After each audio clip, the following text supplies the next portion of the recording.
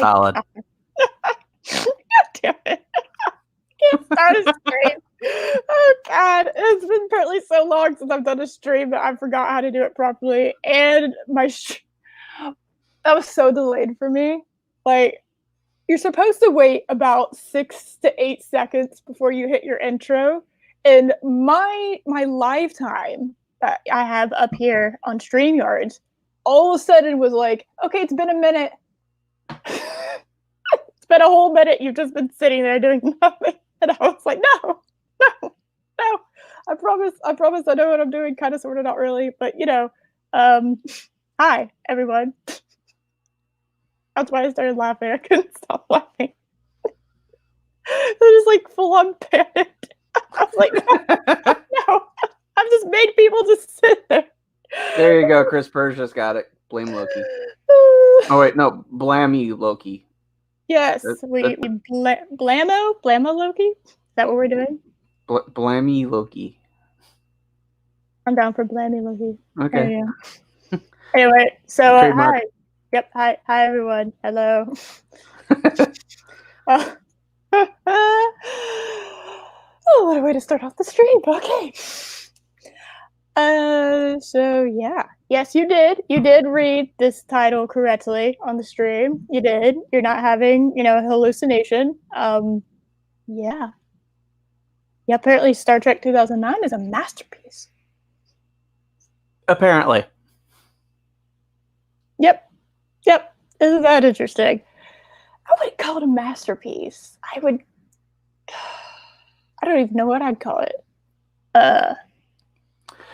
It's the best of the Abrams films. There we go. That's a good response. Definitely. Yes, definitely. We're definitely blaming Loki for apparently all of this. Do I always have to? Do I have to denounce it every time I'm on stream? I denounce it. I denounce white supremacy. What about you? What about you, Project Storytime? Do you also denounce white supremacy? I do. I take responsibility. Yes, we gotta get our quota then. Because man, yep, we do it. Oh my goodness, what a controversial take.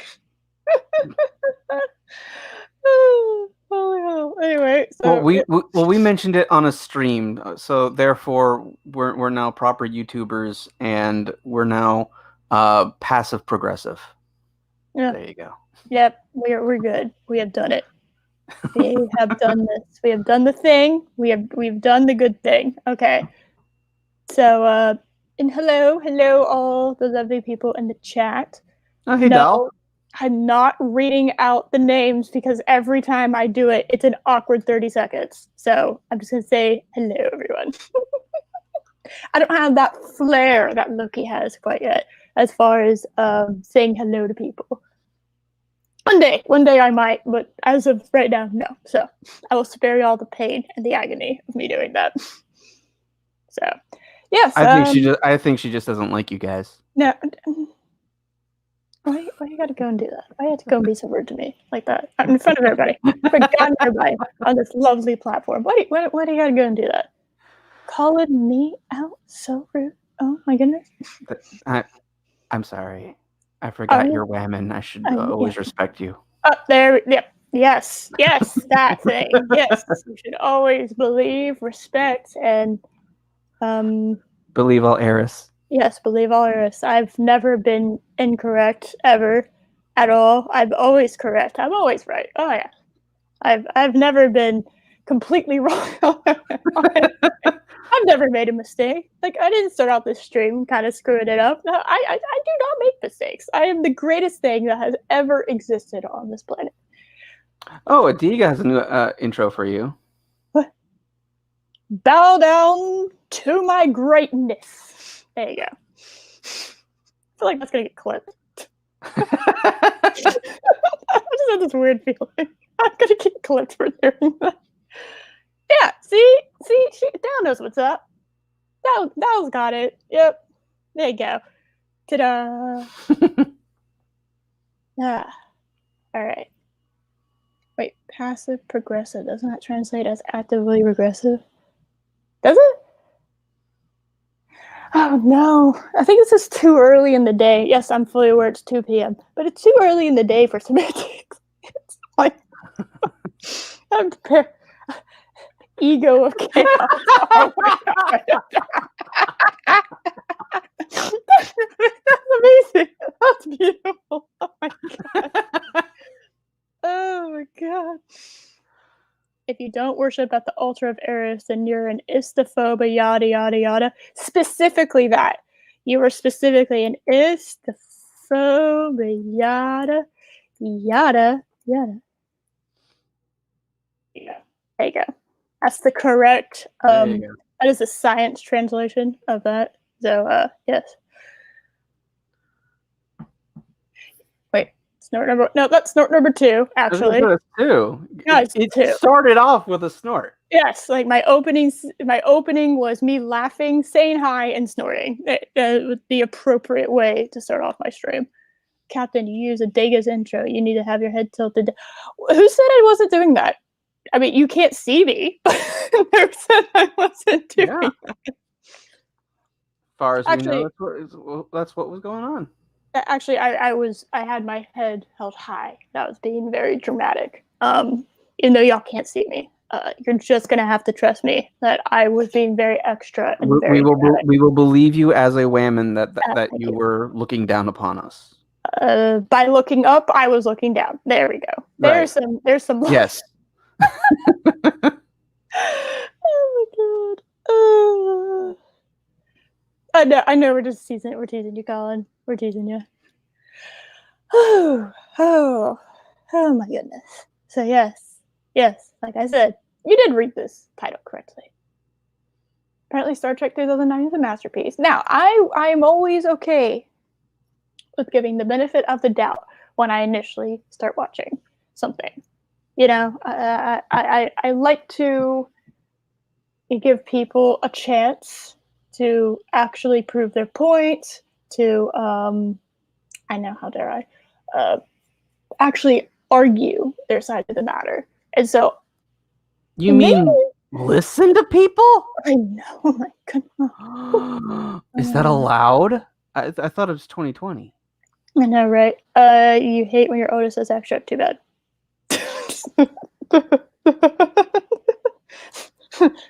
Well, you know, I say extra because you know what? I am extra. I'm extra TM. That's how extra I am. Just you know, we're a next level. We're trademarked extra up in here. Yeah, Goddess of Chaos. I would be doing my title a disservice, Right? If I was not extra. So, anyway, so yes, I'll be giving this woman the initial benefit of the doubt that she is going to convince me that that 2009 Star Trek is in fact a masterpiece. I did the same thing with that other dude whose name I don't remember from the Generations video. Was it Renegade Cut? Yeah, that one. Sure. Was that his name? Yeah. The one that gave me a headache, like melted my brain. You know, like He spent 30 minutes talking about how great Generations is and never mentioning why Generations is a good movie. That was painful. Oh, that hurt. That was truly. He was so arrogant about what he was saying. He forgot to say anything. Just like the arrogance and the ego was just so. It was just everywhere, and he didn't end up saying anything. No, he didn't. All the problems he had with it, that he said, I'm sorry, that he said other people had with it, weren't like the major problems. weren't the actual problems. As it's hard to argue the actual problems in a good way where you can actually like have a proper discussion. It's really hard to like argue that Generations did not have severe plot issues. Yeah. Because it did, and you have to tell me why it does not have that. Because when you don't have a good plot in your story that centers around plot, yeah, you don't have a good movie as a direct result of that. Especially for a franchise that's known for good storytelling and to not have a decent story, it's just a problem. It's the plot is was so bad. It's like it's one thing to have like a movie that's all like big and flashy, and you're like, oh wow, that was great, and then you start to think about it, and Mm-hmm. it's like, and you start to realize like more and more problems. Generations, Exactly. the plot holes are just wait, why aren't they doing this? Wait, why aren't they doing this? Why isn't he doing this? They're Yeah. right there, right from the very beginning. Like you don't have, there's not much thinking involved. It's like it's the plot hole is right there. How could they miss it? Yeah. And honestly, Star Trek 2009 kind of I got has a soft space in my heart. It's what got me into Star Trek, um, and so it does. I'm kind of soft on it, um, because yeah, it kickstarted my love for it, which is kind of what it was supposed to do. It was supposed to kickstart a whole new generation's love for it, which is exactly what it did for me. Um, Mm-hmm. I didn't even know really about Star Trek until then. I really didn't. Like, it really wasn't like I knew Star Wars. I knew about that. I'd watch those. The VHS. Like OG, not the special edition kind of shit. I grew up with that. I didn't know Star Trek really at all until this movie came out, and so it's like, well, it did its job. Like that's the whole Mm-hmm. point of that movie was to do that. That's kind of what Force Awakens was supposed to do, and this movie succeeds where Force Awakens fails because that movie, Force Awakens, doesn't at all accomplish that. You know, um, it really doesn't. Mm-hmm. Right. You know, um, So this was your introduction. yes. Did after you saw this, like, did you like try to go back and watch like the original stuff or anything like that? Well, fun story. So I saw it and I was kind of like, okay, you know, really like the music. Characters are good. All right, whatever. Okay, all right. Um, of course, teared up when Vulcan decided to cave in on itself. I didn't know who the hell Leonard Nimoy was supposed to be. I was very confused during that part. And yeah, like I said, no idea really what Star Trek was. So I'm sitting on the Wow. couch. I'm sitting on the couch. My dad's sitting there. Um, he's kind of sitting in the chair off to the side, and I'm kind of sitting on the arm of the couch, and we're watching. And a Priceline commercial comes on. And I'm not kidding. This is how Eris gets into Star Trek. A Priceline commercial comes on, and my dad is like, "Yeah, that's actually that's actually the original Captain Kirk." And I like died. I completely died because the idea of the Priceline negotiator being Captain Kirk just killed me. Well, kind of as a result of that, my dad ended up showing my brother and I, and all of us. He put on Wrath of Khan. And I was like, this is two. I need to start with the first one. He was like, no, Do, we you can need start a with. cure for? Do you need an insomnia cure? Because then that's a good one. And he's like, wait, trust me. We'll start with this one. And I fell in love. Mm-hmm. Absolutely fell in love. Had to immediately, of course, watch the third one right after that. Because I just, Spock became instantly my favorite character. Even though I am like Bones' female incarnate. Um, it's yeah, I know the irony. I am Bones. Like I'm so much Bones. It's hilarious. Green-blooded Vulcan. Yeah, it's like no, like I am like of those characters, I'm Bones, 110%. But I absolutely adore Spock. Um, and so yeah, it just it it kickstarted that, and then so I watched the movies, and then Mm-hmm. I found out that what do you mean it was based off a TV show? So like my senior year in high school, right? Like that was 2012, 2013. My senior year in high school, I get into TOS. Something like my parents had never watched or anything. I get into TOS and I can't stop watching it. Okay. I end up watching the animated series, and then I end up getting like a special collector's like movie kind of box thing. It's the white one with like the holographic Enterprise on the front. Oh, okay. Very nice. And yeah, and I just watch those on repeat over and over and over and over again. And yeah, that's how I really got into Star Trek. And then recently, earlier this year, a few months ago, I rewatched 2009. Okay. It's very interesting after all of that to rewatch it so many years later, and to the point, I tried to teach myself Vulcan. Okay, that's how hardcore I got into Star Trek. By the way, I'm not good at teaching myself other languages, so that failed miserably. Man,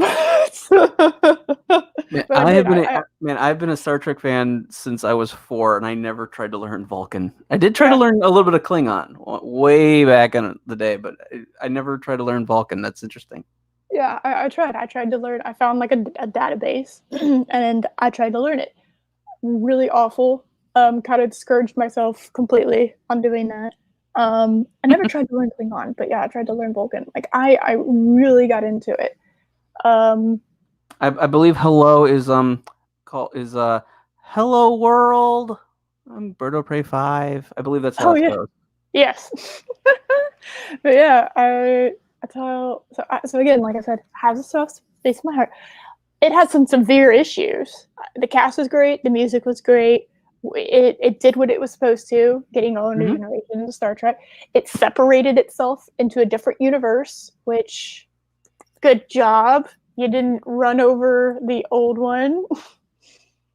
Or the original, I should say. Right.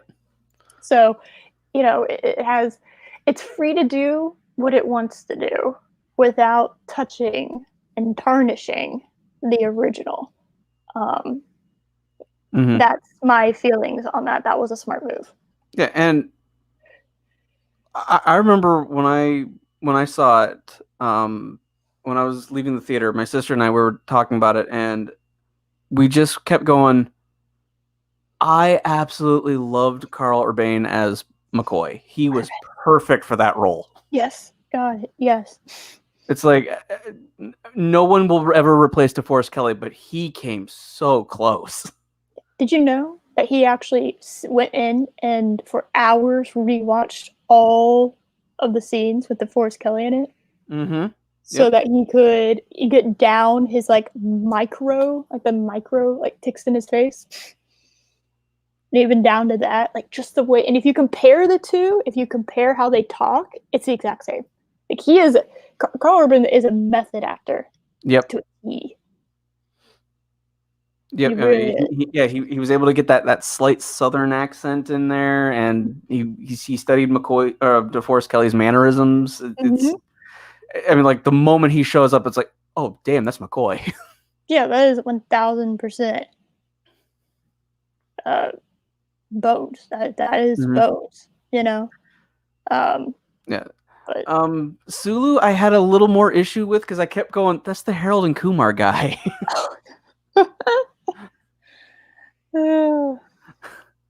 So I had a little trouble with him. I also had a little issues with Spock. Zachary Quinto. Just the complete, and this was an issue with all 3 of the films. They were constantly having at least one point in every movie, Spock had like an emotional breakdown, and it's like that doesn't happen. That when Spock shows emotion, it really needs to mean something. It's big. It's really big. Like remember in Star Trek 6 when he was pissed off at Valeris? And you could his anger was there. He was still in control, but you could tell he is angry.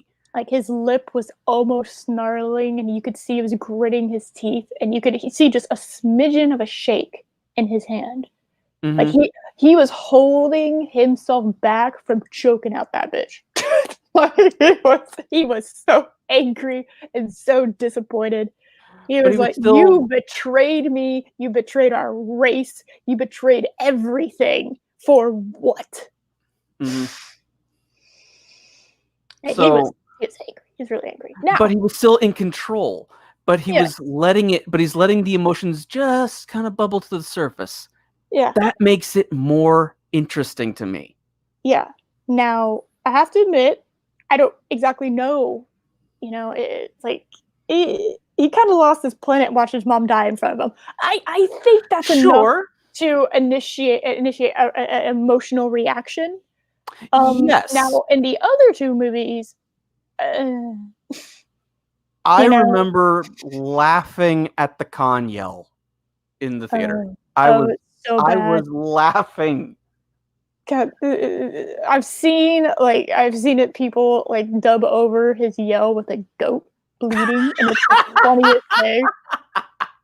And it's still funny when they do it to Kirk, but it's like way funnier when Zachary Quinto doesn't have the pipes to do that. You No. know, he doesn't have the pipes, and Zachary Quinto will never be able to replace Leonard Nimoy, but he knows that. He absolutely 1000% knew that. Yeah. Because And by all means, the cast should try to make the roles their own. Absolutely, because it's William Shatner doesn't play Captain Kirk anymore. no, So if you're going to tell new stories, it needs to be a new actor, and they need to be able to feel like they can make the role theirs. exactly. I mean, it's the same thing with the Doctor. Hmm. Each Doctor, the core element stays there, but how it's interpreted Hmm. is different. Like every Doctor is kind of arrogant. Every Doctor is very compassionate. Every Doctor is friendly, but the levels of those characteristics change with each incarnation. It's the same person. That's something people forget. The Doctor is, no matter who they are, who they're playing, it's the exact same person. Mm-hmm. So that's something you have to realize. And I think the cast did the best that they possibly could in Star Trek 2009. Yeah. Except for, I don't know what the hell, I don't know what JJ decided. Like mid movie, JJ was like, I want Nero to be comedy relief. You mean the villain? You want the villain that's been traumatized beyond all comprehension of watching his family, his civilization, his planet, everything he's ever known be wiped away from existence? He, Mm-hmm. you telling me you're gonna make him the comic relief? Really? You're not gonna make him like the evilest motherfucker on this planet? Are you sure? You It, really, it really sure? it also really does not help that there are deleted scenes and then also in the novelization and in the comics Oh shit. they actually like explore Nero's backstory and like why he is angry specifically at Spock instead of just Spock failed us. Like, no, it's actually like more. It's actually like far like more intricately explained. So it's like he feels Spock flat out misled them. Yeah, you have to remember, guys. Like, But that's not in the Spock, movie, so it Spock was doesn't count. exactly like Spock was their ambassador at the time the planet got decimated. Was the ambassador like he was on Romulan to help bring a truce, like to like repair the bonds of their two species that had been separated. Like Mm-hmm. that's what he was doing there, you know? And for him to be off planet and to not be able to save that planet, you know, when they get destroyed, yeah, that's a thing, that's really bad. That looks really, really awful to any surviving Romulans. What else Mm-hmm. are they gonna think? Spock betrayed us. And he was just using this to, especially if they had doubts, he was just using this to get rid of the Romulans. Mm-hmm. And he didn't And actually want to help us, and another one of the glaring plot holes in the film. Nero just stands around for like 25 years waiting for Spock to show up, Yeah, doing and absolutely nothing. Whereas there were deleted scenes, and in the novelization, it talks about what happened. Like they were captured by the Klingons and tortured, and they had really recently escaped. Yeah, But actually, none of that's in the movie. that makes it so much worse. Like, how he reacted to them, that makes it so much worse. That's so much worse. Oh, God. He should have gone insane. Every single Romulan on that ship should be absolutely driven beyond any like human any sort of like normal human function because of what they have witnessed. And it's not like they can go to therapy, okay? They have been isolated on this ship for 25 years after witnessing that. With all of that they have is surrounded by the remains and reminders every day of what they lost. Every second of every day. Yep. They And are then it's cut. It's not in the movie. So it just looks like he's just sitting around doing nothing. yeah, it is just like there would have been a lot. He would have gone and said all of them would have lost it. They would have completely lost it. He's like, "Hi, hello, Christopher. Hello, hello." It's like that's not. No, no, I reject that. He would not have done. No, no, false. That's incorrect. No, no, don't put the blooper reel in the actual movie. No, no. What are you doing? No, don't do Yeah. it. And then it like because what they filmed they cut. It begs the question of what was Nero and his crew doing out in space doing absolutely nothing. You could have when it would have made just so much more sense to like, okay, if he's doing nothing, why isn't he going to the Romulan Empire and like giving them all this advanced tech and thus making them a huge superpower and able to just take over the entire Alpha Quadrant? Yep, yep, yep, yep. Could have done that. Yeah, No. yeah, that whole movie series could have been different if you would have just done that. You made the Romulans the bad guys, you know, you get you could have had a whole different series. You really could have. Yep. And they didn't. And also, let me tell you something, as somebody who took a black holes class for an entire semester in college, I know that doesn't make me an astrophysicist. I understand that. But I know black holes fairly well, at least the rudimentary, you know, knowledge that I have on it. I know, I know it to the point, and I feel like a lot of sci-fi people kind of know this to the point. When you cross the event horizon, You did. you ain't coming back out. I don't care how much. It's funny because How It Should Have Ended actually covered this in their video of it. You're not coming back out. Something called like okay, gravity gets so intense the closer you get to the event horizon that time actually slows down for you. Yep. And that it actually looks like you are not moving to anyone outside of that gravitational pull, and then all of a sudden you're gone. There's a effect called spaghettification. And it's when I know it's a funny term, but it's actually it's horrible.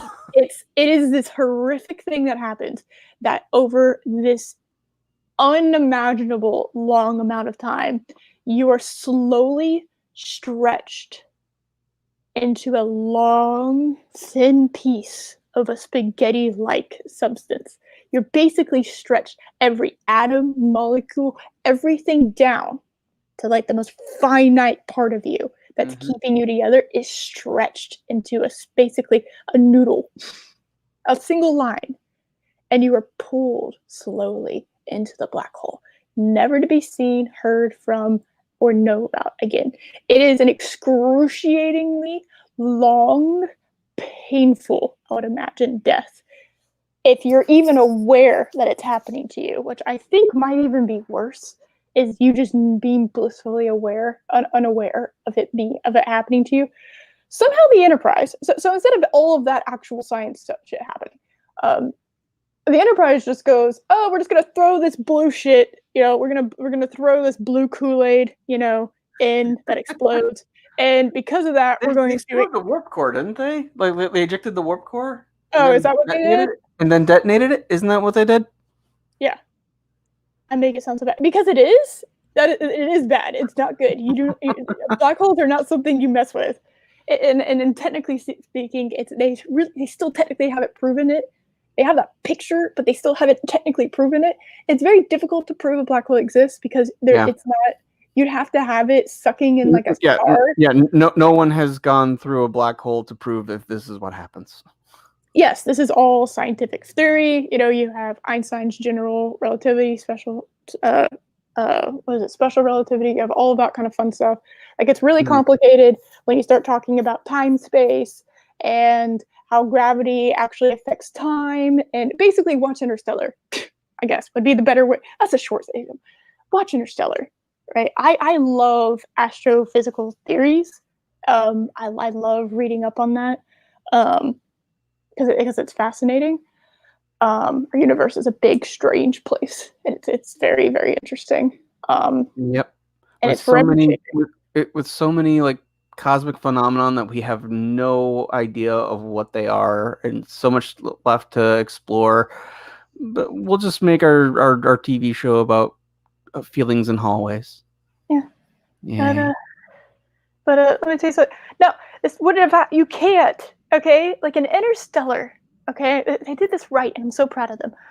In Interstellar, they actually show that this planet near this black hole, time slowed down for them, and it was like 40 years for everybody else, but they were on that planet for like 20 minutes. Mm-hmm. All right, that is what happens when intense gravity is introduced. Mm-hmm.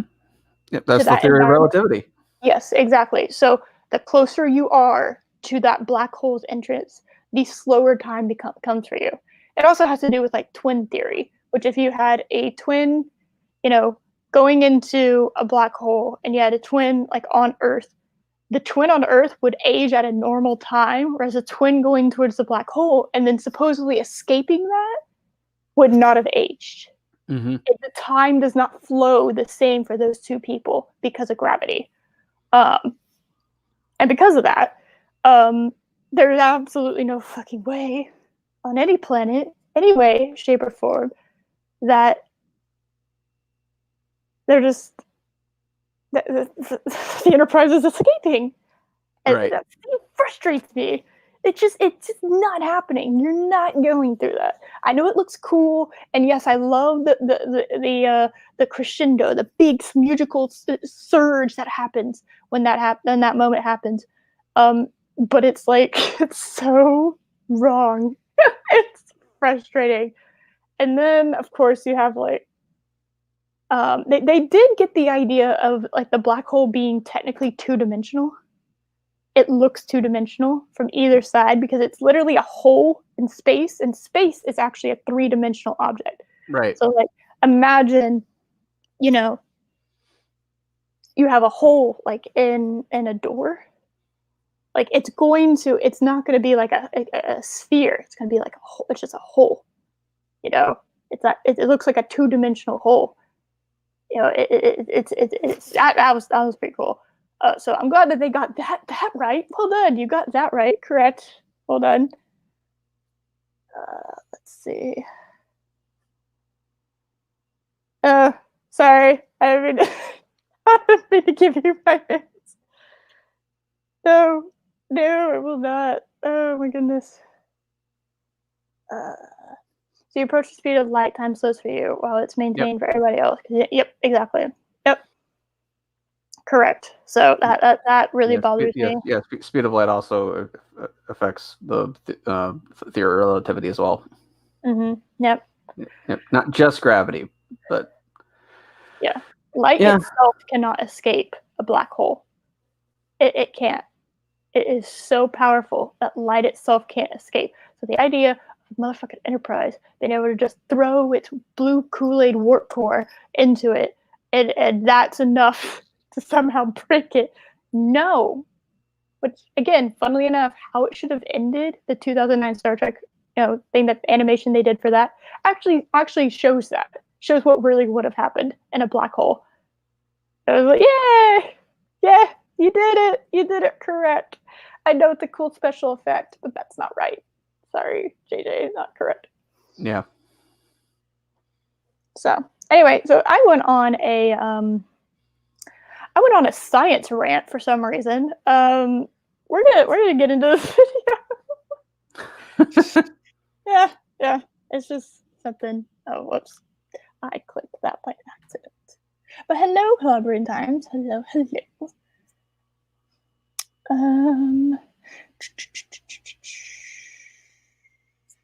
Yeah. All right. Yes, it does. Black holes are absolutely horrifying. And fun fact, black holes can come in often, sizes. Black holes can actually be the size of the eye of a needle. Yeah. Isn't that horrific? Mm-hmm.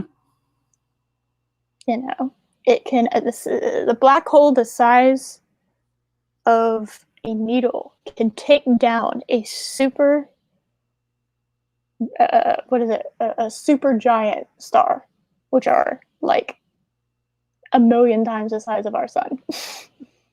like insanely gigantic. And a black hole the size of a pin needle can take down that. It'll take a while, but it can take it down. Yeah, not instantaneously, but no, but it'll take it down because nothing can escape a black hole. Once a black hole exists, you will get sucked into it. Yeah, if you're close enough. So yay for them not existing close enough to be an issue. So bravo, we did it, yes, yay. All right. Anyway, so I'm going to get this up. Are you on there? Are you on the watch together? Yep. Awesome. I can't see if you're in there because I have the window blown up because I have OCD like so bad. And I'm sharing audio this time so everyone can hear it. So right. No, I spent so long trying to get this perfect. There we go. Okay, we're fine now. All right. There we go. Yay. Okay, so who's this person? I have absolutely no idea. I don't know who this lady is. Oh no. You sent this to me. I don't know. I don't know who she is. I don't remember what her YouTube channel name is. I have that all covered up. And I don't want to accidentally show the watch together link because that's going to I'm going to have to redo all of that. I don't want to redo all of that. So I'm not quite 1000% sure. I'm hoping she'll give us she'll introduce herself at the beginning. I totally forgot about it. It was something gender because I wanted to make a joke, but then I realized that wouldn't be a good idea. That's a quick way to get kicked off YouTube. Yeah. I behave myself. Artie, I kind of like her uniform she got going on. I think I would pull off the red one. Really, really nice too. So it's a masterpiece. Watch your language. Damn it. Fucking hell. Watch your language, Collaborating Times. My God. What do you think this is? Oh no. Okay. The density of the mass of the center of the black hole, which marks its strength. The more compressed the singularity is, the more dense it is, hence the strength of the gravitational. Yep. Exactly. Yep. All right. You ready? Is everyone ready? Right. Okay, so why is Star Trek 09 a masterpiece? Yes. Let's see if we can have this this kind of explained to us.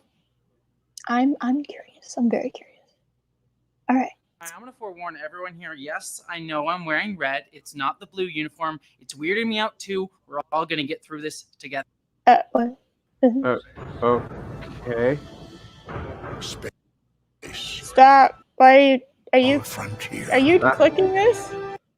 I'm not even. I'm watching on the StreamYard page right now. Weird. Okay. I was like, it wouldn't stop for me. Okay. All right. Shop now promptly. That threw me off a little bit. I wasn't expecting the introduction to this person. My introduction to her was, "Hey, I'm not wearing the correct uniform." Wait. I didn't care. Wait a second. I'm new to your channel. Why is that your introduction? Not that I can actually like totally 1000% kind of talk about how I introduce my stream in comparison. But this is a video; it's different. You know what? And I'm trying to be entertaining best I can. I'm confused now with her. So, all right. Yay! Good music. Hot damn! That was the world's first look at Star Trek, the 2009 film directed by one J.J. Abrams, otherwise known as The destroyer of all franchises. Okay, so I'm currently in agreement, mildly. Yeah. Yeah. All right. Okay. All right. So this chick don't like J.J. Abrams. Okay. All right. I don't think he's the best director. By any. I think he gets more praise than he actually like has accomplishments for. Oh, absolutely. Yeah. He developed a lot of TV shows, then left before they kind of started to fall apart. Then he just built his name on the whole mystery box concept. I do. He's a competent filmmaker, but he needs someone to oversee him to kind of keep things on the rails.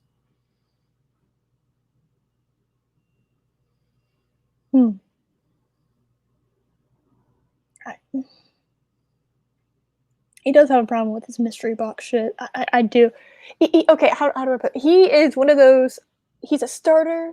He's like a starting pitcher in a baseball game, right? Mm-hmm. He can't close out the game. He's just a starter. You can't put him in for the whole game. He's a starter. That's it. He starts off the game for everyone, but at some point you're gonna take him out because he's slowing down. He's getting sloppy. He forgot why he's there. You know, his arm's starting to get a little tired. You know, it's just like you're gonna have to pull him and put somebody new in. That's how JJ does his movies. I don't know if that's the best analogy. I think it should be more, he's a sprinter, but it's a marathon.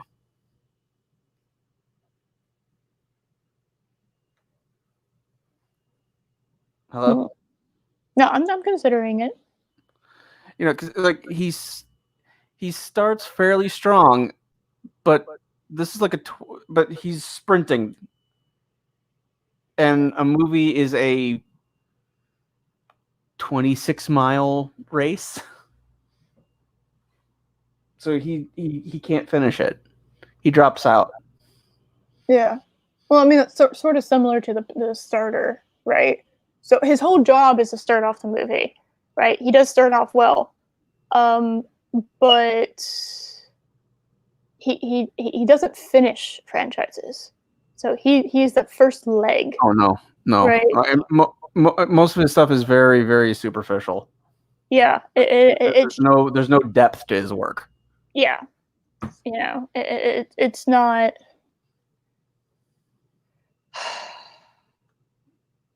If he would just like stop focusing on trying to intrigue people and just try to entertain people, I think that would solve a lot of his issues.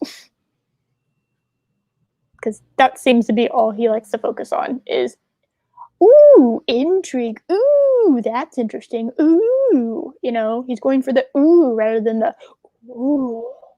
Oh, this is okay. All right. I like where you're going. You know, he's just going for the, you know, hey, I started this off real good. It's here's the baton. Go. Mm-hmm. You know, it's not, oh. You know, I don't know if I entirely disagree with that. No, that's fair. Yeah, that's fair. Yeah. Yeah, that seems to happen a lot. That is a common occurrence nowadays. I actually talked to my parents about that a couple weeks ago. We were naming shows we watched that ended really bad but started off really good. Of course, I brought up Game of Thrones because it's like the obvious one. But it's very. It's like my favorite book of all time is The Count of Monte Cristo. I do Okay. not love that book for its beginning or its middle. I love it for its ending. I do not care how good your beginning and your middle is if your ending sucks. I Yeah. don't care. It does not matter to me because you didn't stick the landing. Same thing with like you have a gymnast routine, right? Oh, she did great that first couple but man, that last third was awful. Just like, ooh, she like could not stick anything. It just looked sloppy. Look at her routine on the uneven bar. She's doing every trick and their precision perfect, and then she face plants the ending. It's just you're not going to win that one. Yeah, it's like, well, every good thing you did before that just sucks. It doesn't matter because you blew it on the last in that last little bit. You blew it, and so it's like, what do people say? It's like, what's the last thing that like whenever you're when you're eating, generally speaking, you eat dessert last, all right? Because it has a tendency to linger, right? It lingers in your mouth. It tastes, really good, kind of just lingers there. Whatever you end on will linger. Yeah. That taste will linger. And so if you end on shit, the taste of shit will linger and it will spoil everything else that you worked so hard on. It literally does not matter at all how well everything else was. And JJ just does not grasp that concept. He just doesn't understand that. Well, he's constantly looking to move on to the next project. Yeah, he is like director ADHD.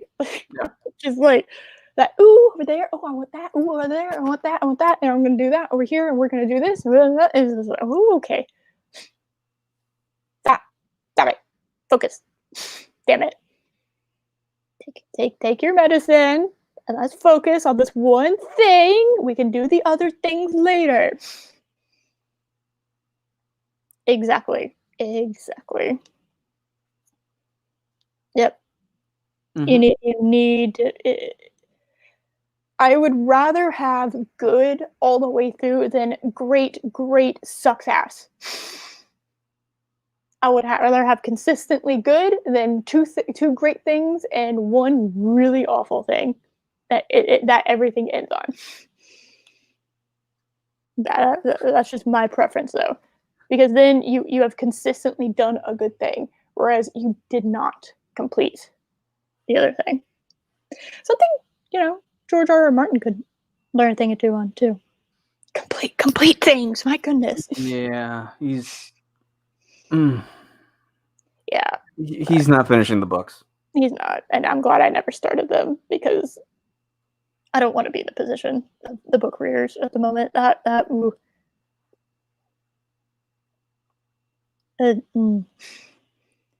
Yeah, speaking of concentrating, squirrel. Back to the video. All right, let's do this. No, come back here. It shot across my screen again. I swear. Released as a teaser trailer before 2008's Cloverfield, produced by Abrams. Ooh, don't bring Cloverfield into your... No. Okay, that has nothing to do with this.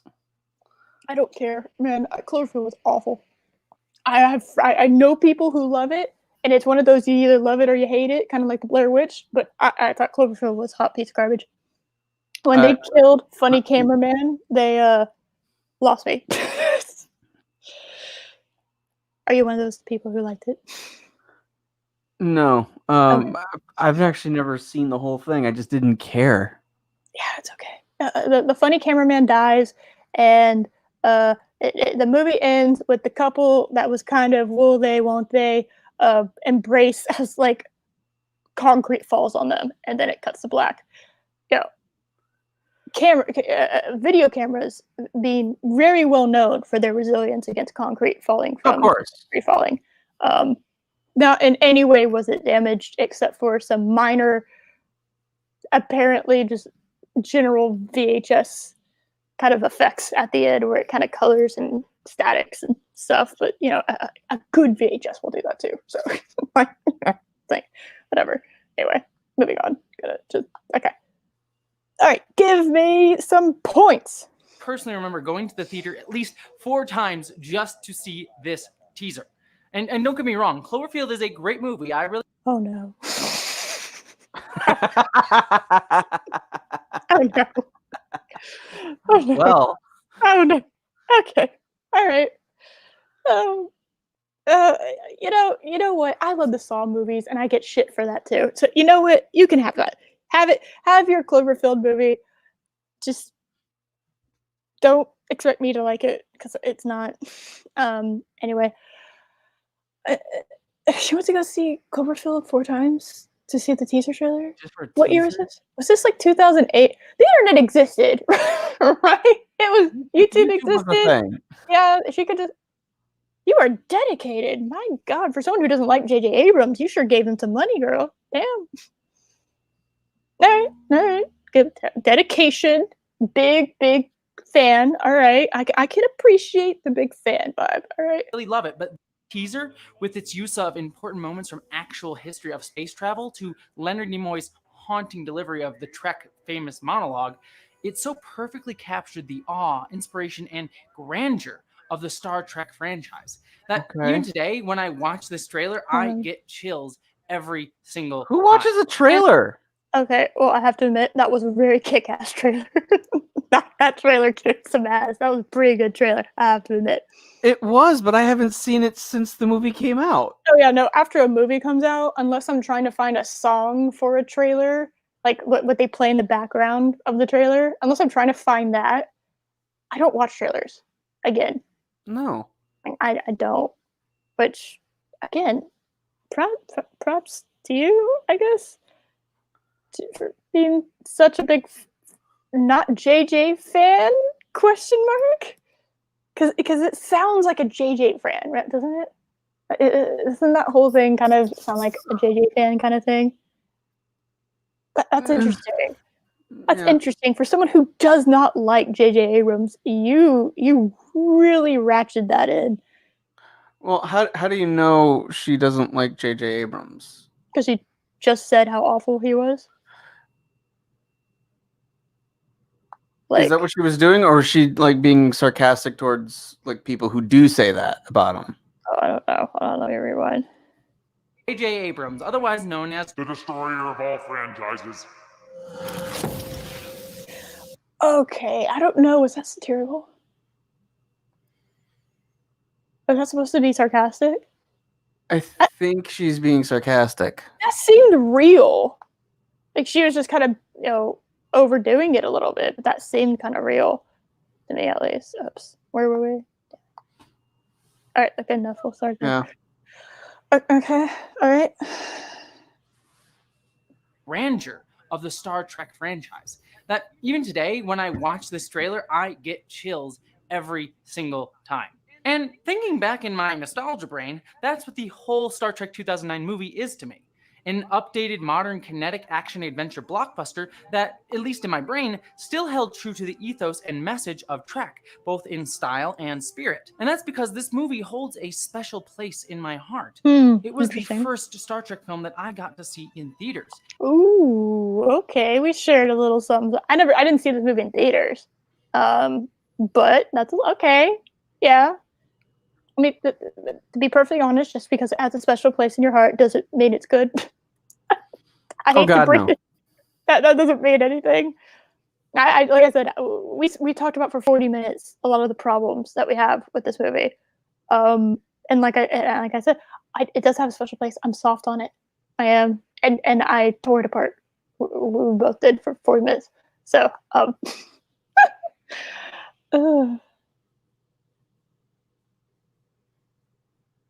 Yeah, I could see that. You know, 'cause she had a similar background. You think so? Well, hold on. She had like the pixelated like electric red background, and she modulated her voice. That is a weird. Hold on. La, la, la, la. It's very strange to see my own stream live in my subscription feed when I don't have subscription. It's not my search. It's my homepage. Yeah, I'm searching for. Hold on. Let's see. I want to see if I can get this video. Star Trek 2009. We're doing some research, guys. 9 is on 4 months ago. Oh. Ooh, why did you do this 4 months ago? You should have done this sooner. Why did you wait? Well, I don't know. How long has her channel been around? Since 2007. Oh, okay. Yeah, I'm very lost and confused at the current moment. All right. Oh no. Is this a daily video person?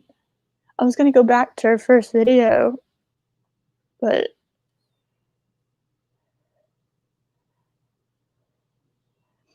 her first video was from 12 years ago. Wow. Okay. I respect the hustle. I respect that. Okay. But this is weird. This is very strange to build. Why would? Yeah, it is correct. Yes. Yes. No. Yeah. I totally agree with that. I'm very confused. Because I didn't even catch that being a thing. I didn't even catch that at all. It's just like I thought that was legitimate. I was like, oh, you don't like it, okay? And then it's like, but you seem to be praising him and like watching his movies like all the time, like to an extent that I don't know. It's very easy to call you a fan at that point. Even if you hate watch something, there is a point where if you're just watching it and you're not doing it like for like monetary gain, like on YouTube, like doing it after like review style, it comes to a point where you're just doing that you are a fan. If there's no like other benefit to you and you hate watch something, you're a fan of it. You just hate watching it. You're hating it, but that's kind of a same level. Like love and hate are the same. Two sides of the same coin. So like you are hate watching and being a fan because of that. So I just thought that's what I just kind of thought. I was like, okay, so she's doing she's being very fanny, but I guess it's like, I guess she is. I guess she's a fan of JJ. Okay, fair enough. You're allowed to fucking like what you like, I guess. You still need to convince me that it's a masterpiece, and you're down to 35 minutes. In 2009 at the age of 11. Oh, dear God, time flies so fast. Whoa, I'm doing math. Uh-huh. I'm trying math. Math is not working. Be careful. She's 22?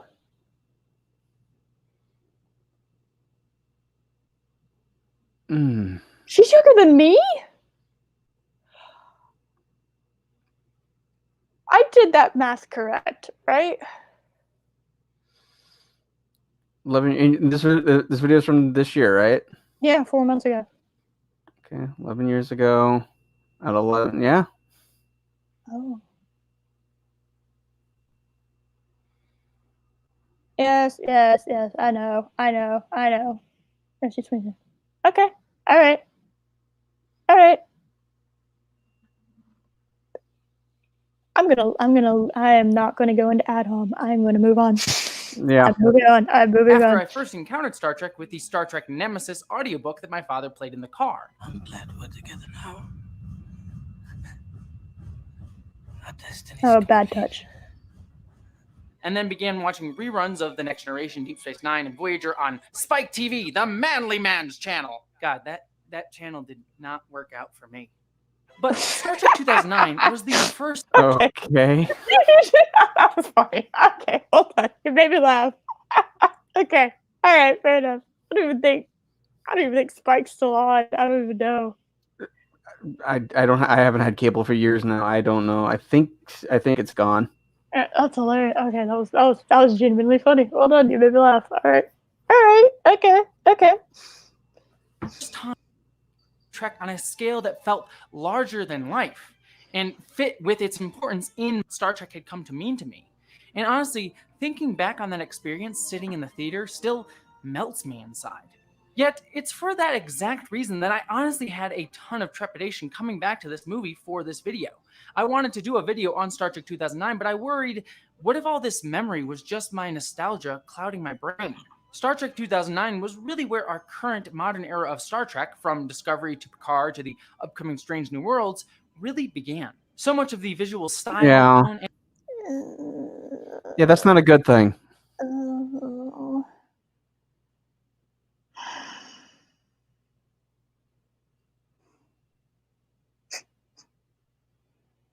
Wait, you've never had something melt you? You've never melted? Oh, come on. I kind of get it, you know, big feels, like very kind of a similar circumstance, right? Oh my God, Loki. My God. Oh my God. You don't need to destroy her like that. All right? You need to come in and destroy her like that. That's so mean.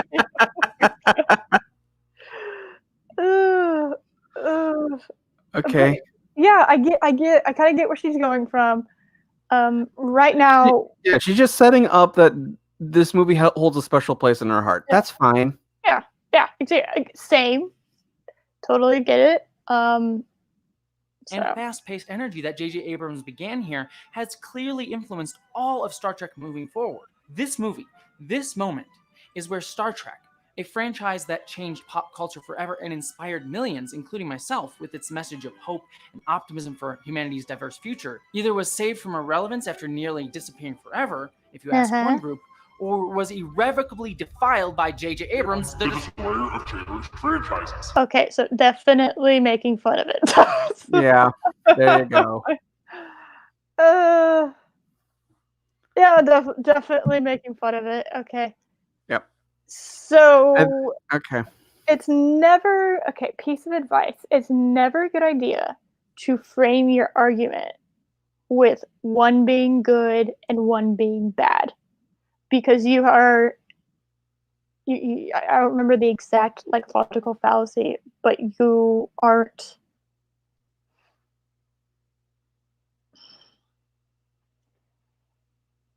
I can tell what side you're choosing rather than just explaining to me with the film itself. You don't even need to really talk about JJ in order to dissect this film. You really No. don't. You can just talk about the plot. What Star Trek has become since this movie is not analyzing why this movie is a masterpiece. Yes. This has nothing to do with that. Yes. It doesn't mean anything to me about if I don't care if Brie Larson's the director of a movie. If it's a good movie, it's a good movie. You know? At the end of the day, Unicorn Star's the greatest. we don't speak of that. But it's like you don't. The final piece, the final work of art, is all anyone when you're actually getting down and objectively looking at a movie. That is what I'm looking at. Yeah. That final product is what I'm looking at. Mm-hmm. I'm not the biggest fan of J.J. Abrams, and I give this movie props for what it was successful in. And it did like you said, this movie got you interested into Star Trek. Yeah. Like I said, not a big fan of JJ, but he succeeded in doing that for me. So I don't care at that point that he is. You can talk about how good a director is or how bad a director is, but how you judge how good and bad a director is on what their final product is. You know? Mm-hmm. Steven Spielberg would not be considered one of the greatest directors of all time if the final product was shit, which is what you focus on. Yeah. Doesn't matter how good he was behind the scenes, all right? if what he didn't set out there as being his kind of work of art, being the leader of the group project that is filmmaking, right? Right. It doesn't matter. It doesn't matter if he's the greatest director of all time. If the movie's bad, it doesn't matter. It really doesn't. So no, I don't care that J.J. Abrams at the end of the day made this. That does not affect what I have to say about it. Because what I have to say about it is that the villain became weak. That they kind of fucked up the science fiction aspect of this movie. There are certain things of there are certain plot points that needed to either be expanded upon or just thrown out together. It's like there are things in there that need work, but there are things that are a lot good. of work, but yes, there are good things that came out of it. And so you telling me that I think the movie is bad, which I do not think it's a good movie, is because I don't like J.J. Abrams is incorrect. So your broad, sweeping, general statement is now completely inaccurate, completely wrong, just because one person does not fall in that category. You don't put two categories. Just present your arguments. You don't need to mark me as the bad guy. And in fact, I agree with her on a lot of this so far. Like I'm on the kind of the same level. Like, yeah, it was kind of a first for me too. It really connected with me at that time, and it led me to looking at other things. Looking to exploring the franchise further. Oh my god! What? With this filter, J.J. Abrams kind of looks like Newman from Seinfeld. I am not looking at Newman from Seinfeld so that I know what you're talking about. It's not what's happening in the background. Oh my god, you're right.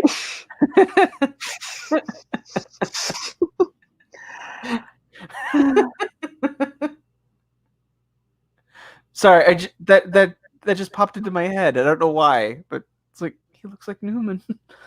Oh yeah, no, this is definitely fat territory. Yeah, we're gonna be pausing a lot. Just FYI, guys. Keep in mind, I do have a hard cutoff. Yes, I know. We're gonna get back to it. All right. And hold on, Worms and Alex Kurtzman as well, don't worry. But to get to the heart of the matter, while I want this video to be my retrospective on Star Trek 2009 as a whole, I came into this project in order to truly answer for myself this one simple question. Is Star Trek 2009 really Star Trek? To boldly go where Oh, I want to name away. before. Okay. All right. The year is 2005. Okay. Now this is part 1 of 2. I don't know if we're covering part 2, but to be fair, but so far, I think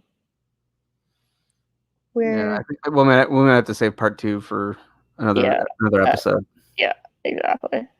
Okay. After a run of beginning with Star Trek: The Motion Picture in 1979 and an unprecedented 18-year 4-series run on TV with the commercial and critical failure of Star Trek Nemesis on the big screen in 2002. That's terrible.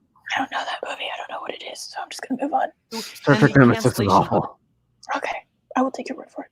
Star Trek Enterprise in 2005, despite the series finally garnering critical acclaim for its amazing final 2 seasons and its even better amazing series finale episode Terra Prime that was totally the final episode and not anything else. Star Trek was officially okay. Was that a thing? Was that a thing that I missed? Enterprise started to find itself after about 3 seasons. It started to actually be about something. Season 4 was actually pretty good. And then the series finale is one of the worst things ever made. It was such an insult. It was a terrible, terrible ending. Oh no. So she referenced the final 2 episodes that were actually pretty good. That was actually done by that current showrunner that kind of turned the show around, and she's considering that's the final episode of Enterprise, and I'd be fine with that. I would agree with her on that. Okay, all right. As somebody who has not seen that, I'm going to take both of y'all's word for it that the final episode was awful. I'm going to move forward. But yes, Derek McManus, I agree. Enterprise looks really good in retrospect. Yeah, it has a tendency to do that. So like a Game of Thrones. No, because it was because Enterprise was more episodic. There weren't that many overarching stories. It was just the final episode was just terrible. All right, I will take y'all word for that. Ed. Don't you do this to me? You don't. No.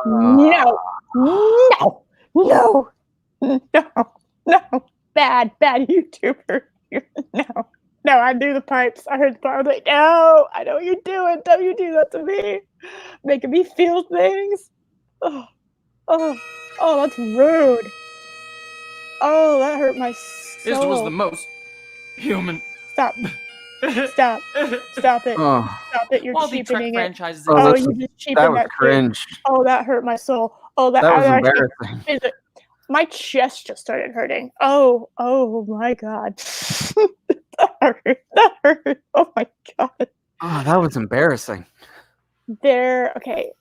At the end of Wrath of Khan, there's a character that dies to sacrifice. He sacrifices himself to save the whole ship. And it's very painful. It hurts. It makes you cry like every single time. And the scene she just showed was his funeral scene where they jet his body in a casket out into space because they're on a starship and they can't bury him. So that's like the protocol for the most part. Well, and that's also like the old Navy protocol as well. Well, that too. If a sailor dies at sea, they bury him at sea. Yes. Yeah. So it's kind of like their version of that. And so she just kind of cheapened that scene a lot. That was his funeral, and that was like a heart-wrenching, like soul-crushing part of that movie. And that was really bad. And especially as a Star Trek fan, you don't do that to that scene. You don't. It's not good. Yes, she's playing with heartstrings. Yep. And at the same time, cheapening it.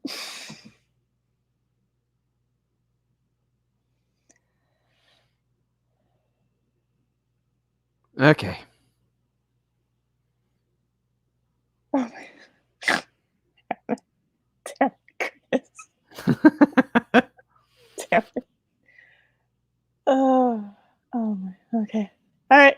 Producer Rick Berman had begun work on a new film called Star Trek The Beginning with Band of Brothers screenwriter Eric Jenderson that would have focused on an ancestor of Captain Kirk during the Earth-Romulan I'm also going to remind y'all that this is about the Star Trek 2009 movie.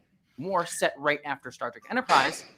The film came to a screeching halt when Viacom, the owner of Paramount Pictures, separated from CBS Corporation, causing a split of the Trek franchise. With Paramount owning the movie rights to Star Trek and CBS retaining ownership of the TV rights and the franchise brand like as the a Marvel, whole. Like Marvel. And with that, okay. It seemed like Star Trek might never return. But you never can keep a good sci-fi property down because president of Paramount, Gail Berman, managed to convince CBS chief executive Leslie Moonves, who notoriously hated Star Trek, to allow Paramount 18 months to develop a new Star Trek film before the studio Paramount would lose the rights to the franchise overall. Gail Berman turned to the creative team behind the recently successful Mission Impossible 3, director J.J. Abrams, and... Yeah, all this is factual. This is all fine. What was Mission Impossible? Which one was it? Was that the Rabbit's Foot one? I don't remember. I never cared for Mission Impossible. I watched all of them multiple times. It was like I don't know, just for funsies. I don't remember which one that was. Screenwriters Alex Kurtzman and Robert Orsi. who then brought on producers Damon Lindelof and Brian Burke, who had worked with all of them previously. I feel like I should know these people for the most part, but I don't know anyone else besides Kurtzman. If I'm going to judge a show, I'm going to judge what it has on it for the most part. Apparently, they haven't done anything for me to like really recognize anything bad that they've done, except for Kurtzman. Kurtzman is the only one because he won't shut up. Like he won't keep putting his foot in his mouth. Like he won't stop. Okay, interesting. All right. Yes, they did. They did. That video is fantastic. It explains it all very, very well. Okay, I might have to check that out because I don't really. With films like critical and commercial successes Casino Royale and Batman Begins rebooting iconic franchises for the modern day, Kurtzman and Orsi decided to take. Do not bring the Dark Knight into this. Okay, you're inching real close. Don't put the Dark Knight on the same level with this movie. Even Batman Begins. No.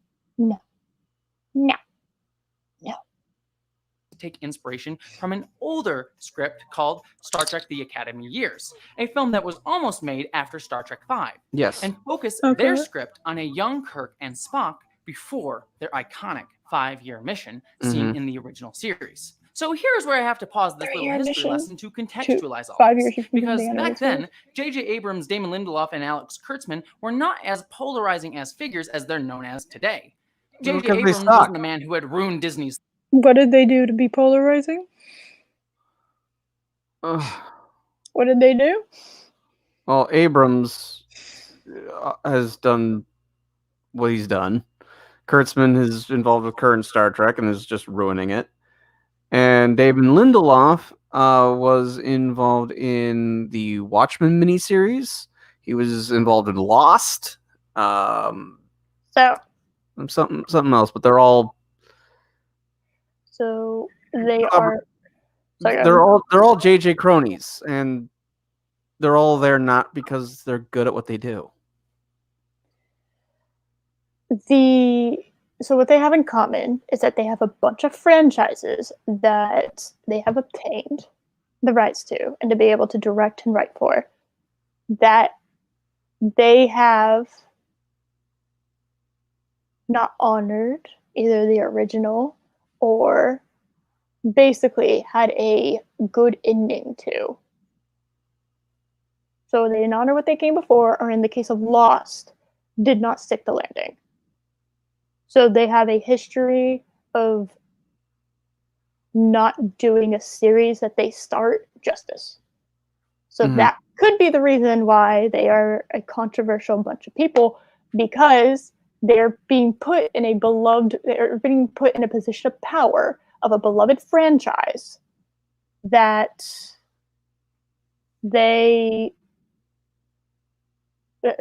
previously they have not been kind to other beloved franchises or stuck the landing or both. So yes, that would create that would cause them to be controversial figures. That's just kind of how that is. Okay. Continuing. Star Wars for many people, and Alex Kurtzman wasn't the man who was being fired from CBS every 2 weeks. And Alex Kurtzman wasn't the man who was apparently being fired from CBS every 2 weeks. Abrams wasn't the man who had ruined Disney's Star Wars for many people. And Alex Kurtzman wasn't the man who was apparently being fired from CBS every 2 weeks because of how terribly he ruined Star Trek with Discovery or Picard, while simultaneously somehow convincing the company to make 500 Star Trek spinoffs that, quote, nobody wants. And Damon. Where are they? Where are these 500 spinoffs? Also, you haven't talked. We're 6 minutes in. We're 1/6 of the way through the video, and you have not told me anything about 2009 and why it's a masterpiece. Yeah, none of this has anything to do with 2009. I don't care about any of this. This is not why I'm watching this video. I'm watching this video because I want to hear you convince me that Star Trek 2009 is a masterpiece. You are, again, 1/6 of the way through your video, and you are giving me a history of Star Trek, something I can go look up in my spare time if I so please. You are not arguing the point of this video. 6 minutes is a lot. You can do a lot in 6 minutes. Okay. And I feel like my time's getting wasted at the moment because I'm not hearing any arguments. We haven't even started an argument.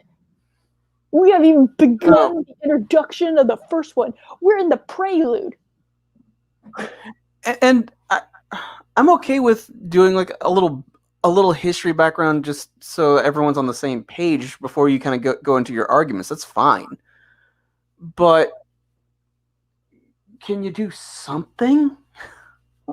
Doubt that's not the point of this video. What we're doing here is we're watching the whole thing.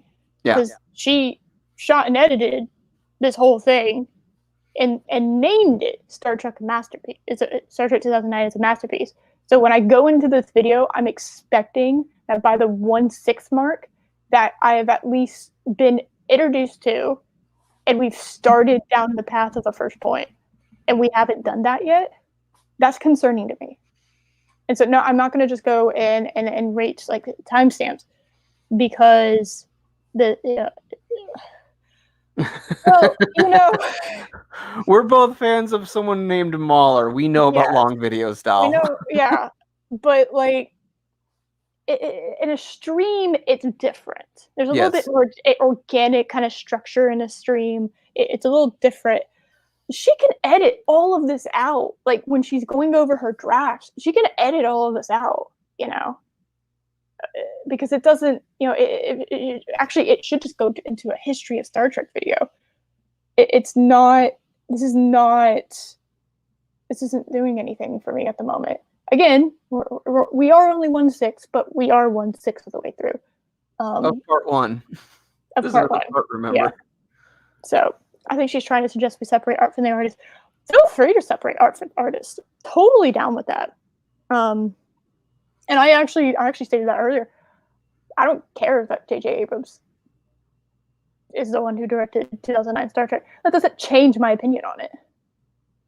Mm-hmm. I do have my own personal favorite directors, and I'll go watch a movie for that.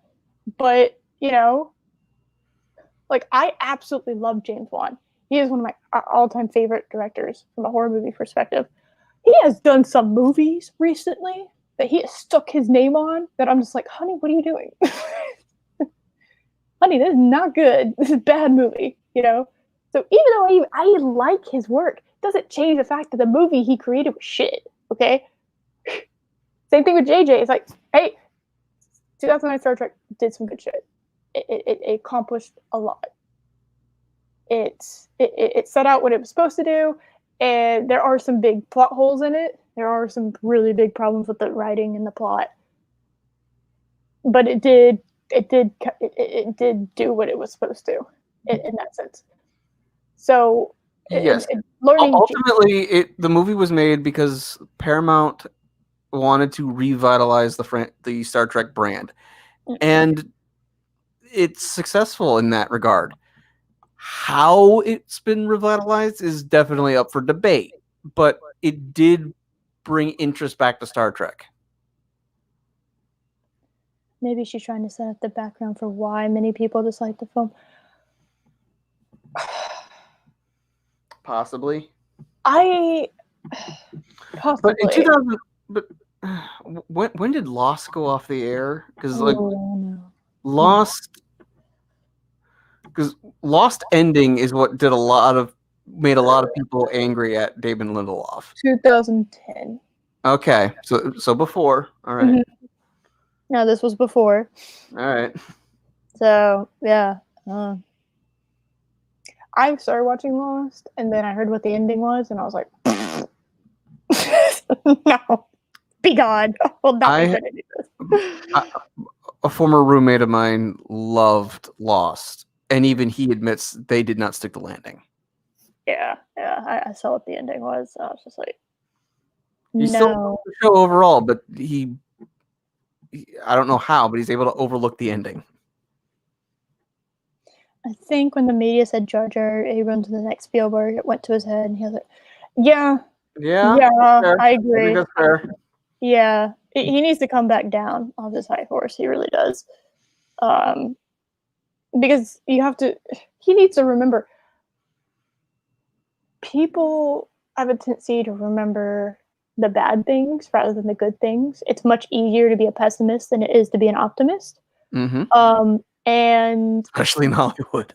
yeah, and because of that, if your legacy is nothing but it has a few good things in, but mostly shit, and it's like every time you start it, you try to revitalize a franchise, it ends up dying. You get a reputation. That's not a good reputation. You get the reputation of being a franchise killer. Okay, Kathleen Kennedy's legacy, she will forever be remembered as the woman who helped destroy Star Wars. Yep. It doesn't matter what any good other thing that she did in her life. That is her legacy. Unless she does something drastic to change that, that is forever what she will be remembered for.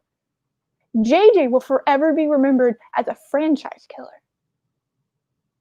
Because his movies and his work led to the end of franchises, several franchises. That's not good. I like to see people. I'm a fan of the underdog, right? I like to see people like the redemption arc. They get down, and they kind of get down, and then they rise up again. I'm like a phoenix. Like I'm a big fan of that. And so it's like I wish these people would like just kind of sit back and realize what's happening, and change for the better and grow. But they're not. They're in that Hollywood bubble. And it's damn near impossible once you get in that Hollywood bubble to get out of it. Oh, absolutely. So, it's kind of a disease in a way. But if JJ comes out and all of a sudden he turns around DC entirely and completely like revolutionizes DC and brings it back from the brink. Well, the announcement that happened yesterday's made that unlikely. Well, they're just going to put all their movies up on streaming first. It's like then the blockbuster films are not going to be a thing. They're going to put money towards long run series now. Movies are not going to be a thing anymore. Not big budget ones. Well, I mean, there was always going to be a time that the big budget Hollywood movie was going to have to stop. It was going to have to go away. They were going to have to go back to being creative with a smaller budget. Which I'm completely for. Yeah, exactly. Because the big budget, the problem with the big budget is it's way too tantalizing to just cover everything with CGI. It is so tantalizing because all you do is just shoot something. If you fuck it up, you don't have to reset the model and redo that prop and redo that effect. You just like throw it in the basket of the CGI artist. Hey, fix that in post. It's very addicting. It's very easy to do. And, it's like, if you don't have that budget, every penny counts, right? It's like going from being like a multi-millionaire to going to like down to like 20 grand a year, right? That's a huge difference. Yep. That's a lot different. You have to get a lot more creative and you have to be a lot more, budget oriented in what you're doing because every penny counts to you at that point. And so if we get back to that kind of movie making, I'm for it, So, see, the problem is it can be, but they don't give them enough time to fix it all in post. So it's this sloppy, rushed kind of patchwork CGI that is a result because they're rushing it. If you give CGI artists enough time, they can do some shit. But they don't let them have that time. And so that's like a huge issue of that. Yeah. Okay, so just quick example. Limited budget can really have good returns. Do you know what the budget for Wrath of Khan was? What? Now, granted, this was made in '82, so inflation's a thing. Okay. What was it? It had a $12 million budget. It got back $97 million. That's impressive. That's really impressive. Yep. If you adjust for inflation, that's roughly a $42 million budget, getting back $257 million. That's insane. That's beautiful, actually. So limitations help fuel creativity, and that's Agreed. something we've talked about before. Mm-hmm. Agreed. Yep. All right. Let's do this. I'm cheering her on at this point. All right, I believe in her. She can do it. She can convince me it's a masterpiece. I haven't lost faith. I'm getting a little worried, but I haven't lost faith. Lindelof wasn't alternatively known as the SJW propagandist or the creative genius behind HBO's Watchmen. In fact, Okay, you're losing me a little bit now. Okay. A matter of opinion.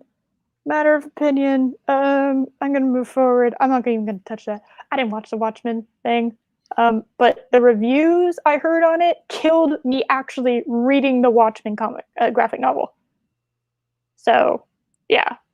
Well, see, and that's a shame because the Watchmen graphic novel is a masterpiece.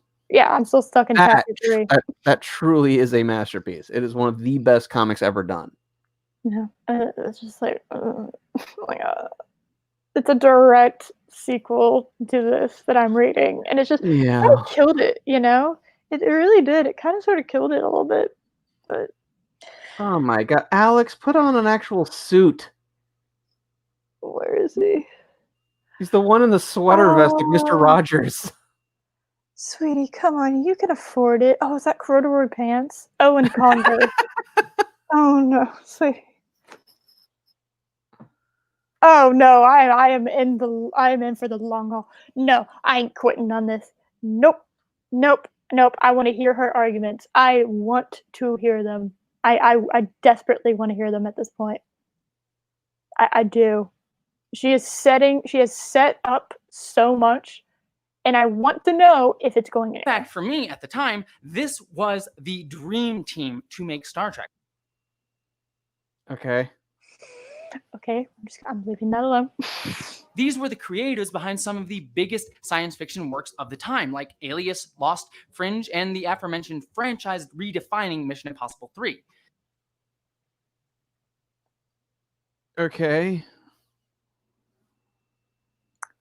Lost fell apart. Fringe fell apart. Alias fell apart. All of those die of violent cinematic death. I was like, I swear all of those just like collapsed in on itself like a black hole. Oh, full circle. Oh my god. Watchmen was after. Yeah, you know what? Mhm. You're totally right about that. It didn't even cross my mind to address that. Way after. That was last year, wasn't it? Yeah, that was 10 years after. Why are you telling me shit a decade after this movie happened that you're trying to tell me is a masterpiece? Exactly. I know. Funny, right? It was like, dude, like all these shows that that these people have been in charge of crashed and burned, and she was questioning why were they controversial? Well, that's Now, why. in fairness, as she mentioned, in 2009, this is before all that happened. So it's before those shows collapsed. So I could. So she's saying she was excited. So in the era of 2009. Yes, she was dying. putting herself in that time period. Okay, fair enough. Which is fine. That's a funny thing to do. Okay, all right. I didn't have an opinion on J.J. Abrams at the time. Yeah. Yeah, I'm kind of like, okay, all right, fine. In the time, yes, I agree. Yes, and no, I don't know. Did Mission Impossible 3 really change the genre? Considering the fact that I can't remember which one that is. You know, is that the one with the girlfriend and that one guy? I think I've only seen the first one. The one dude. He was blonde hair. He was the bad guy. Oh, what was he? It's when he got the wife. I don't remember. But anyway. Anyway, let's continue. Move on. All right. That's not to say that's a movie in the series, but it definitely helped put that series on a new course, just like Star Trek 2009 did. Sure, this creative team had their detractors at the time, but they were well-respected creators by most of sci-fi fans at the time. Before our present day made these creators symbols in our current politicized culture war between SJWs and neckbeard Nazis. Whoa! Whoa! Whoa! Whoa! Okay. Whoa. Screeching halt right there. What? I mean, there's a balance. There's a very big middle right there that you just didn't even talk about. Thank you. Okay. Whoa. Okay. That's the perfect response. Yes. Exactly. It's like, whoa, girl. Just yeah. I'm neither of those two. So I don't know. I don't think anyone here is either one of those. I don't know what any of us are in her eyes. That is bad. That's really bad, man. I mean, I do have a neck beard right now, but that's totally beside the point. I do not personally. It's a personal choice. I don't have one. I mean, I'm also a fox. I'm also not a Yahtzee.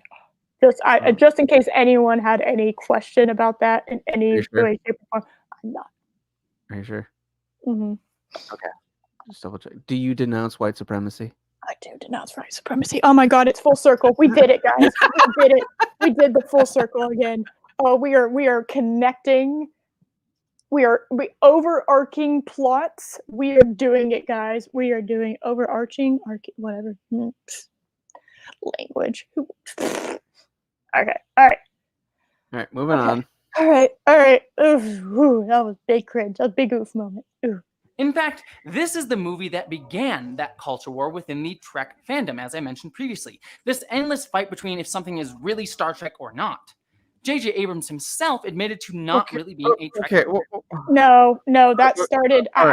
That started back in TNG. Don't fucking no. I know that for a fact. Okay. She is right in that it's the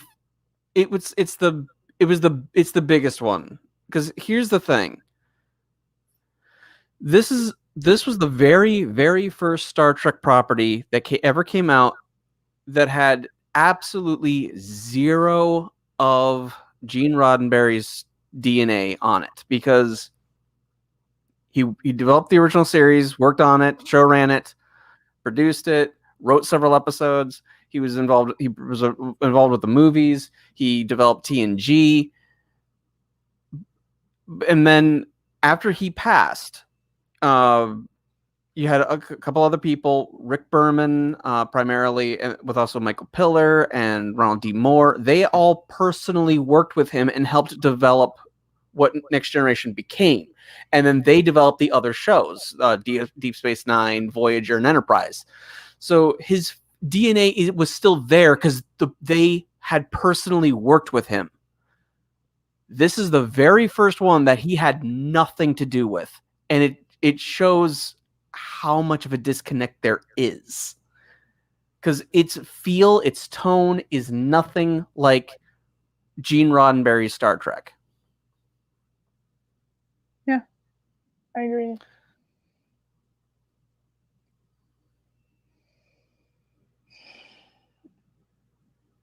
Okay.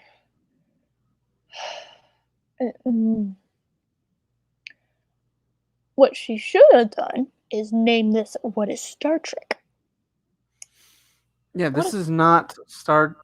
How is this a masterpiece? You haven't gone into this yet. Mm-hmm. Okay, all right. Fan when he signed on to the film, having actually preferred Star Wars as a kid, which, well, we all know how that eventually goes. You are a Palpatine. Many have criticized Star Trek. That's a fair assessment. Too much of All right, agreed. I'll credit her for that editing. That was decent. Well done. That's a good. That's some good shit. All right. Yeah. I've liked a few things. She's made me laugh a few times. All right, fair enough. Just don't call me a neckbeard Yahtzee. Please. I'd rather you not, because I'm kind of not. To put me in that category, it's kind of, I'm kind of not a Yahtzee. Okay. just kind of, yeah.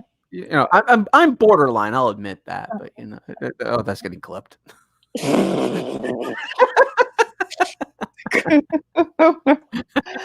Oh god! How dare you you made a humor? You made a comedy? Oh my god! I made a humor. You made a humor. Oh, how dare you! Oh my god! A humorism. You committed a humorism. Oh my god! This is the highest tier of Oh, I lost it. I had a good joke. Hold on. Nope, it's gone. All right. Well, Good job. Yep. All right. Didn't stick the landing. Anyway, speaking of not sticking. Why did Christmas say he and George were never in Star Trek, but not Star Wars? Explains why JJ turned Star Trek and pew pew, but it doesn't explain why it's Star Wars. Yeah, it's like. JJ certainly failed Star Wars, but I will say Rise of Skywalker had nothing to work from after Last Jedi. That movie was never going to be a success. It just wasn't, because Ryan. What do you do?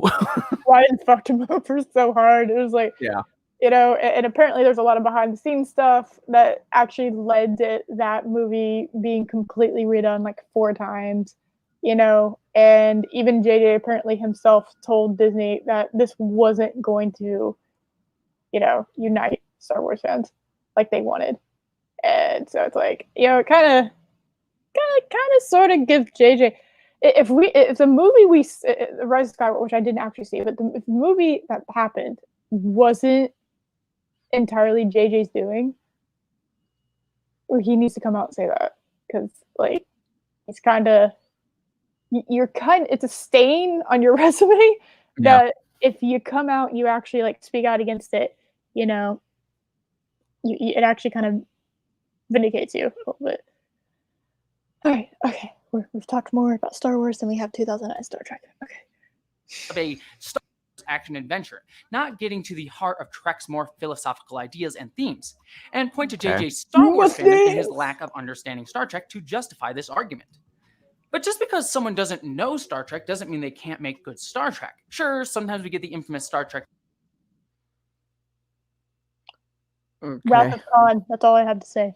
Nemesis director Stuart Baird, who apparently didn't know anything about the Star Trek. I didn't quite know all the procedures, if you like, on the Star Trek. And directed a crap movie as a direct result. But sometimes that was the director of Nemesis, Meyer, who didn't know anything about Star Trek and directed arguably the 2 most beloved Trek films. Yes. The Wrath of Khan and The Undiscovered Country. Yes. Yeah, so I'm not denying that anyone can come into the franchise and do good work. Yeah, that's absolutely possible. But the difference is Harv Bennett and Nicholas Meyer went back and rewatched classic Star Trek so that they were familiar with the brand, because they wanted to do it justice, because they know how much the fans love it. Yes. JJ clearly didn't do that. No, he did not. So it's we're not gatekeeping. We're not saying that no new blood can come in. We're saying that you need to give the respect to what came before. As mentioned earlier, the first 2 seasons of Enterprise were very, very rough, and I think that's largely due to the creative team. They had been working on Star Trek since The Next Generation, so they were writing during that time period. They were and producing. They then went on to Voyager. Then they developed Enterprise. I think creatively they were just getting shot. So when they brought in Michael Okudo, he He'd been around the franchise, but now he was given some creative control. So you have you have someone creatively fresh, and that's when Enterprise kind of really started to find itself, and it actually was about something again. So that's bringing in new talent. It can be done, but Michael Okuda also knew the brand. Yeah.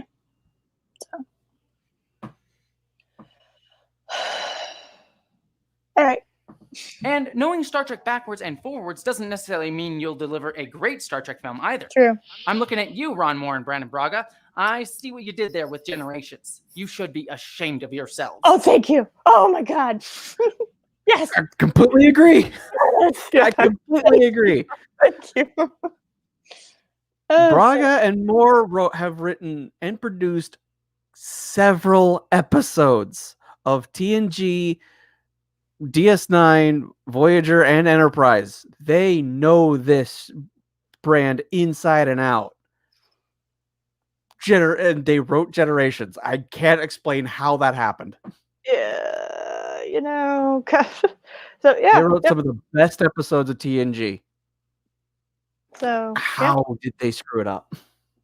We're in total agreement at the moment. Yeah. All right. I give her credit. They should be ashamed of that movie. And they both have admitted since then it's not a good film. It was not their best work. I'm still waiting for Alex Kurtzman and J.J. Abrams to make the same announcement. Nah. But they're not going to do that because they don't care. Nope. 5 brains in the room conceiving what we wanted the movie to be. In those 5 brains were various degrees of fandom.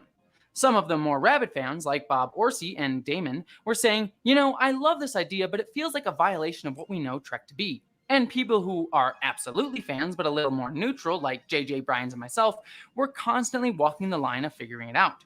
We were saying to ourselves, okay, we want to make a movie that's for fans, but we also want to make a movie that's for a whole new generation of people. Which they did. What do I need to see if I don't know anything about Trek? I actually think that variance of perspectives is critical to Trek, because the spirit of the show was very much Roddenberry's, and it's always maintained an optimistic, hopeful universe about exploration, ultimately about family and friendship, but I think the character's point of view reflected different writers who came along over the course of time. I do think it was important to have those voices. Holy shit, Alex Kurtzman. As Kurtzman's quote illuminates, Star Trek is a franchise. Whoa. Hold on. Oh, un momento, por favor. Oh, buddy. That is a wonderful sentiment. That is. But you are clearly not doing this. That's a hell of a thing to have as a quote coming out of your damn mouth. That's a thing. That's a fascinating thing, actually. So what happened with the first season of Discovery? Exactly. And the second and the third and Picard. What happened there, buddy? What happened? What happened to the hopeful, optimistic universe about That's exploration? about exploration, yeah. What happened to your ultimately show's called Discovery, and you're not about discovering anything. Oh, that's hilarious. I didn't even think about it like that. Yeah. Yeah, like ultimately about family and friendship, but you think that the character point of view reflect different writers who came along. Yeah, agreed. A lot of writers will put their own voice in there. That's unavoidable. Again, the hopeful, optimistic thing. I almost want to be able to like cut right here and just show a part of season 1 Discovery, because I did watch a little bit of Discovery. I watched mostly season 2, but I heard season 1 was much darker, and I saw a trailer for it, and yes, it's so dark on that ship. It's like they took the lens flares meme and they like made lens flares, but it's like just pitch black. It's almost like it was filmed with black lights. Yeah, it was so dark. It's like what the hell's going on? I can't see anything. Yeah, so it's like, well, yeah.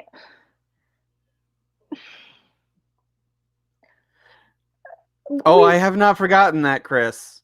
I absolutely remember that. Trek is not about Star Trek. It's a platform for our agenda. So I guess Alex Kurtzman just says shit. Yep. Yep. He flat out said that the most important thing is our platform. No, It's like, that oh, kind of hurts. Okay. I All right. just want to see good space adventure stories. I get, like, I totally get.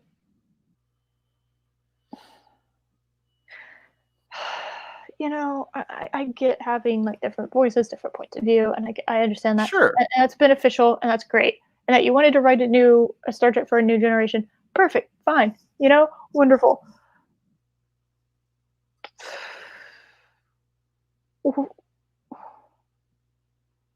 I, you haven't done that with Mhm. STD.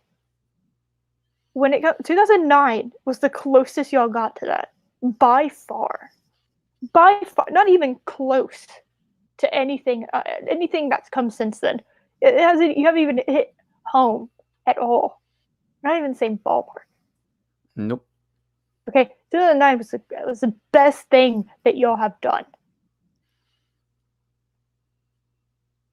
So, and the closest to what was really what came before it, like actually like getting and succeeding in what you're saying here. This is a man who fucking is in charge of Discovery. That's this person, the person who said this. I'm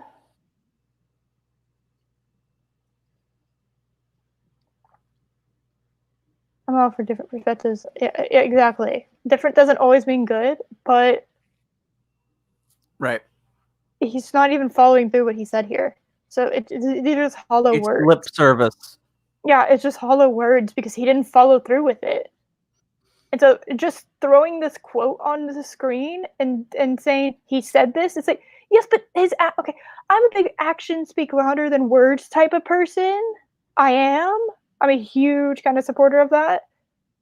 You know, I've had enough people in my life say, you know, a lot of shit and then do complete opposite things that I've kind of learned my lesson there.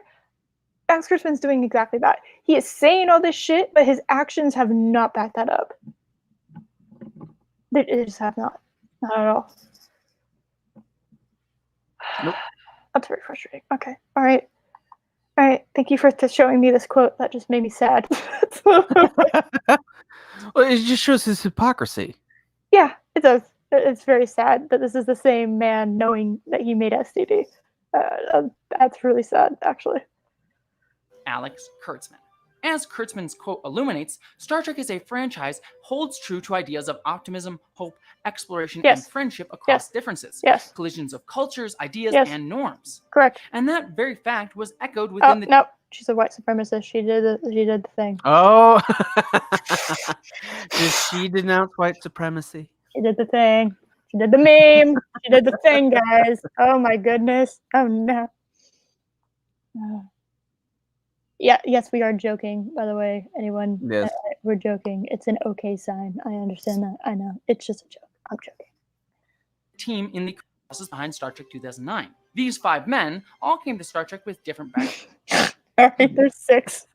Jesus, there's 5. So I'm trying to figure out. Is there 5 members? Like, I don't know who all these people are. I see Kurtzman. I see JJ. That's all I really know. I don't really know. The guy in between JJ and Alex Kurtzman is Lindelof. Okay. The guy on the far right is Roberto Orci. Okay. He was the other writer on the movie. I don't know who the other 2 are. Okay. So there might be 5 people who worked on it. Yeah. Yeah, but it's still funny. That's so funny. All right, sorry. Lindelof, put on a tie. I have to have my enjoyment somewhere. Okay. Oh no! Oh no! Oh no!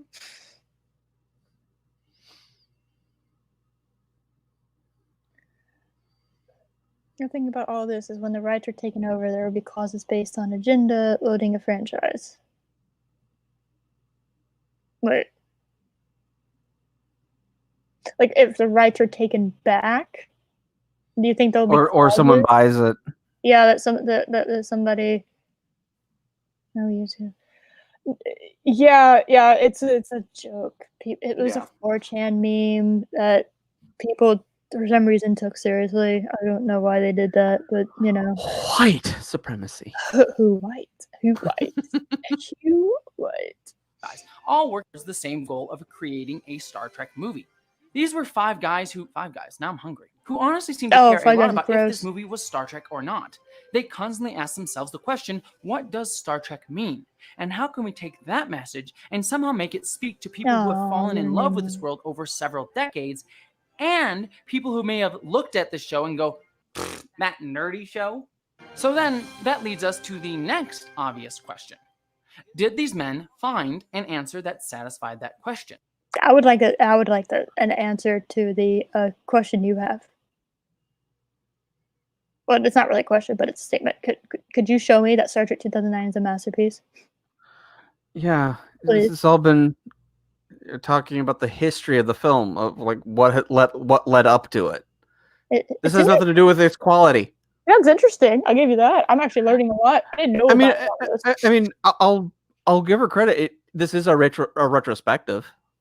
Yeah, but like, but it should be the history of Star Trek leading up to Star Trek 2009. Yeah, we're over a fourth of the way through. Okay. New fans and old? Or did these men just create an adventure film in the line of Star Wars with the veneer of Star Trek? Yes. Or did they create something truly in the spirit of what Trek is? Oh my God, guys! 10 minutes to get to the analysis. The first thing we have to do when discussing is this in the spirit of Star Trek question is watch the movie. That's my first thing. What would your first thing be? When understanding Star Trek. My first thing. Yeah. Watch the movie. Yeah. And then take that, watch Star Trek, and then go back to the movie and see if it actually followed through. Something I did that, by the way. Is to first answer the question, is this a good movie? No. And yes, a good movie doesn't necessarily mean it's a good Star Trek movie. Also, that's not an objective thing that you could really... there's objective things that you can analyze in order to determine whether or not, I guess, that it's good, but like, what is her standard of good, I guess, would be my next question. Well, she apparently liked Lost, so just like Cloverfield. Oh yeah. And conversely, a good Star Trek movie doesn't have to inherently be a good movie. Cough, cough. Oh, actually, I would bring up Man of Steel for that argument. Wait, is she? I don't know. Star Trek Interaction. Interaction. Wow. You know, you went right to the porn parody. You know, that's getting flipped. So I can't read apparently. Star Trek. Oh, that's actually true. Yeah, I'll say this: Star Trek Insurrection is probably the closest of the Next Generation films to capture the tone of the show. It's not a overly huge action film like the others were. It's a terrible film though. It's absolutely horrible. Oh man, you're gonna find something that says that it's a masterpiece, and I'm gonna have to watch that movie too, aren't you? I know you're gonna do it. I will scour YouTube to look for reviews of every Star Trek movie that so we can analyze them all. The pain. Oh, you're witnessing and on purpose tormenting me. That also means looking for reviews of why, The Wrath of Khan's a bad movie, and then we could go over that. That'd be interesting. Yeah, I'd love to be able to flip that, right? Yeah. Okay. All right. Fair enough. This still has nothing to do with why Star Trek 09 is a masterpiece. Yep, and I know it's part 1 of 2, but Mhm. part 1 has to have something to do with that in order for there to be a part 2. So I'm just saying. Insurrection, cough, cough. Oh, well, it's hardly noticeable. Plus, it's my video and I want to rant about this movie, so you can all deal with that. I think the best place to start with this movie to Okay. determine if it's a good movie. Then you should have retitled this video. Then why don't you start here?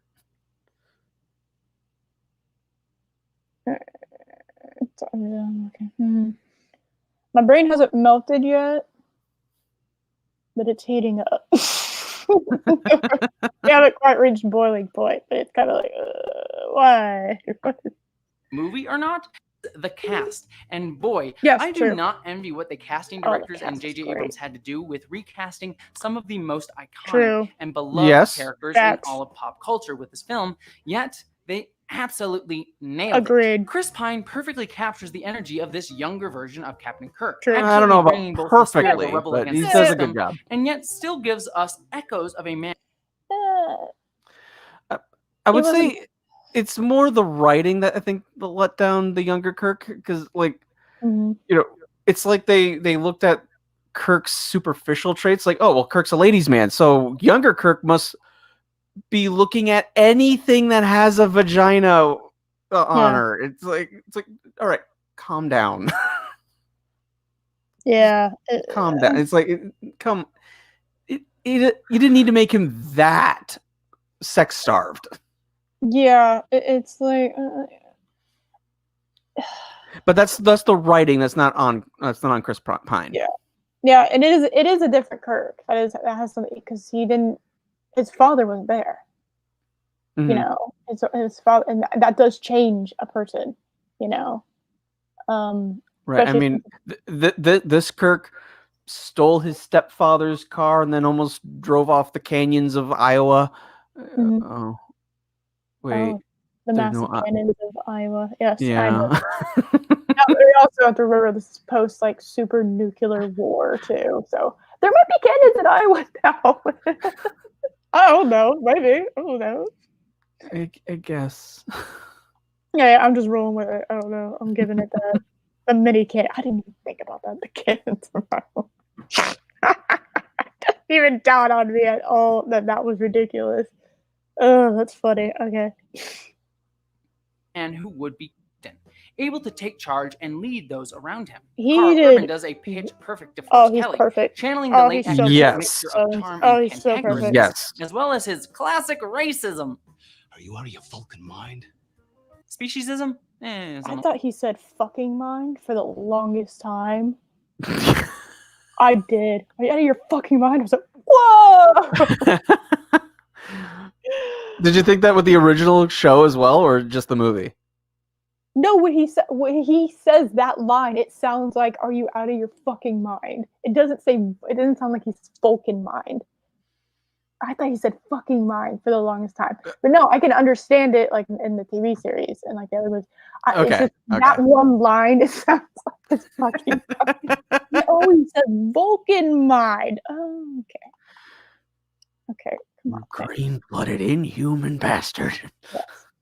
So yes, Carl Urban is beautiful and amazing. Yes, he's wonderful. Absolutely perfect.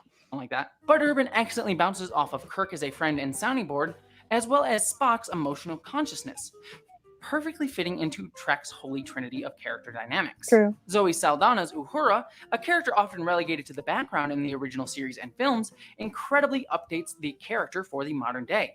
Saldana commands attention and presence in all of her scenes here, showing Oh yeah, because it's Saldana.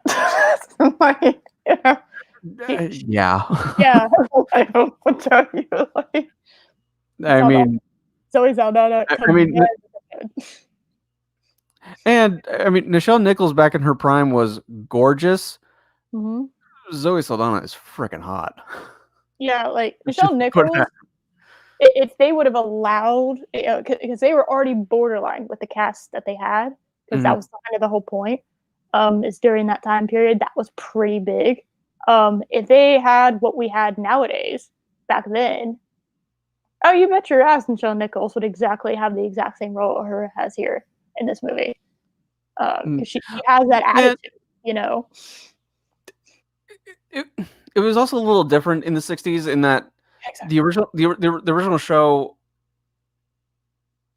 it wasn't really an ensemble cast. It was really Kirk, Spock, and McCoy, because they're the ones that get mentioned in the opening credits.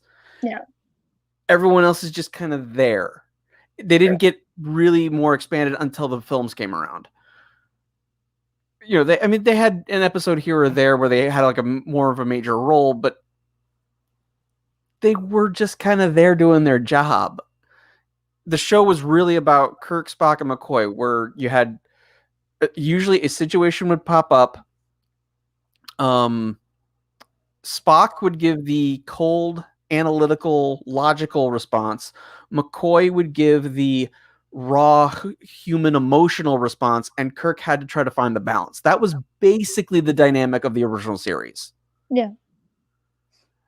True. Yeah. So it wasn't like Next Gen or DS9 where you had an ensemble with, you know, everyone got several episodes throughout the series, where, you know, some people got more attention than others, but everyone got a chance to carry an episode. Yeah. It just wasn't like that in the original series.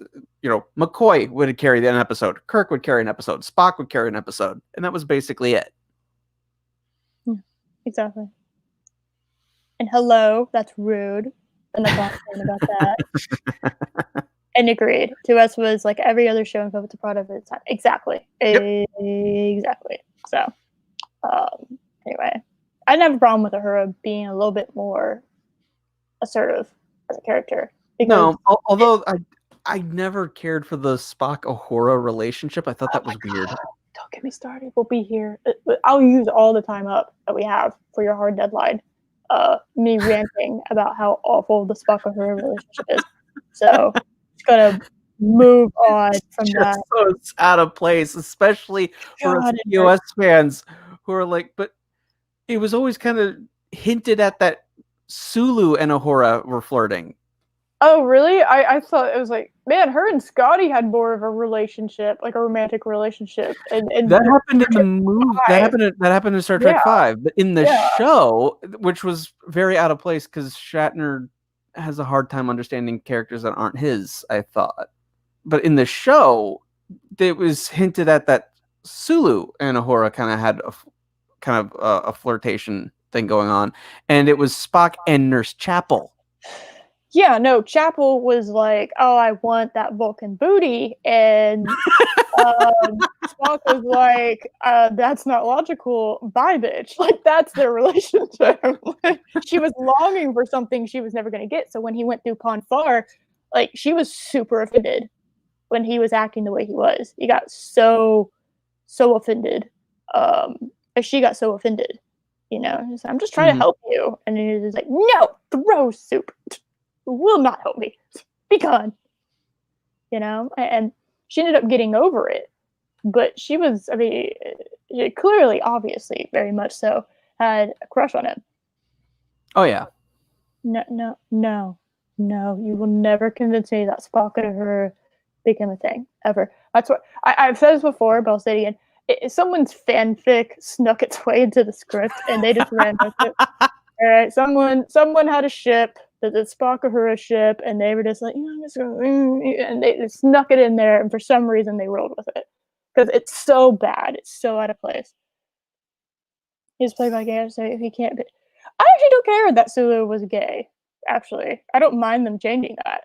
I have a huge problem with the fact that all of a sudden this Vulcan is in this super soap opera like relationship. You know, and both their characters take a horrible hit because of that relationship. Like it destroys both characters. See, I did take issue when they changed Sulu's sexuality, especially because it had to be Sulu, the actor who, you know, because George Takei was gay. It seemed like it was just, oh, look, we had a gay actor and now his character is gay. And George Takei even said, my Sulu was straight. And it's like, and then they tried to like, but you should be honored that your character's gay now. Like, no, it was pandering. That's- I just and he called it out for that. yeah, it's like I personally I didn't mind it. It didn't. I have way more problems with the Spock or her thing than like the 5 Oh, it was second so terrible. Sulu thing. It's like I didn't have it nearly as big a deal. And also knowing why they did it too, it was like okay, fine, whatever. And then but- in the current comic run, Star Trek Year 5, Sulu got involved with a gender fluid mermaid. like you do. It's a normal case. I'm not kidding. Total normal Tuesday. Of course. A rainbow colored for the gender fluid mermaid. Okay. So apparently he took more than just inspiration of being captain from Kirk. I see. Okay. I gotcha. All right. We're one third of the way through. We're talking about characters. That's it. We kind of got it to it. But... woman in distress, but is actively smart, intelligent, witty, and oh, fuck you for saying Uhura was just a woman in distress. Oh no. Oh no, we're rewinding. Hold on. No. Please tell me I misheard that. Please. It's the character for the modern day. Saldana commands attention and presence in all of her scenes here, showing that she isn't a woman in distress, but is actively smart, intelligent, witty, and skillful. Was I not one of your top students? Indeed, you were. And did I not, on multiple occasions, demonstrate an exceptional oral sensitivity and, I quote, an unparalleled ability to identify sonic anomalies in subspace transmission tests? Consistently, yes. And while some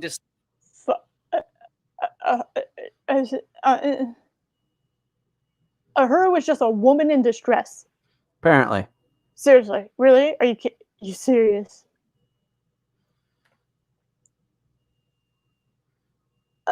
Okay, that hurt. That broke a little bit.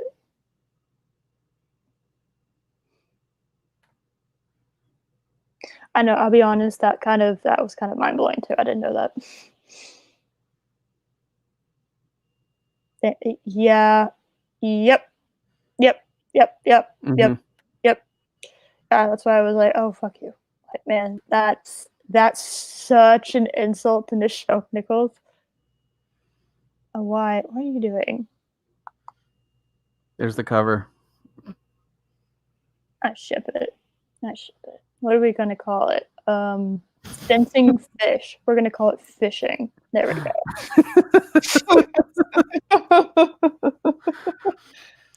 And I'll admit, Year 5 has been mostly pretty good, but it's like, really?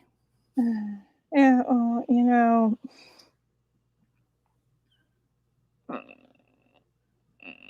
I ship it. You know what? I am. I'm fishing it. I'm fishing it, guys. We're fishing here. Okay. All right. Oh, ooh, that one hurt. Okay. Oof. You're welcome. The Shape Nichols. of Water Trek. Oh no. Oh god. I knew something was familiar about that, but yeah, no, you're right. All right. Okay. All right. Okay. But yeah, Ooh. Uhura was not just a woman in distress. Sometimes something would happen and she would need to be rescued, but everyone had to be saved at certain points. Yeah. Spock died, guys. Like, literally. Spock had his brain removed, and let's not talk about that one. Yeah, like there were every episode. There was at least one episode for every the main cast would be in distress. That is not fair. That is such an insult to Nichelle Nichols' Uhura to call her just her character was just in distress and that's all she had. No, she saved their asses a few times. Okay, she absolutely did, and she was very smart. She knows all the languages. Just a damsel in distress is not that kind of person who is like. Well, she didn't know Klingon. She's not from Scooby Doo. Okay, she's not. Sorry, go ahead. In fairness, she did not know Klingon. She had to remember in Star Trek 6, she was like looking up it in books.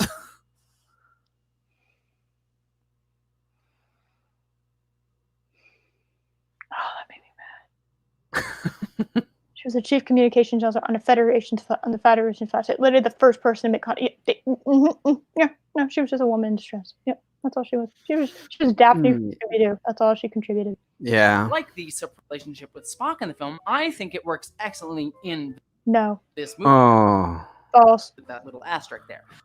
Oh. Allowing her a greater connection to other characters. Fuck you. As well as highlighting Spock's struggle in the film to acknowledge his own emotions. Sweetie. His father was on board. They could have had an emotional moment. They didn't need this.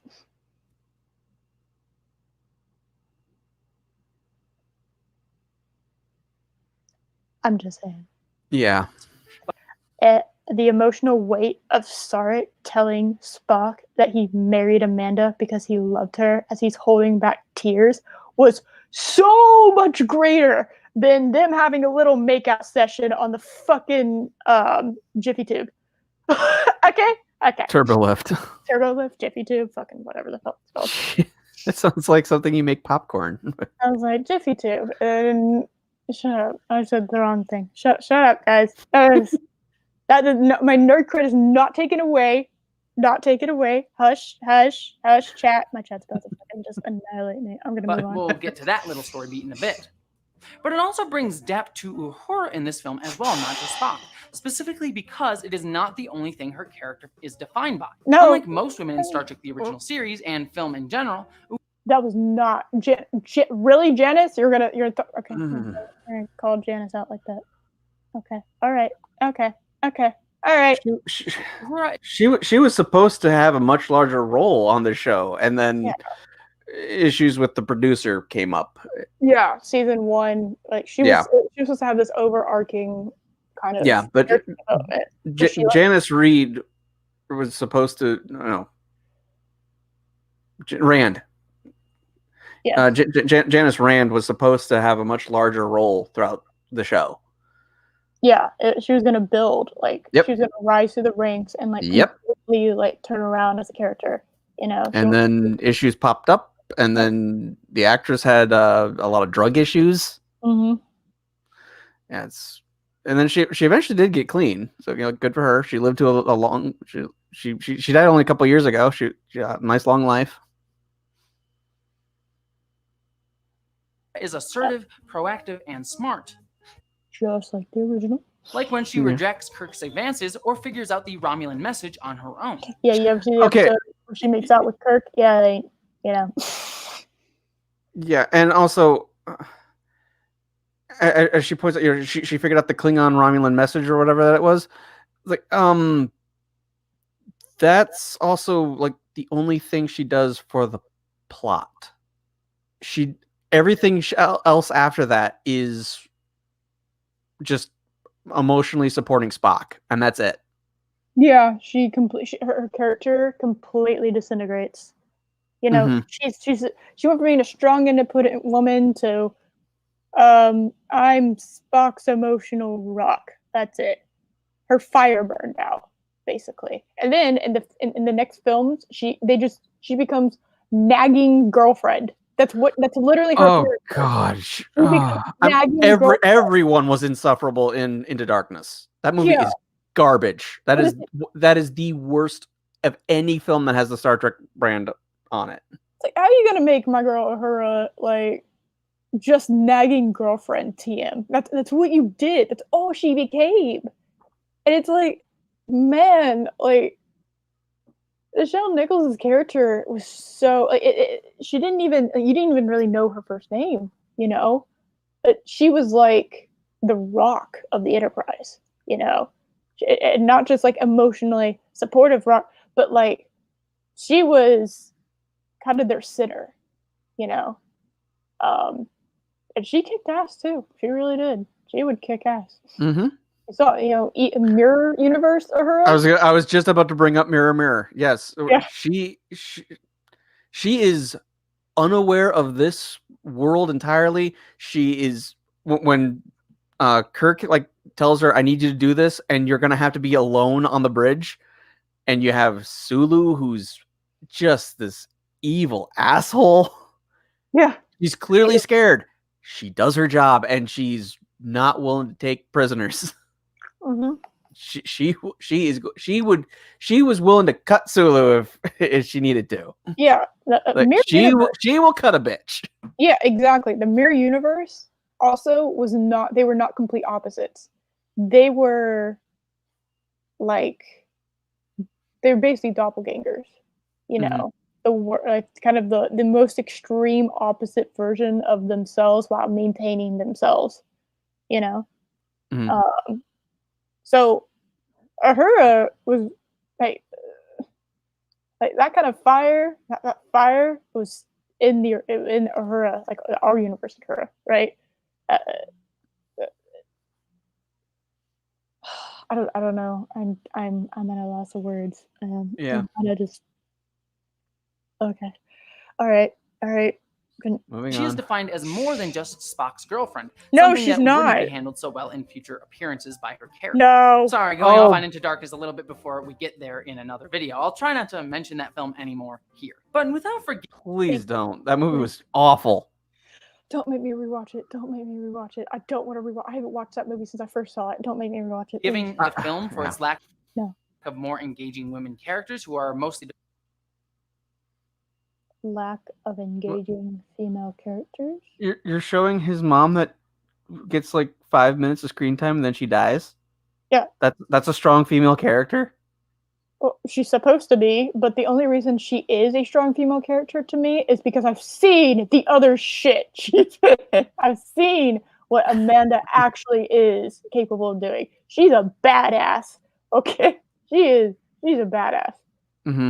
Yeah, in her one appearance on the show, you got to learn everything you needed to know about her because she was written so beautifully. She man is like, that was a perfect woman for Sark. 100% the perfect woman for Sark. You know? An engaging female character is a woman who's missing and boning everyone. Ooh, man. Dal over here roasted. Wow. Defined as main male character's mother, who aren't fridged, sexualized, or disappear 10 minutes in the movie. I will at least give this film that it's the most interesting Uhura has ever been in the series. Wrong. Did she call the cadet Kirk was boning in the beginning? Did she use fridged because she was on one of the ships that got blown up? No, she's just so we have. That's not a character. No, she was there to show the side of Kirk that we all also know about, the womanizing side of Kirk. You know, that's kind of what she was, and also because look, green alien woman, y'all like that. It's Star Trek, right? Green alien woman. Yeah, it's. For a moment there, I thought you were just a dumb hick who only has sex with farm animals. That's exactly what Michelle Nichols would have said to young Kirk if he tried to hit on her. I'm not kidding. She would have snapped back and like, yeah, no, get out. I don't need this. That's in the show. That was in the show. Oh my god. You were downgrading. And she was putting down Sulu in the mirror universe. Kirk, that's nothing. Yeah, no. Okay, about women in Star Trek. What is this, Jesse Genders channel? Yes, apparently. Oh. And don't worry, I'll have more to say on women in the Kelvin films in another video. But moving on, John joy. Cho similarly brings a swashbuckling yet ambitious attitude to the character of Sulu. I do have to say that making him fence on top of the fucking thing, the drill, with beautiful way, like, because Sulu fences. I thought that was great or something. I liked that. That was good. Even though the folding sword makes no sense. No, it doesn't. Like there's so many like little all these points where it's now weak. I don't understand it. Okay. Like, I like that. Folding sword, it's not a folding chair. You know, I don't get it, but you know, it's. And I will admit, having the one dude, the one random guy that we never saw before, and his suit had like a reddish tinge to it. Oh yeah. Be the one that Yeah. died. Yeah. I have to admit, I liked that, and I don't know if they wanted it to be that way, but I thought his death was hilarious. Oh, it was funny. It was funny. Yeah. Like, oh no, the red shirt rip. Oh shit. It's like, damn, that might be the funniest red shirt death there's ever been. Yeah, exactly. Like, sir, sensors indicate Olsen's death was very funny. Hey, are you saying that Colin? Are you saying that the only green skinned people can be Orions? How dare you? How dare you? I actually have no idea personally. Well, no, because we know the Gorn are green. Oh my goodness. I don't know if there are Orions in Starfleet. I don't think the Orion Syndicate is part of the Federation. I don't think she was an Orion. They never specified her race. She was just green. My own. True. It's like, oh look, Kirk likes the green chick. Okay. In the few moments he's given to shine. I don't want to think about how long that poor girl was in makeup. I don't either. Oh. I mean, So much. Full body, practically. Just all green. That she was in makeup a long time. You're right. Oh. Ooh. Anton Yelkin's Chekhov gives a funny yet still realistic science wonderkind portrayal. Yeah, I like Chekhov. Yeah. I like Chekhov. Oh, so sad what happened to him too. Yeah, he's so young. Mm-hmm. Passed away, you know. Right. Simon Pegg Scotty is, for me, perhaps. Yes, the Simon Pegg being Scotty. Agreed. I like it. Yeah, I was fine with him. The most radical departure from the original character, instead giving. Not really. The most radical? I would say probably Uhura, because the whole relationship with Spock is just completely out of nowhere. Yeah. And then when we get into End of Darkness, Spock's character is completely not even close to be like. You can't even tell me he's a Vulcan after that. Like, you really can't. It's really bad. It's real bad. Scotty a more outwardly dismissive and manic energy than Jimmy Doohan's more laid back. Again, young. He's young. He's alone. Yeah, I guess. I don't know. I don't know what to say. I thought he did a pretty good job. And loose performance. Yet his portrayal here oh works for God! me as someone who, sorry, let me put on my sunglasses real quick. like all of our characters, is still in the midst of fully becoming the character we knew. Yes. Eventually evolving into a more leadership presence we see in the next two Kelvin films. And while everyone today is rightly praising Anson Mount's recent take on the character, Bruce. Okay. Yes, you do get a lot of praise when you are the only diamond in a turd ball. So yes, that would be accurate. No, I'm sorry. One of the two. Doug Jones's character. I've only seen one episode of Discovery, and I have to admit I was intrigued by Saru. It's like, this guy feels Star Trek. Yeah, he's actually like committed and shit. So. Plus, because Doug Jones he's so tall and he's so lanky, and the way he came up with like a very alien way of moving, which I kind of liked. Yeah. And then also, my God, how long was he in makeup with that to get that huge prosthetic on his face? Oh my God, you're right. I didn't even think about that.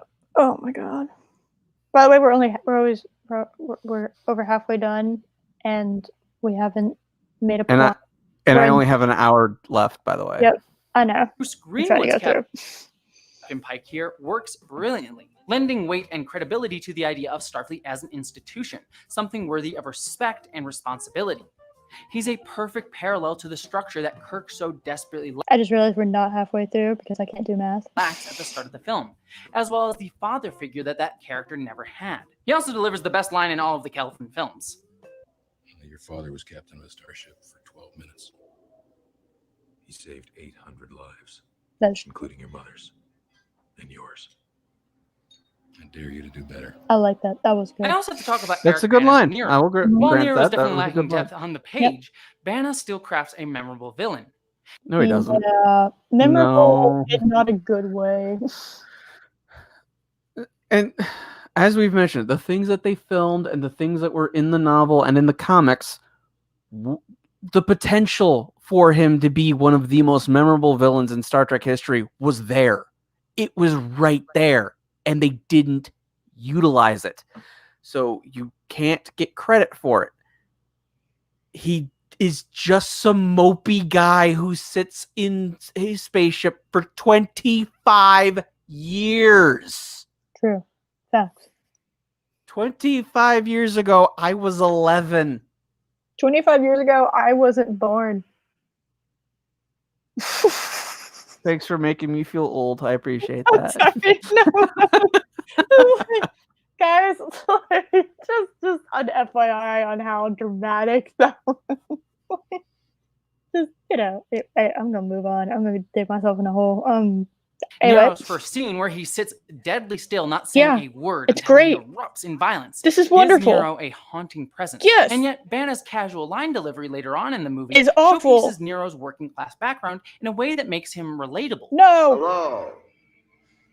Hello. You go with that one. Okay. Hello. Oh, we went with that take? Oh. I'm Captain Christopher Pike. To whom am I speaking? Hello, Christopher. Hi, Christopher. I'm Nero. Hi, Christopher. Hi, Christopher. He sounds like he's addressing like his AA meeting. Hello, Christopher. Hi. Forcing you to So empathize bad. with his desire for revenge despite his horrific actions against Kirk's father, and even more so, the entire planet of Vulcan. We also have Jennifer Morrison making a small but memorable turn as Kirk's mother. No, I literally didn't know. Really? No. I was like, oh, she was in Star Trek when I was watching Once Upon a Time. Oh. Okay. Oh, shit. Whoops. I did this bad thing. I did a bad thing. I'm sorry, guys. All right.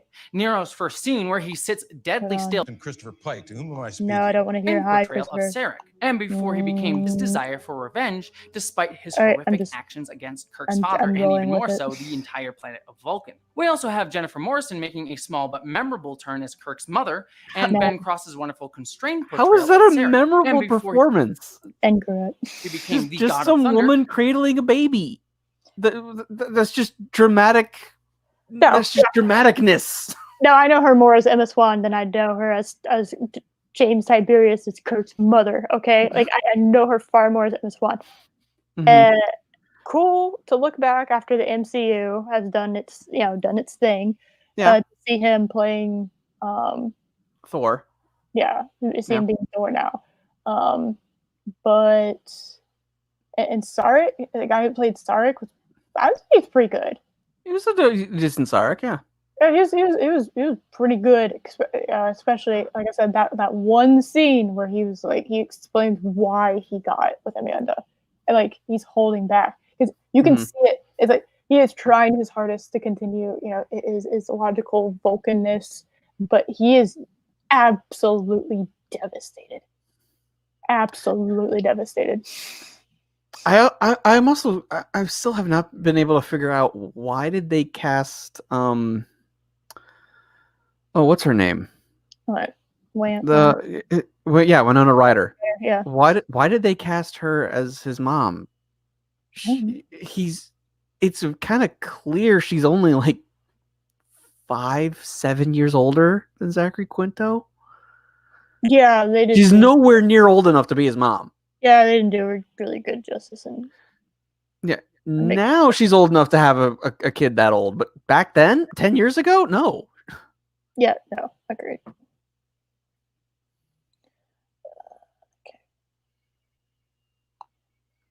And my God, this also kind of shows how much he bulked up for Thor. Yeah, he is tiny. Holy cow! He is tiny man here, and then steroids are actors' friends. He's like, wow. Chris Hemsworth made an amazing debut He as did. Kirk's father. Agreed. And the always stellar Winona Ryder as Spock's mother Amanda No, I was can't really say that anymore, but all right. excellent in the few scenes that she had. Oh, we had Tyler Perry for some reason. Yeah, I'll never get over that. Yeah, that I completely forgot about that cameo. Like, oh, Admiral Tyler Perry? Yeah, I went through a phase where I watched all the What- Medea movies, and then you go back and you watch this movie, and you're like, wait.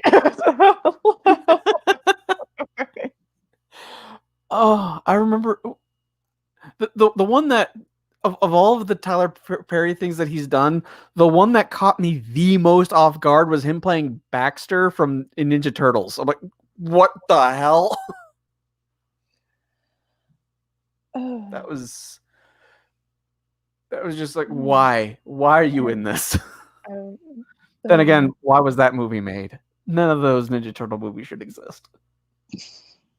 And he does great. Yeah. And while this is definitely Kirk and Spock's film, unlike many past Trek films, every character gets an essential moment to shine in the story. Did we forget? Did we forget? Did we forget Undiscovered Country? Not Undiscovered Country. No, what was it? Voyage Home. Everyone gets the spotlight for a while in Voyage Home. I just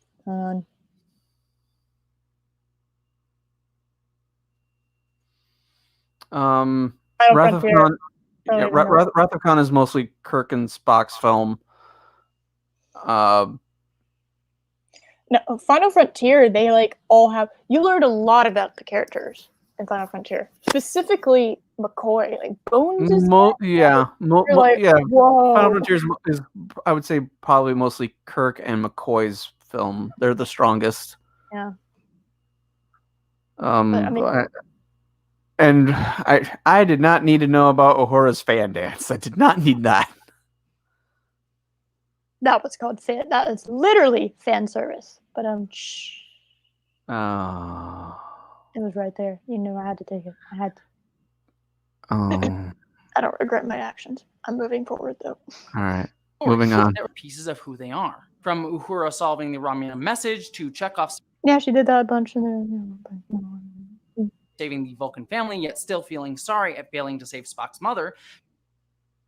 Yeah. Yeah, there's lots of transporter. And again, why is the navigator like the transporter expert? That was never a thing. Yeah, true. To Sulo's TOS referencing sword fight. Yeah, okay. See, all right, yep. Yep. Yet perhaps the film's greatest success is the character of Spock.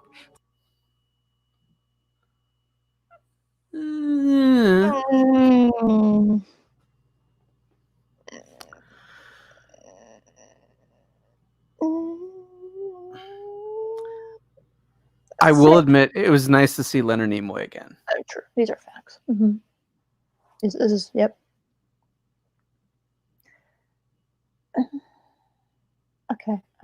Played by both Pinto and Leonard Nimoy, who was convinced to return by Abrams to bookend his iconic role and pass the torch. And then you did him. Then you did what you did in Into Darkness.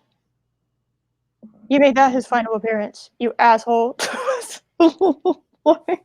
Yeah. And it's like we need information on Khan, Noonien, Singh, and like, well, I can't give you information about the future, but let me tell you about this guy. Like, oh, okay. Yes, I did like in the Darkness. So he was like, "Yeah, it's going to be your greatest threat ever," and he's looking directly at Spock. It's like, "Yeah, because I died, FYI. you kind of, I died fighting him." So like, yeah. Anyway, but then he got resurrected. Well, I personally really spoilers. Oh my God. Connected with Ethan Peck's version of the no, we don't speak of him. Oh my God, no. Half human, half Vulcan. No. Science officer on Star Trek. I hate those uniforms. I despise those uniforms. God, Quinto looks so much better now. Oh my gosh. Well done. Yeah. Oh God, yes. You did him a favor. There's a tortured Spock in this film, a young man torn between his emotions and logic, even at the best of times, who is asked to be his best at the worst moment in his Perfect acting right at that moment. That's perfect acting. Perfect. Well done. Bravo. Of course, my comedic brain though went like as he's like beaming in, he's like he beams in, flipping off Chekhov for missing his mom. I thought that would have been funny. Oh shit. Damn it. his life and his civilization. And Leonard Nimoy, as always, is impeccable as Spock, showing Yeah, objectively. Oh God, yes. Oh yeah. Mhm. a much more matured and confident character in his ability to handle his own inner emotions and Even the look in his eyes was perfect. Perfect. So Mhm. turmoil, even in the face of the same tragic fate of Vulcan that Zachary Quinto Spock is facing. this kills my heart every single time. Oh my God. And where is Spock exactly? Shh. Let me have my feels for like one moment. Oh my God. But you don't see planets like this from on another planet. They use the overlay effect, okay? Maybe lighten a little bit of a blending tool and stuck it up. just a little bit, you know. Anyway. It's a full goodbye to a role he helped define. In his final on-camera Yeah, and this should have been it. Yes. It's way better ending for him. appearance in a Star Trek movie. Yep, he never ever again appeared in a Star Trek movie agreed. for a silly cameo that adds nothing to the Yep, story. thank you. Sorry, I'm going off I- into darkness again. Oh my God, she didn't like Into Darkness. Okay. I will. Okay. Granted, We credit might be where it's friends. due. We might still be friends. Okay, all right. The friendship, it still has potential. We still might be friends. Okay. I mean, I will say she definitely does seem far more articulate than the other guy we covered. Oh yeah, no, the other guy was just saying things that he thought made him sound smart. She actually has her. She knows a little bit of her shit. Actually, you know. She hasn't gotten into why it's a masterpiece at all. Yeah, but I 17 agree minutes in. on other things she said. So. Back focusing. That was your analysis? Oh. That was it? That was the analysis? Okay. Okay. Okay. All right. Time travel, it's a thing. So I'm going to talk a little bit more about this film's story in just a bit, but I want to talk about how I adore the whole concept of a time travel story, creating an alternate universe from what we know of Star Trek canon. All right. Is she about to make the argument that I made earlier? Maybe. Okay. This does so many things simultaneously and fixes many problems. First, it helps fix that pesky issue of the Viacom-CBS split in the real world. True. If CBS wanted to create TV shows in the Trek universe, having this Kelvin timeline be its own thing allows both to coexist without any need for the two companies to take the annoying extra time and work, together. Not that CBS. Yeah. But I agree. they're one unified company again. Yeah, but like it's also to keep, the original untouched. That's kind of the point. Yes. And what really starts fucking it up, actually Discovery really starts fucking it up when it starts getting involved with Spock. And the only way I still maintain that as long as Alex Kurtzman is involved, he's operating off of the different license. So we have not seen true Star Trek since the end of Enterprise. Yeah, if we want. But what's funny is that version of Spock doesn't even remotely match Zachary Quinto Spock. So it's like a total alternate timeline because it doesn't match either one of the Spocks that exists. Well, and if you go off of my theory, then that also means that Leonard Nimoy was not playing the Spock that he has played for decades. He's actually playing the older version of the Anthony Peck Spock. Or Ethan Peck Spock, whatever his name is. From Discovery. That's technically the Discovery Spock that he's playing. No. I reject that theory. You can't make me believe it. Yeah, but then it means his Spock's not getting tarnished, which I much rather prefer. A competent Ethan Peck Spock. So it really is just Michael Burnham's fault.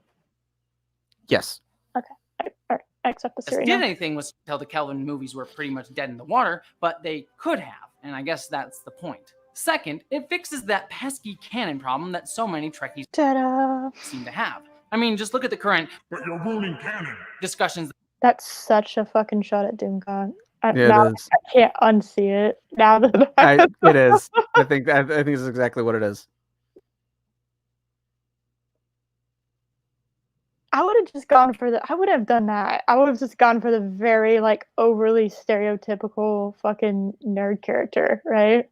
Mm-hmm. That's what I would have done. I wouldn't have done that's such a weird shot across the bow. I don't know why. That's so weird. That's such a weird thing. I don't. And again, what does this have to do with Star Trek 09 being a masterpiece? Yeah, I keep having to remind myself of that. That come up with literally every single episode of Discovery and Picard within certain elements of the Trek fandom, often totally drowning out any criticism of the story of the shows on their own merits. Instead, trying to hold these stories to a 50-year. Except the stories on their own merit are garbage. Hold on. That's the thing that's getting ignored. Hold on a second. Like she completely dismissed that. Yeah. Okay. Franchise and storytelling, and don't. Okay.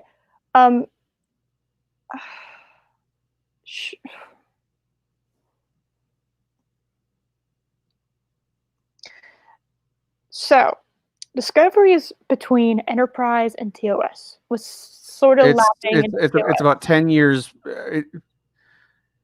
It's about 10 years before TOS, technically. Yeah.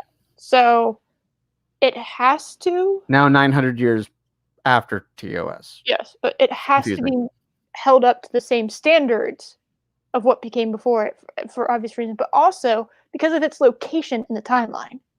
Mm-hmm.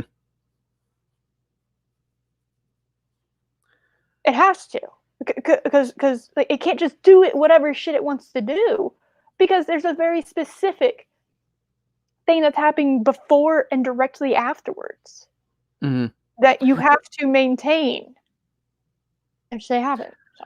Well, and this is also why the whole Michael Burnham is Spock's adopted sister is so frustrating, because it's such a fan fiction idea. Yeah. And it's like, and just the whole fact that she was never mentioned before. Yeah, the last time Spock had a relative that was brought completely out of nowhere, people didn't care for that one either.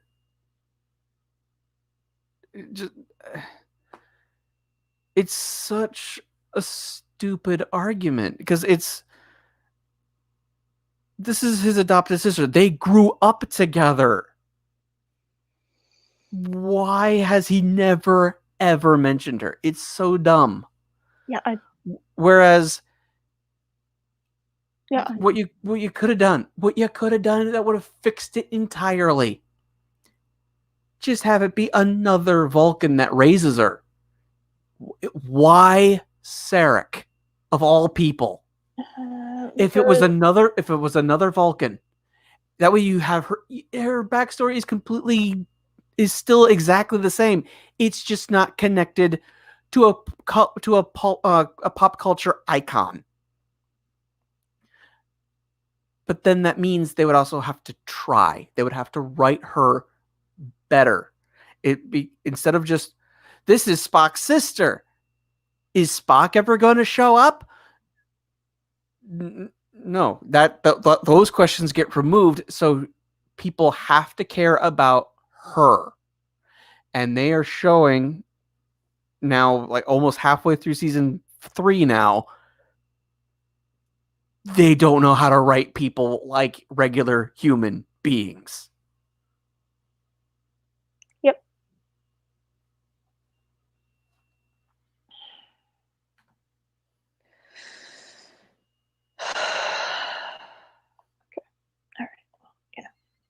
Don't get me wrong, I love myself some canon exploring too. I'm by no means knocking it as a way to enjoy the franchise as a whole. I just dislike how it often precludes any other type of conversation, as well as some fans using this lens to completely judge a work within Star Trek as wholly bad just because it doesn't adhere to 50-year-old standards. Stop it. Stop. You really just shit the bed. Dude, honey, you just shit the bed so hard. I don't know what to tell you. That. Okay. So, it's fine to break established canon because it's 50 years old. They break their own canon within the fucking show. Pretty much, yeah. Okay, all right. All right. That's an awful take. Yeah. That's an awful take. She literally just argued for inconsistency and lack of cohesiveness. Colin P. Smith. What do you do? What do you do? Something like that. Yeah.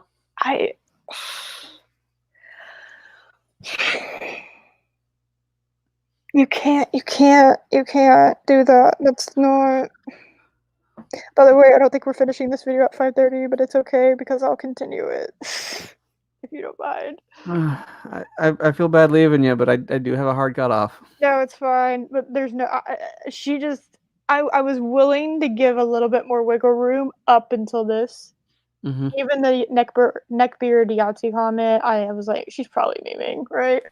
She said SJW and neckbeard Yahtzee. She has to be memeing. No, she just argued for not following the rules. Yeah, for not following canon. Do you know that you can actually create a new thing that doesn't have to follow the canon of another thing?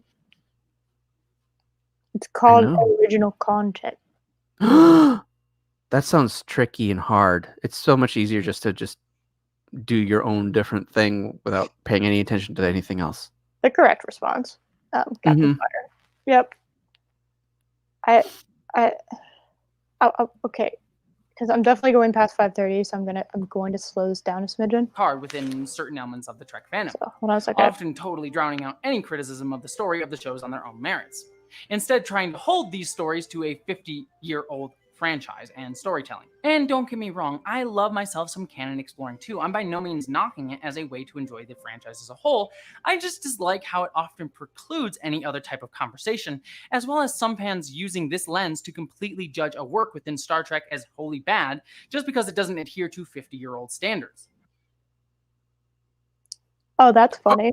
Oh, hi, Renegade Cut. Did you know about this? Did you know about this before we? I mean, I did preview this video, but I was only like half paying attention because I was like, okay, she's making the kind of points I was thinking this was gonna be.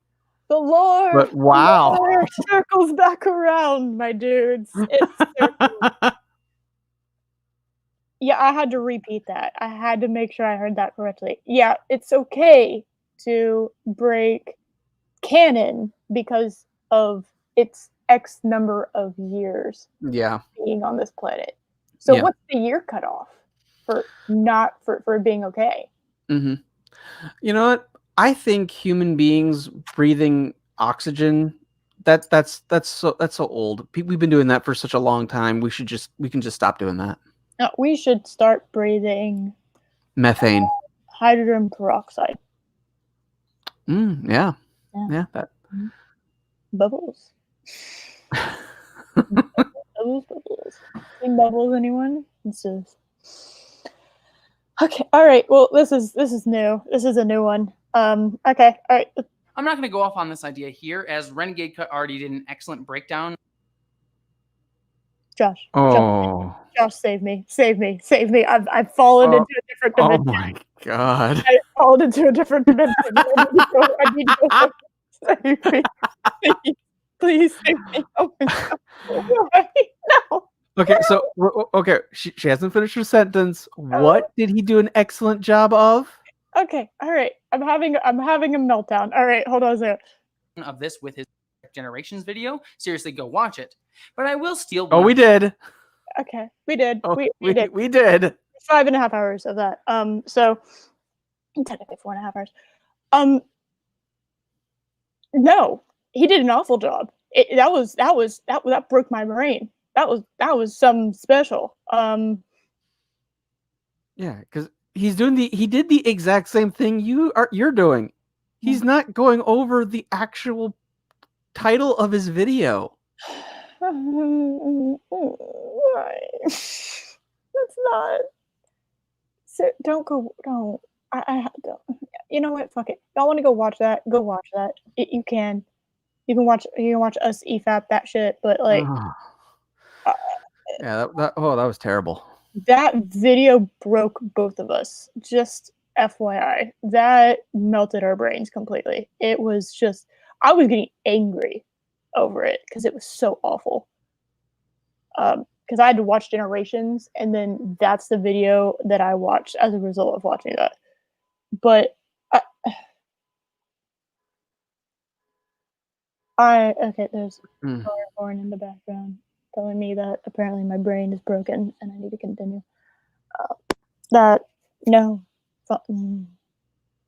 His lines, because I'm shameful like that.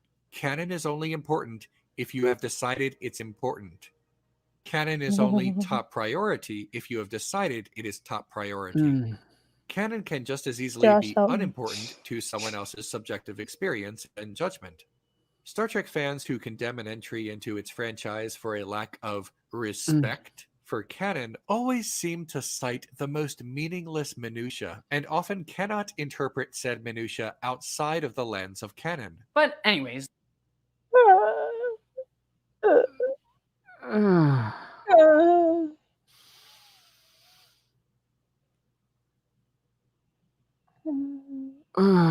Help.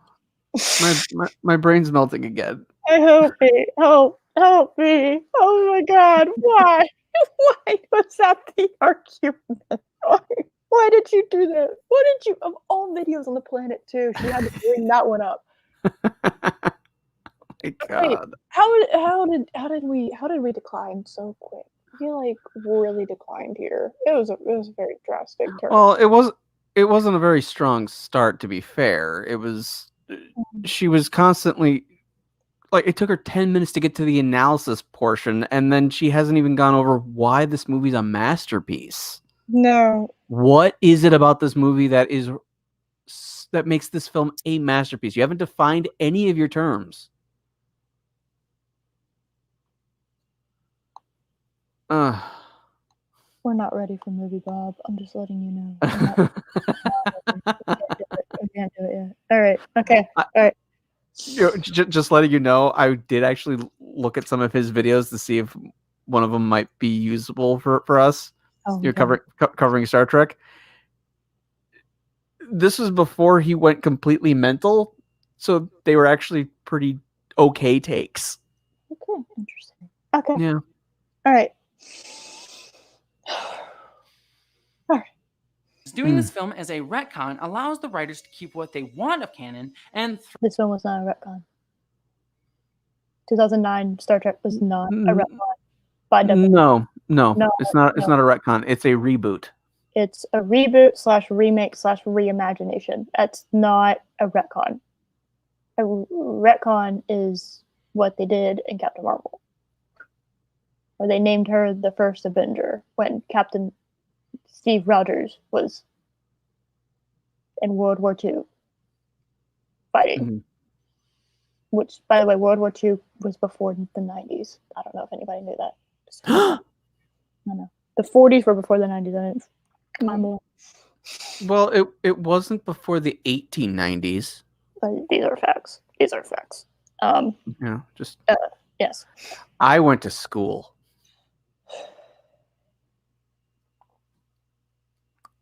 Okay. Yep, that's true. You're gonna be delightful at whatever you're going to tonight, because we were completely melting your brain before. Throw out what they don't, and it still makes sense to all the canon nitpickers. There's still some things. Because I want something to follow the rules, I'm a nitpicker. Oh, how fucking dare I? Bad heiress. My goodness. Here and there, but overall it's a clever device. It also allows you to play with previously established canon and change up what actually happens.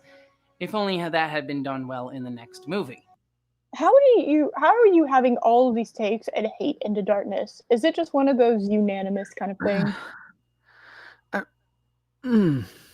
Hey, by the way, Star Trek Into Darkness, it doesn't have to go by canon. It's been 50 years, my dude. Like, it's its own fucking thing, you know? You don't have to worry about it. Why are you hating, fam? What are you doing?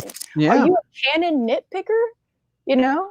Is that what I mean, are you complaining that that they whitewashed Khan Noonien Singh because they could have grabbed like an actual Bollywood actor, and because Khan's supposed to be from India, just Yeah. but no, they grabbed a popular British actor. Oh my goodness. Is that because you can't have a person of color be the villain?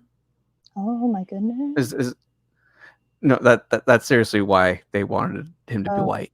Oh, I'm not joking. That's been stated. Oh, I thought Benedict Cumberbatch he's kind of awesome. Well, there was that, but they did not want a person of color to be the villain. Oh, that's kind of that has actually been stated, even though Khan is genetically enhanced. So, are you also suggesting that the peak of human physical and mental capacity has to be a white guy? Yeah, apparently. That's apparently what they're also saying with that. We have a fan of the British Empire. My goodness. God save the Queen. Yes.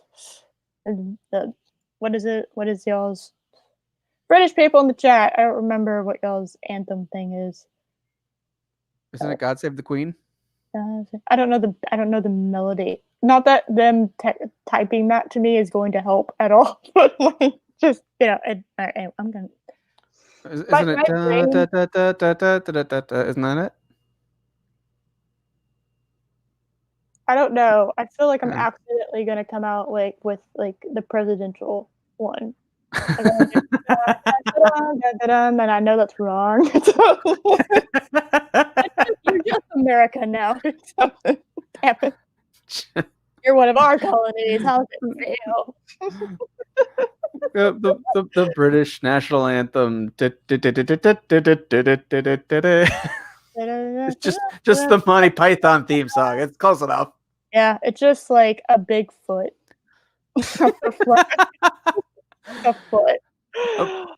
A big foot like slamming down like on my brain is how I feel right now. Yeah, accurate. Yeah. So why make him kind of? Yes, thank you. Yes. Nice. Yes, it's been done. We have done this. All right. Oh, thanks, Colin. I want to make a joke about Canada and Britain, but I'm going to be nice. Well, Canada's still under British rule, isn't it? Yeah, that was my joke. Yeah, basically. Okay. Ooh, oh God. Okay, get my sunglasses again. Happens. If only that had been done well in the next movie. My name is. Sorry, again, Into Darkness. On topic. That's a Voyager's theme song playing. Why is? Oh. What? Hey, Why'd she put in Voyager's theme song? I don't know. Was it just to have like Star Trek-y music playing? I don't know. I don't know what's happening anymore. She praised Renegade Cut. I kind of lost it after that. She said canon, it doesn't matter. And praise Renegade. I don't know. And finally, this story to actually have stakes. I mean, real stakes happen in this film. With any prequel. Do they? Okay. I think it was pretty ballsy for them to destroy Vulcan, but yeah, that was pretty ballsy. I give them that. Yeah, Rip Tuvok. Yeah, Rip never existed apparently. Yeah, so yeah. Just fun. Well, story, you often know what's going to happen because. Why are you showing me Solo? Why? Well, I think she's using it to illustrate the point of there's no stakes in Solo because we know Chewie and Han and the ship are going to be fine. Oh, yeah. Whereas with the way they rebooted it, they could have done whatever they wanted with the Star Trek 09 film. So I guess I think that's the point she's trying to make. Yeah. Oh. You know, it's a prequel. And often the story just becomes more of a checklist of things the audience has heard of and now gets to see. Take a look at the movie Solo, a Star Wars story. And 09 Star Trek didn't have a checklist of things that people wanted to see. Yeah, you know what? I wanted them to be on the Farragut. That's our new ship, guys. Let's on the Farragut. Let's do it. Oh, I would have been totally fine with that. And gets out there and with Sharpie just writes the Enterprise because the other one died. Just gotta scribble it out. I'm James T. Kirk. Damn it! I'm making the ship the Enterprise. I want the Enterprise. You gave me the Farragut. Fuck you. You just see, like, you just cut to Kirk just angrily out there with paint. Just he's spray painting in space. Yeah, absolutely. Just everyone else like on the bridge. Like, what is he doing? So, yeah, okay. All right, I'm just gonna roll with it. It's like, you know, the ship's like hardwired to go under that other call. No, okay, no, all right, fine, whatever.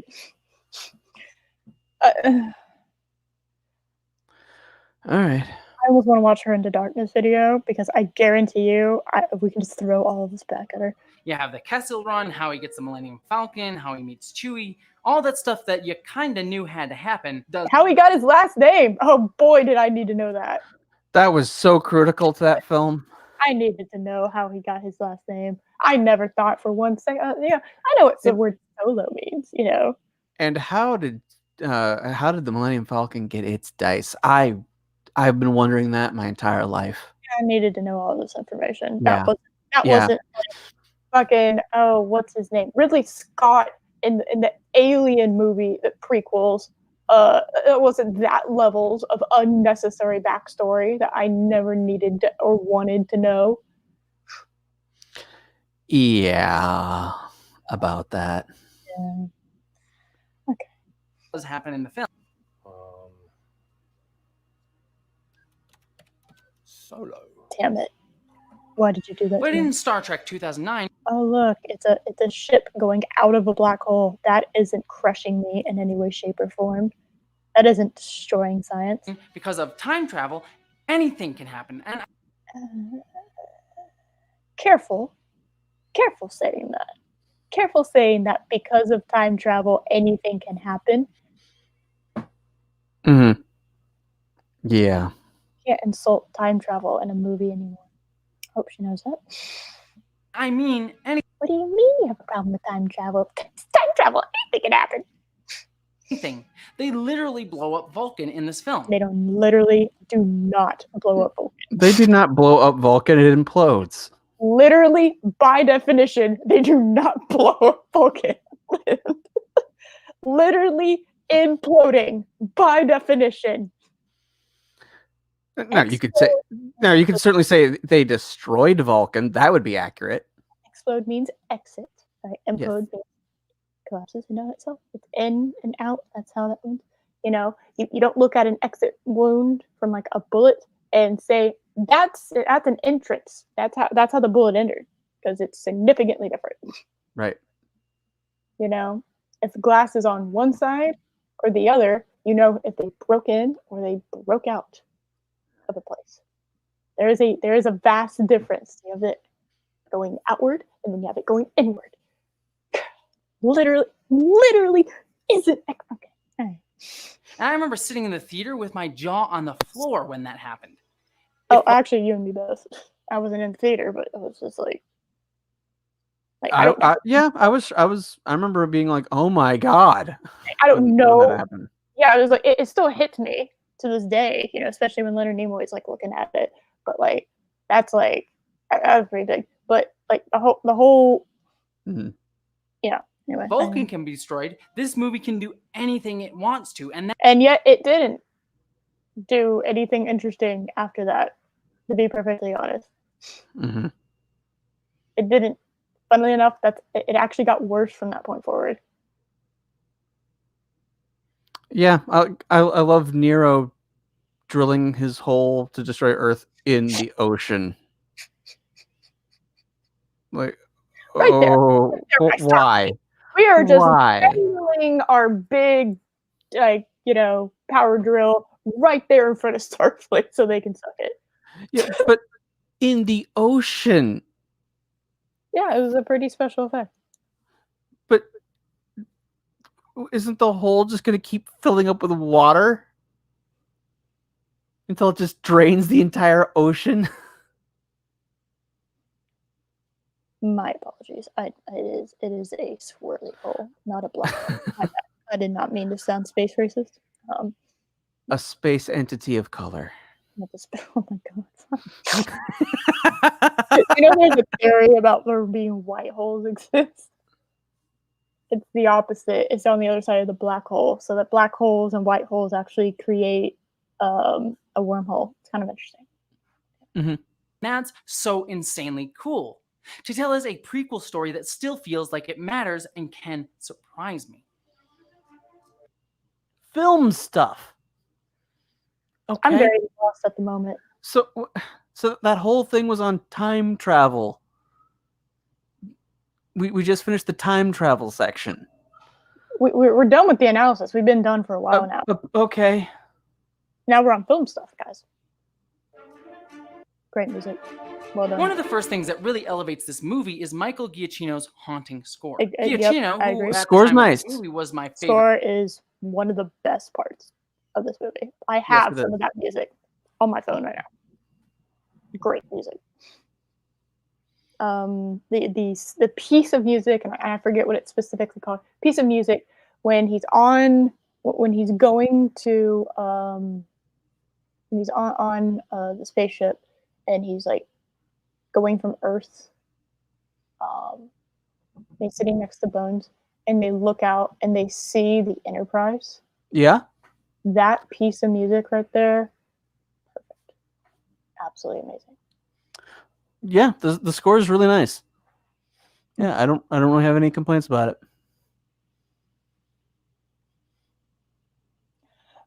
Yeah. Mm-hmm.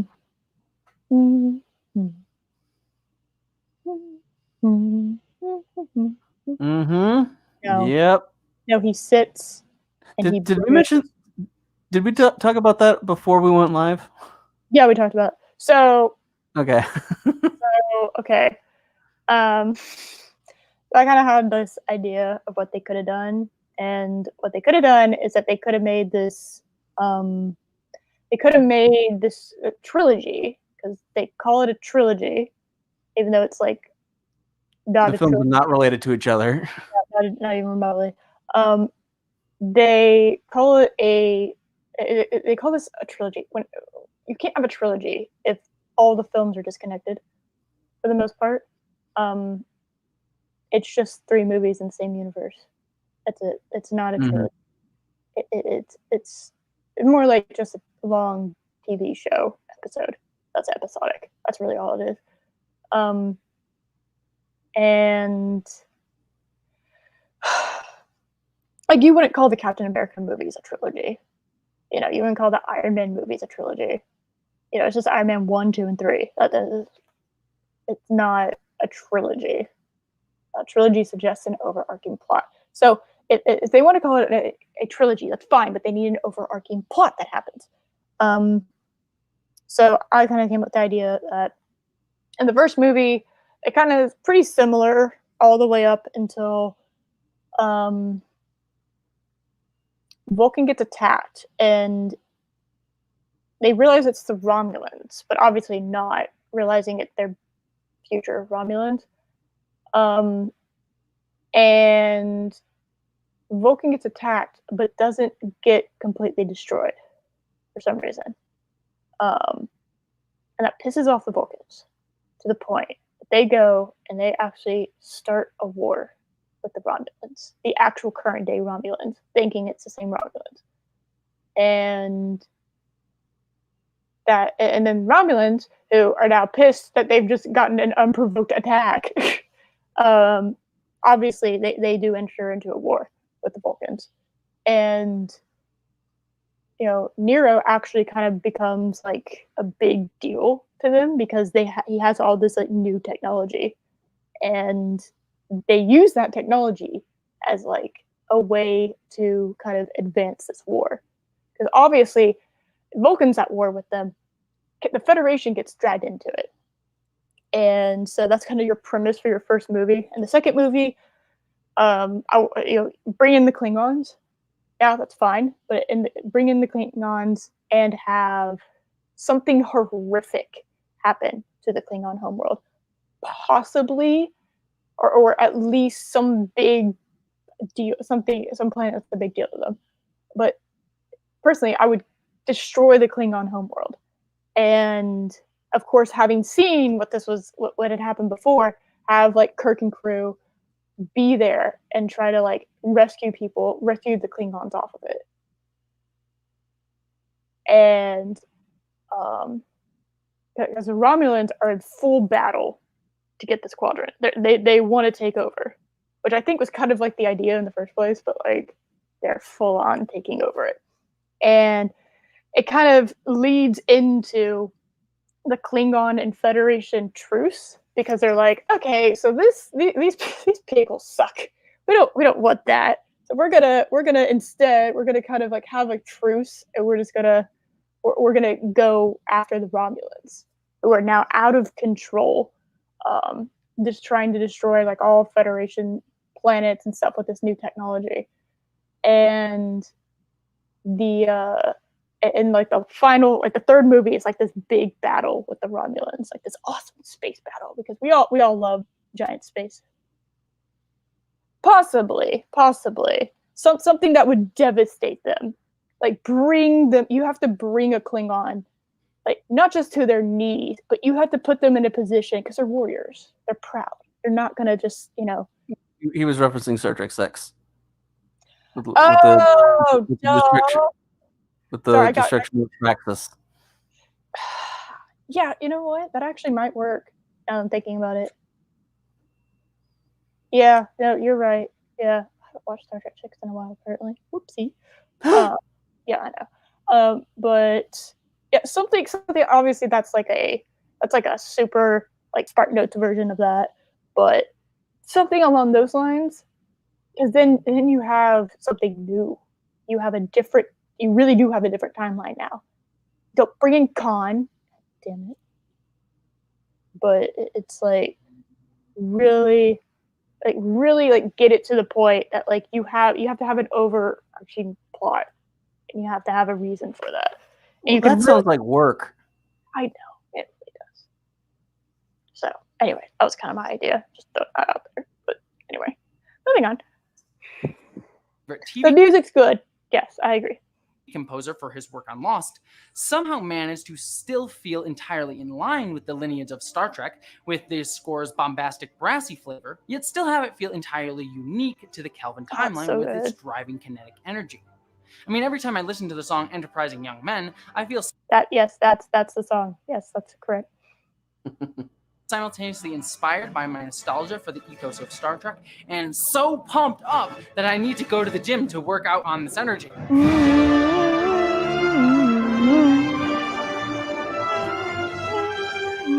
That's actually the exact scene I was talking about earlier.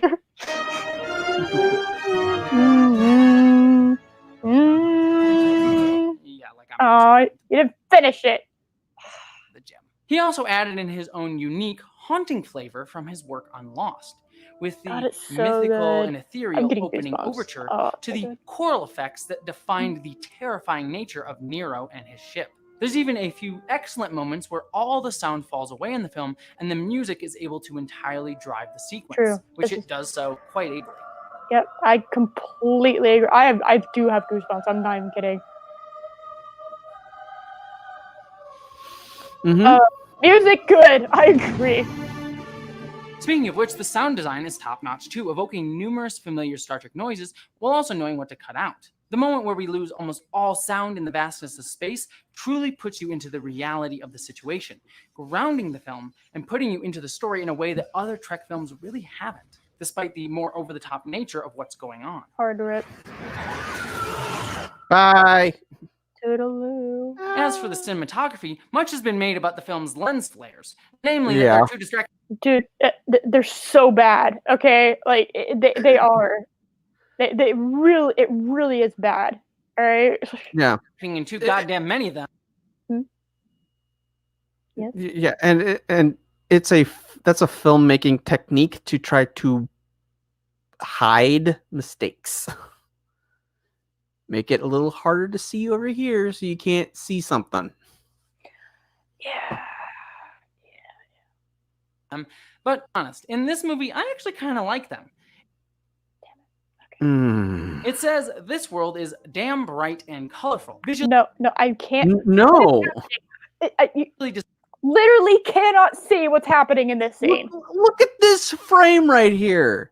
What is happening? Can you explain to me what's happening? Is Captain Pike emerging from heaven?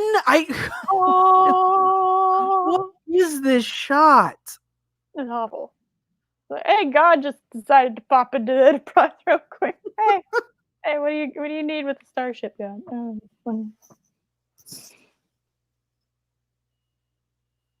I mean, Yeah. yeah. I can't disagree with that. Yeah.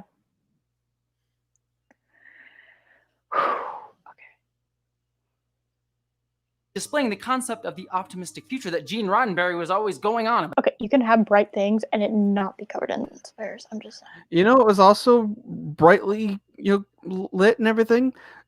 The other shows. Mm-hmm. I mean, have you ever seen look at the set of the bridge on Next Generation? It's well lit. You can see what's going on the bridge. Yep. True. And if you want to talk cinematic lighting, TOS had that nailed with that. Always the eye lighting that was always in every episode. Gotta love the eye lighting. That's very cinematic. Yep. Okay. All right. I have 5 minutes left. Okay. All right. About storytelling, that things that films are supposed to do. How are you defending this movie and prompting up so? Okay. It also lends the movie. Yes. Just the story is the weakest part of this movie. It is. Yeah, by far. It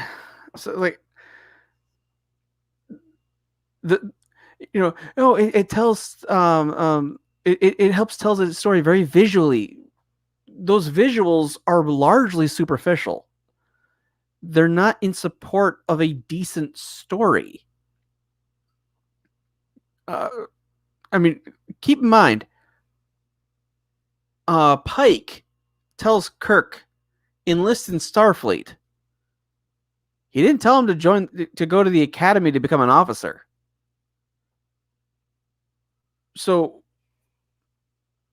we don't see why did he choose to go to the academy, not enlist in Starfleet, because he did more than that. We don't see what led to that decision of I'm going to become an officer like my father. So that directionless ness that we see in young Kirk isn't properly explained of I'm going to really try to become something. Well, you're becoming something when you join the military. So what led him to want to become an officer? And then also why is the cupcake guy, that guy's an officer? Yes. How is that guy an officer? Starfleet Academy is not when you join Starfleet, you go to the academy. That's for becoming a commissioned officer. There are Miles O'Brien, who was on TNG and then he had a recurring role on TNG and then became a main character on Deep Space Nine. He's not a commissioned officer. He's just enlisted. He's a chief petty officer. That's it. You don't have to go to the academy. I didn't know that personally. Yeah, it's interesting. It's the same thing with it's the same thing with the regular military. Interesting. you can join the army. But if you want to become an officer in the army, you have to go to West Point and go and get trained on becoming an officer.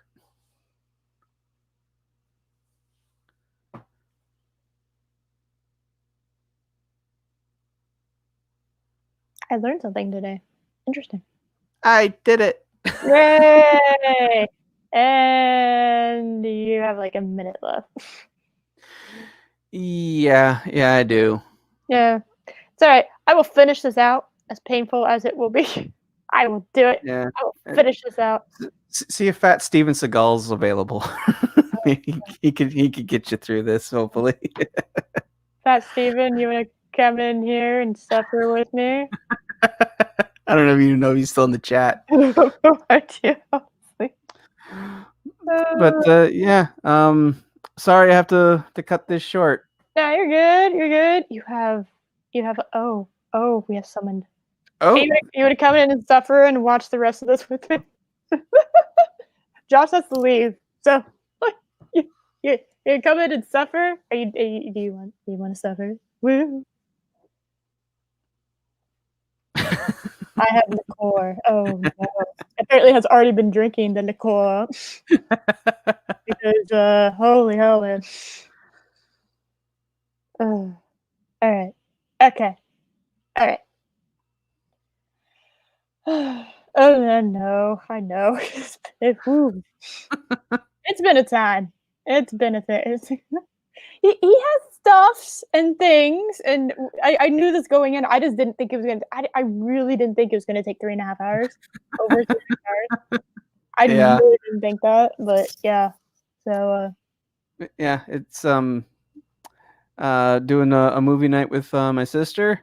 We every year around Christmas time we watch the Star Wars holiday special. That's what I'm going to now. Yay. you're primed and ready. Oh my God. All right. It's a tradition that goes back years. All right. Well, we have done. Yeah. I haven't given you the StreamYard's link. Calm down. Hold un momento. All right. It hasn't even left yet. You're trying to hold on. All right. A minute. Okay. All right. You go do your thing. Enjoy the Hollywood. Oh my God. Enjoy the holiday. I don't enjoy any of Hollywood now. Question mark. I haven't seen it myself, but I don't plan to either because I have heard some things. I have seen some things from that movie. So. It's special. Yeah. It calling it the holiday special is apt. It's special. Well, all right. And also, just a quick thing.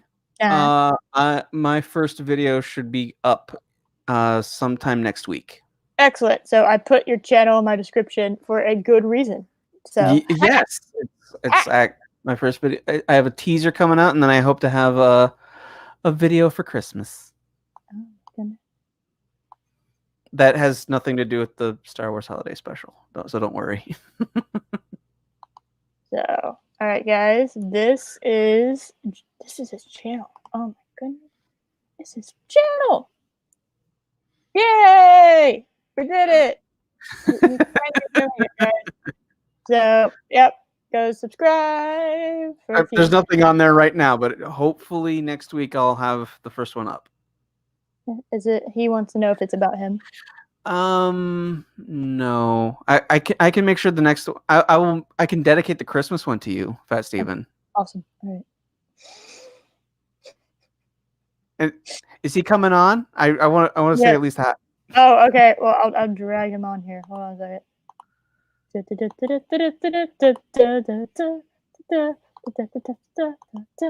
I mean, I got my little Christmas hat on and everything. I don't have any. I have no Christmas apple yet. I should make a Christmas apple. You can make it look like an ornament. That would probably be better, actually. Now I'm thinking about it. All right, get in here, Fat Steven.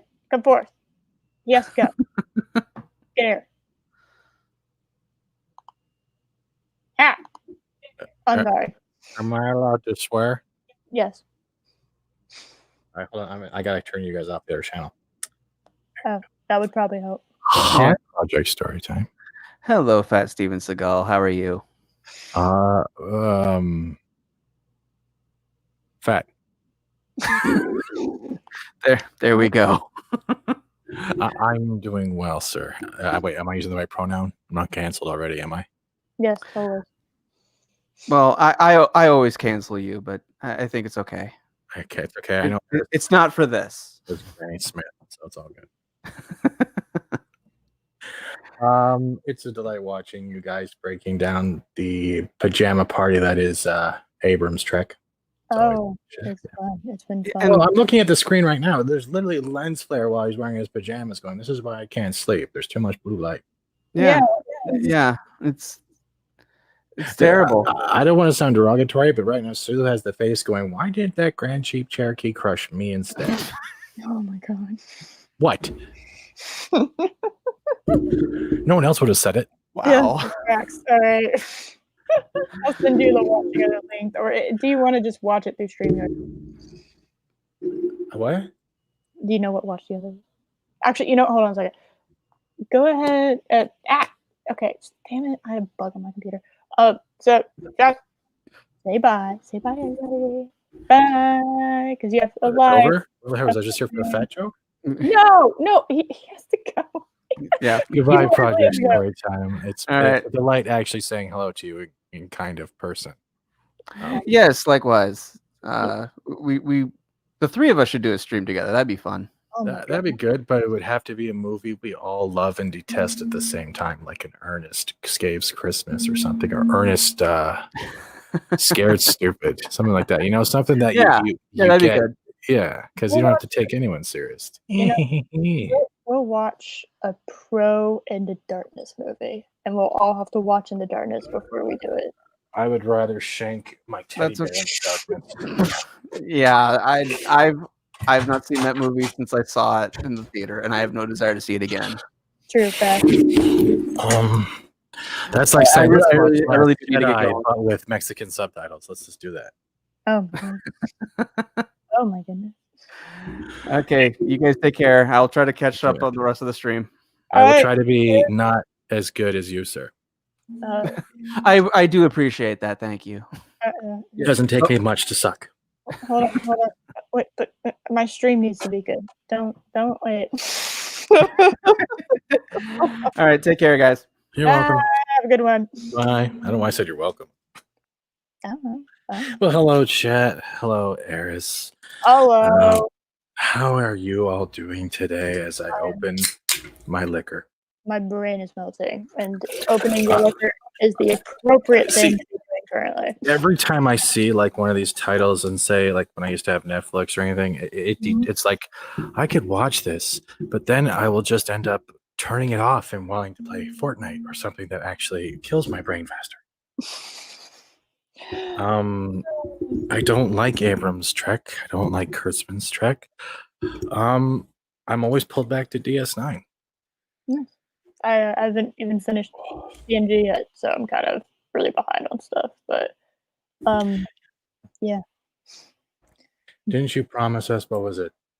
3 or 4 weeks ago you would start TNG or finish it? Yeah, stuff and things and holiday, and things happen. I said I would, but I never specified when. So, you know what? I would also like to say hail to Clobberin Times because we had an interview with him on Friday. It was great. Yay! And hail to Chris. Yeah. Hello, all you people. Now. So what is the actual pretenses of this? Because I've had you on in the background. Are you watching someone else giving? No. You're pretty much going on the fact that you're pretty much EFAPing someone else's retrospective of a movie that was already crappy, and they're trying to defend it. I'm guessing. So they're stating Star Trek 2009 is a masterpiece. We are 22 minutes and 36 seconds into a 36-minute and 56-second long video. They spent the first first third of the video giving history for some reason of J.J. Abrams and all of them, and then they slowly started breaking things down and covering the movie. So they did the play-by-play of the movie, talked about the cast, talked about the movie analysis for like the shortest amount of time. They talked about what did they talk about? And then they talked about I'm just surprised. I learned that Uhura was black because literally she is pretty much the only black person on the bridge. If I'm correct about this. yeah, it's fascinating. Apparently, Nichelle Nichols played a damsel in distress. I personally didn't see that. Oh, hell no. She was a strong female character as soon as you met her. She didn't take shit from Jim. She didn't take shit from Spock. And that is portrayed over all 3 movies. That's already debunked. She didn't need any man or any kind of distress. She applied herself to have a relationship with a half human, half Vulcan because she saw something in him. So already that's all bullshit. Yeah, no, well, I mean, in the original, Nichelle Nichols' version was apparently a damsel in distress. That's No, the only what? Yeah, that was apparently the only characteristic the previous Uhura had. Yeah. What? Yeah, and then No. yeah, I know. And I guess she was also a damsel in distress for the first white and colored person to kiss, I guess, too, right? Yeah, Please help my lips in distress. I need to be appropriated by a white pair of man lips. That's exactly it. Yeah, no, that was exactly. That's how stupid I sound. That's how stupid that whole reasoning just sounds. Yeah, so I am so sorry you went through this. Oh, yeah, we have 14 more minutes of this. Great. Yeah. Wow. Yeah. Wow. So, let's see. I've never seen lens flare frozen in motion. It's really weird because it highlights how ugly the bridge is, and you can see the IKEA lights and light fixtures in the back. You see that dude sitting in the back? Mhm. Look. It looks like they're literally just light bulbs and fixtures from like a display you'll see in like Home Depot. Exactly. Yeah, this is bad. Let's see. So, then she prayed. So, cast was good. Talked about the analysis. We talked about.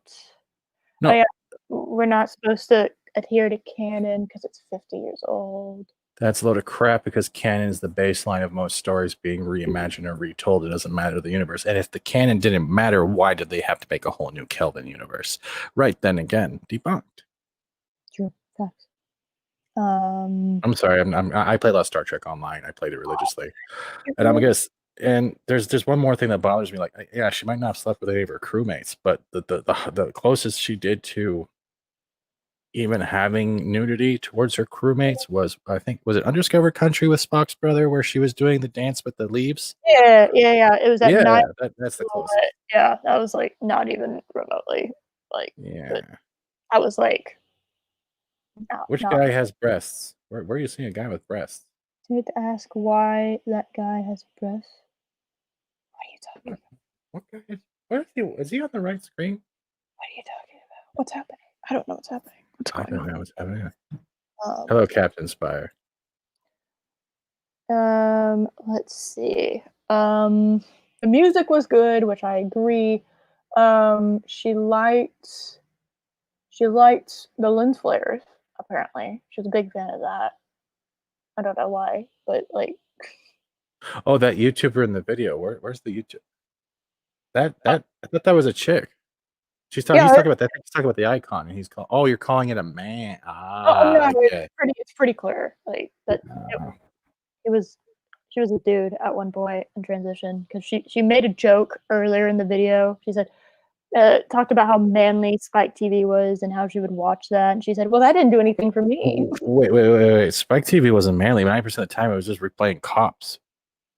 But it's a joke that Spike TV was manly. And like, she said, well, it didn't do anything for me. So like, that kind of cued me in. I had an idea. That Thank you, Cloud. Transition from a guy. All right. Let's help you get through the last minutes of why I need an enema.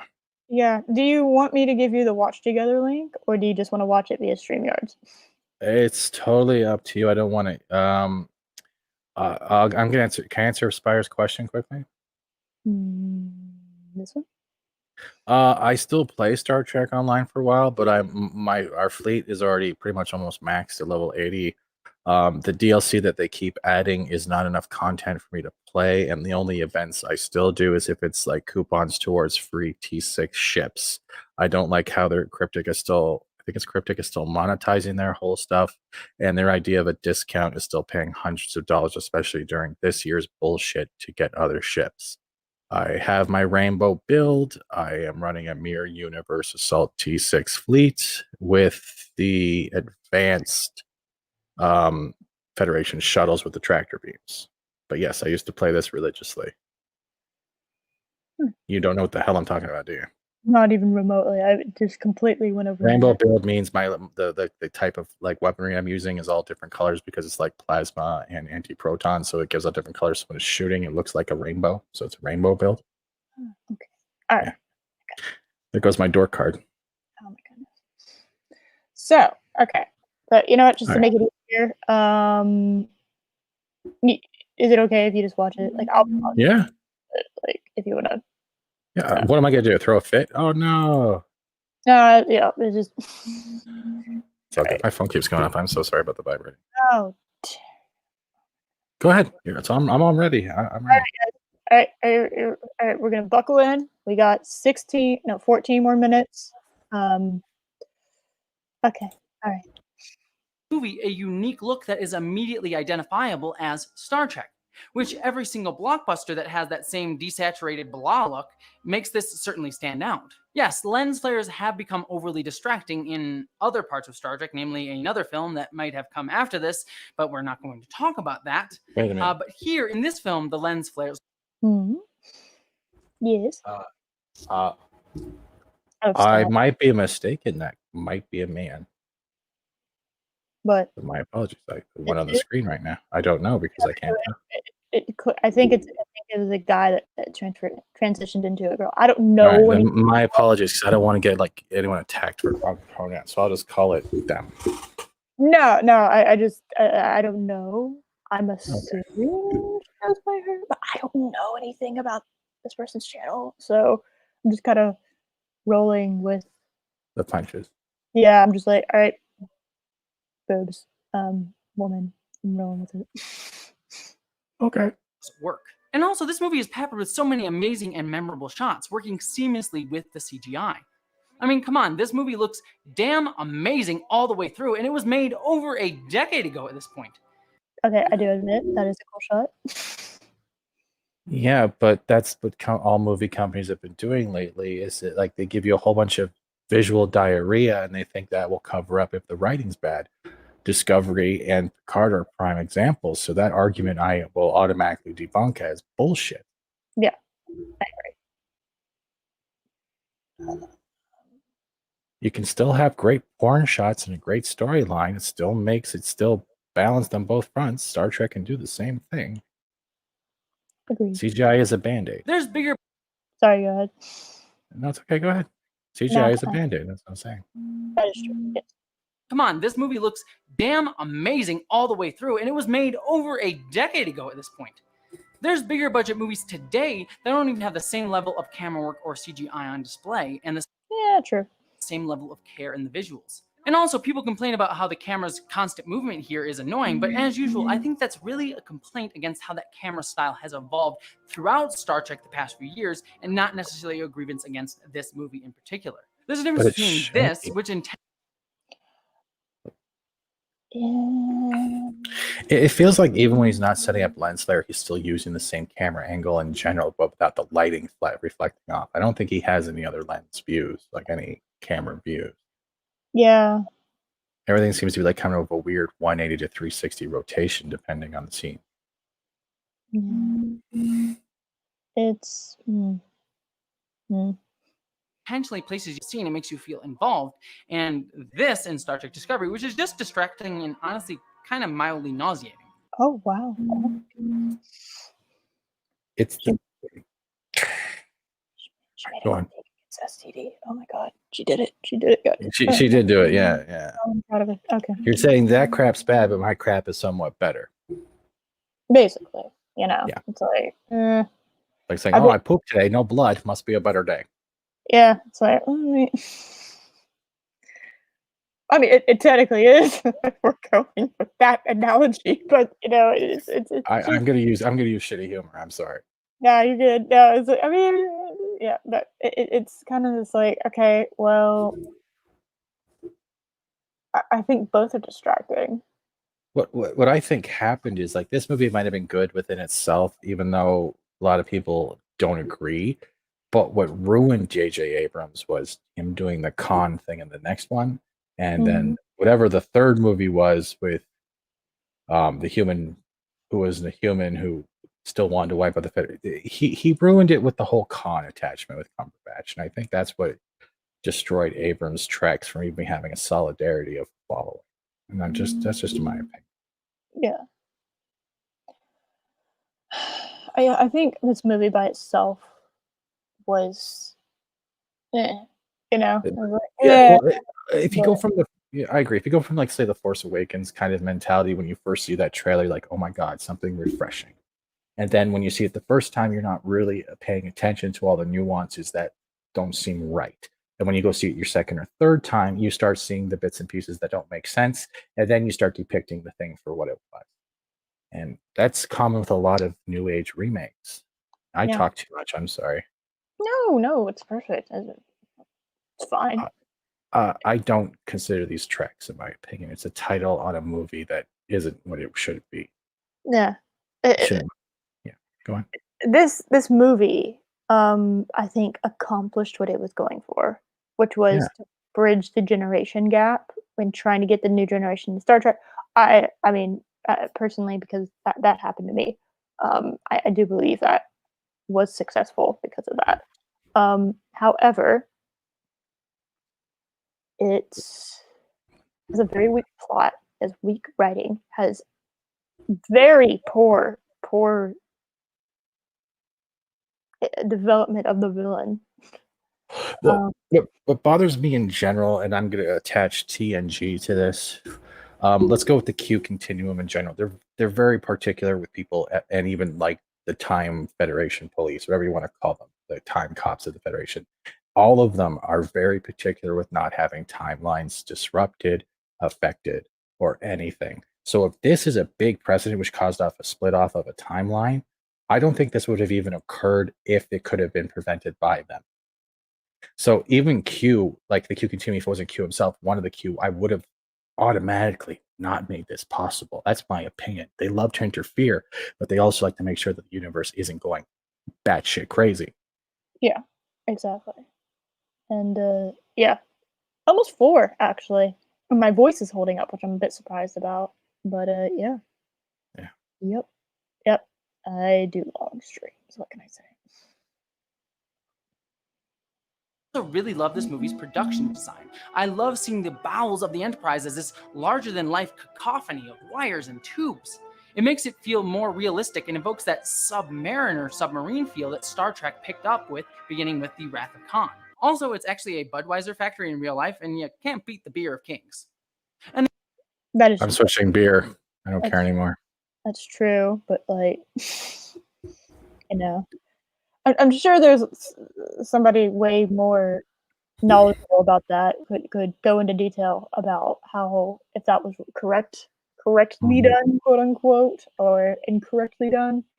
But I can understand the points. I just don't think using the word masterpiece. I think it's a trigger word to get people to not only watch the video over and over again and take it apart, but to bring views to their channel. So I think in a way, it's the masterpiece in general is a word to suck in people like a clickbait. That's why you use Watch Together, because I'm watching their video through that. Yep. So, ta-da! The updated uniforms look absolutely gorgeous, though perhaps not as nice as Discovery updates. Ooh. Oh my god, kill me now. Oh my god. I don't even use the Discovery uniforms in my Star Trek game. I make custom uniforms, and they're all mini skirts with top combat armor. That's what I do. I strongly disagree with that statement. What I do? It's my characters. No, not your statement. No, not your statement. Her statement. I strongly disagree with. No, the uniforms are so much better in the 2009 one than in Discovery. So much better. Laughably These better. are Babylon 5 uniforms. If I really want to be an asshole. I honestly, every time I see their uniforms, I'm like, you took this from Babylon 5 and Andromeda and combined it. Where the hell is Kevin Sorbo?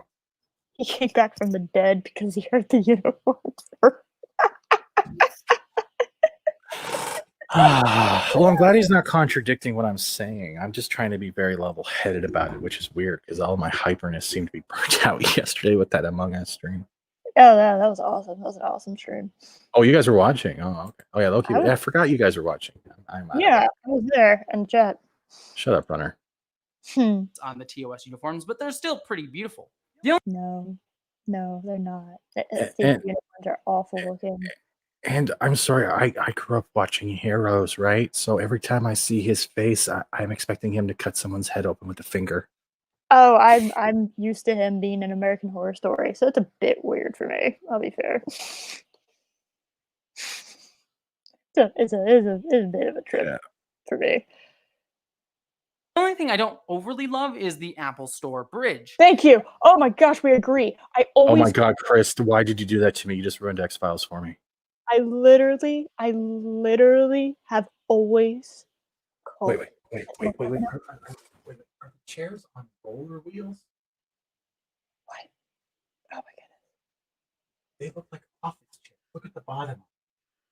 Hold on, do you want me to rewind a little bit? I can see them right there. Look at the bottom. Hold on. Hold on. Oh God, no. It's the Mickey Mouse Star Trek. Hold on.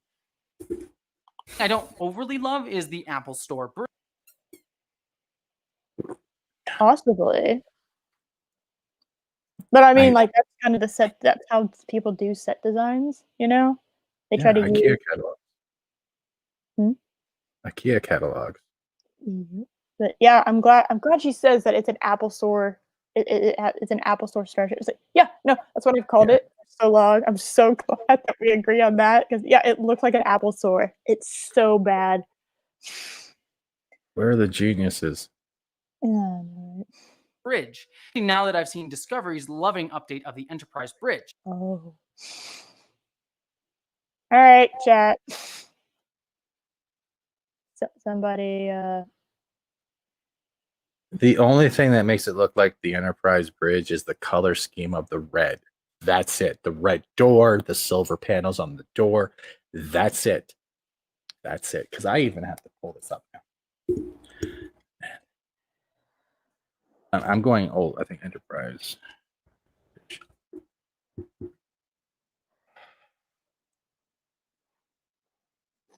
I don't. Yeah, it's like if you look at original TOS, it's literally the only thing they added was silver panels, but the red doors and the red little shit around the side. Do you want me to share this or no? Yeah, we can share it. All right, cool. Here, let me just get this going. Because if we want to be actually technical, I put it there in your share. You can literally see all they did was add lovely lights and silvers on the door. And they took the color scheme they used in Abrams is too bright for their lights. So it's trying to make it look bigger because they're using a lighter palette, but it's not. It's also showing everything that just seems out of place, like an IKEA store display model. Like you see how it has like the blues and it has like you can do your work and you're not getting blinded by the walls or trying to refocus your. I couldn't do it on. I'm being an asshole right now, but no, you're not. You're no, I'm being an asshole to Abrams. I think that he tried too hard to make everything look bright, and the whole movie was literally about them trying to save the planet and the people getting. It feels like there's too much visual diarrhea and not enough story. And the story we did get was not exactly the best either. Well, I'm being light with stories. Oh my god. Yep, and that's a good point too. Yep. Yep. That's carpeted? Mm-hmm. Doesn't look it. Not around, especially around the captain's chair. I guess it was selective carpet on there. It's because that still looks polished underneath the front consoles. I could be wrong because I'm seeing reflection. Oh, under the front consoles, maybe, but like the actual floor, I think is carpeted. Oh, okay. All what right. that's built for. But look, it has enough space. It's built on a rotunda kind of design, and it's not whatever the hell we're looking at. Do you want me to stop sharing? Oh, I mean, yeah, we can. Yeah, So cool. we have that, and then we're gonna go back to that. And now look at that. They took the It's circular idea. Yeah, there's just something weird about it. a bunch of distracting lights. Yeah, it's like I'm waiting for Cher to come out and tell me that. Do you believe in life after love? That's what I'm waiting for. Obviously, yes, Yeah. I do. Strong believer. Yes. Hell sure. I like Cher. So okay. I don't know why 2009 is still a masterpiece. Which still feels modern and yet lovingly evokes the original series. I can at least give that this Apple Store bridge evokes the film versions of the USS Enterprise, not the TOS Enterprise. No. That guy got bulge. Look at that guy in the white suit who's yeah, he got bulge. I don't know why I just noticed that. That's like we're wearing white suits. Hopefully, you don't get an erection. Too late. Well, okay. So the reason why the USS Enterprise, yeah, I'm running by that real quick. The reason why the USS Enterprise looks the way it does is because it's a common trope in science fiction to have the modern era of technology be projected forward as the future of that era's technology, right? So the reason why 80s sci-fi is so bulky is because the 80s technology was pretty bulky. So that's kind of it's a translation of this is what we have now, this is what we know we have now. This is the furthest technological advancement that we currently have. So we are going to take that and we're going to project that in the future and develop it as that. So in 2009, in the future, it looks like an Apple store because in 2009, that's exactly what would have happened. Is that would be our projection in the future. It's very slick, very white, kind of like the That's very racist. I know. But the Apple Store look is meant to look futuristic, right? And so they take that and they expand upon that. It's actually a reflection of a sci-fi trope. The problem is that it doesn't look Work. like what it originally was supposed to look like at all, which it if it was a new ship, if it was a new ship, it would be okay. But because it's supposed to be a ship that already exists in a different universe, it throws it off. You can modernize it without having to do what STD did, without having Ow. look, 2009. It's not you can do that. You can modernize it. You have to be clever about it, and they didn't do that. I can't wait till the computer AI wants to be identified as him, her, or they. I can't wait for that. Can't wait for Karen AI and the computer. You know what I mean? Sorry. Just like share just But like, I wish I had a picture of like the evolution of the Enterprise bridges from all the movies, and you can see how it's not what you're explaining is correct. They still kept it original, yet they kept it different. They didn't need to do too much to make it different. They went along with the years of how the retrofits and the upgrades happened with their technology. exactly. It wasn't like, here, hold this glow stick while I touch this panel. Exactly. Okay. All right. 12 more minutes. But given Sorry. that this movie style is trying to evoke No, don't apologize. No, I'm suffering because of this, not because of you. Oh, okay. Well, that's usually what happens when I talk to women. So I'm playing the part.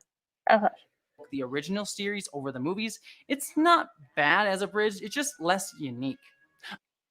It's bad. Why is there a lens flare on the bridge? Why? Yeah, like I said, how it should have ended. Great video of the 2009 Star Trek where they animate it to have different endings and be different in general. Usually they poke fun of things that were called out afterwards. So in the how it should have ended animation, there's actually like a point where they turn off. They're trying to like conserve what is it? They're trying to give it all. I was like, give it all they got. Trying to Well, escape from the black hole at the end of the movie, and they decide to turn off the lens flare thing. And when they shut it off, it was like until that moment you didn't realize how many lens flares were on the bridge. every time I see Discovery, I'm having a flashback of I was watching someone yesterday, and they came up with a prediction of what the burn was, right? And when I heard it, I was like, that sounds so possible that mother would do it. And it's been stuck in my head for the last 2 days, and it's driving me nuts because if he does pull that, I swear to God, I'm gonna find a poster of him and shit on him, literally. Oh, I don't know if I wasn't gonna go into because I don't want to make your video go longer, but We're at 4 hours. I think we passed that point a while ago. okay. Well, you know what the burn is, right? You've been watching the Yes. updates with Loki's channel, right? But they're saying it's at 3 different points in space, right? Okay. And I don't know anyone else who has watched the series finale of TNG, where they were having the paradox anomaly that was bigger in the past but smaller in the future. No, I haven't finished. Okay, well, that was 3 points in time and 3. So what they're thinking is it might be something related to that, and that closed. And I think if they try to go down the road where they're going to blame TNG for the cause of the burn, that anomaly went to a different time. It's weird how they explained it, but it was like, No, I get it. Yeah, it's a reflection. So, like those 3 things reflected into a different time. Yeah. And caused the result. So they didn't get rid of it. It just went to a different time for some of it. Yeah. They basically wiped it off as someone else's problem. Yeah, and I hope they don't go on that road, because then it cancels out Picard, because that means Picard can't cause 2 grand scale events of bullshit, and then it's just like great. Okay, wonderful. But now back to the Jedi with no neck. Let's go on. I also really love all the non-Starfleet sets. Vulcan's child pods are so unique and yet feel distinctly Vulcan. The same I do agree. I like that. I liked that. I like that. That was really cool. with its desert feel. Hey, look, there's the vast. Yes, Vulcan is a desert. It is. It is one of the most boringest planets to do quests on in Star Trek Online, because it's just that bland desert yellow, and you have to walk from place to place. It's very Mars-like. Yeah. That's on purpose. Oh, I'm sorry, Navarre. My bad. Navarre. Oh my goodness. Yeah, no, yeah. The bestest Navarre ever. Yeah, it's like the sets look pretty good. Yeah, for the most part. I agree. You know, I'll be honest. When a movie has this big of a budget, the sets looking good is like not even on my radar because it's so expected. You know, the money had to go in somewhere. You'd expect that's like bare minimum for any movie I watch. You know, the sets look good. It's like But it still falls under the visual diarrhea. It's like, oh, look over here! Don't look at the corpse in the ground. Oh, look over here! You know what I mean? It's the same, but he uses it over and over again. Well, no, that's not. So what that basically, the keeping kids in that kind of learning environment totally makes sense from like the Vulcan's point of view. Because they're solitary and they can focus on their work, and they're not going to be distracted by other people's classes or trying to look on their paper. But I don't think they do that anyway. Yeah, like they would. It's one-on-one, and they get to go at the pace that they want to, at the pace that they, for themselves. It's specialized learning, which is totally Vulcan, because Vulcans like put academics really, really, really high up there on the priority list. And so it makes sense that they would have developed a system to maximize the education system. Get rid of the emotions and focus on the logical point, which is study and betterment of the mind, and treating every problem and a situation with a logical yet solvable problematic mind. That's the way I look at it. Yeah. It's human androids, the way I see it. Ask his rock. Say happy for me. Though I wonder why this was the most logical architectural design. Starfleet Academy feels. That was a question that you. Not why are there lens flares on this ship? No. That was No, because they're not looking at that.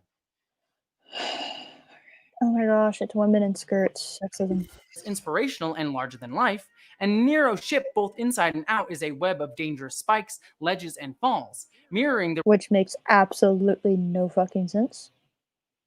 Because you think if it was it was a mining ship, if I'm trying to remember correctly. I haven't seen this in a long time. If it's a mining ship, it could make sense because maybe they actually take ore in. I could be wrong, and it's been disassembled by crews on these ledges, and it's probably held in by a tractor beam system within the ship.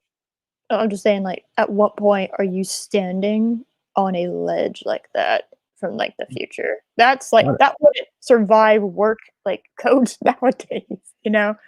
And I understand they're Romulans, but like,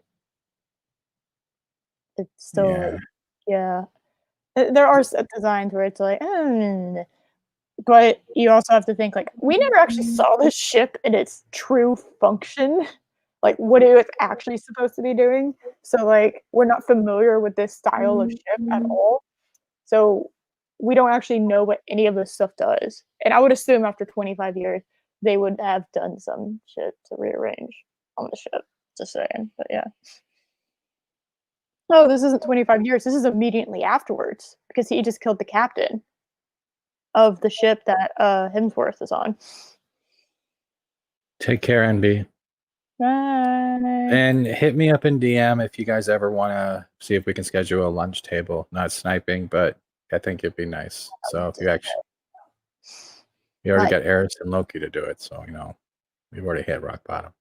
Just kidding. Hey. I love both you guys. I love all of the Asgardians and Valhallans. I am Greek, thank you. At least you're not a zombie. I'll never live that down. Oh my god. No, you won't. The Romulans intertwine. The jellyfish ship is such a unique ship design as well. There's just yeah, it is. Honestly, it is unique. Practical. I'm not 100% sure. Future should slap chop with engines. Yeah, I don't really. There's so much distinctive design in this movie that it's insane. Distinctive design does not equal good design. No, it looks like a submarine in space. Submarine in space. We're on a yellow submarine in space. It just show it probably does have weapons at disposal, but those would be more like for like weaponry based on mining lasers and stuff like that. So depth charges to maybe break up rocks and the ores, but I don't know if it would be considered a weaponized ship of war caliber or even attack caliber.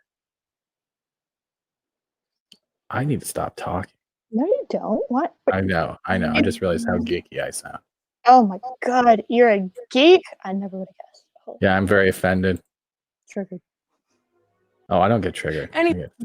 Look, we're on a new section. Scenes, yeah. Blockbuster nowadays would be lucky to even get half of the interesting scenes in this film. What? Okay, I need qualifications. I need a lot. Okay. And I'm just picking a few because there are so many of them, and I'll talk about a few others later on in this video as well in a different section. The film's great. She's threatening us. Easily one of the most I know, right? Look at that. You know what I like?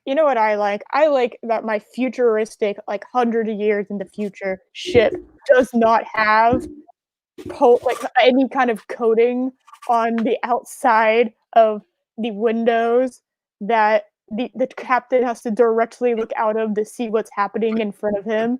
Like, didn't they have view screens then too?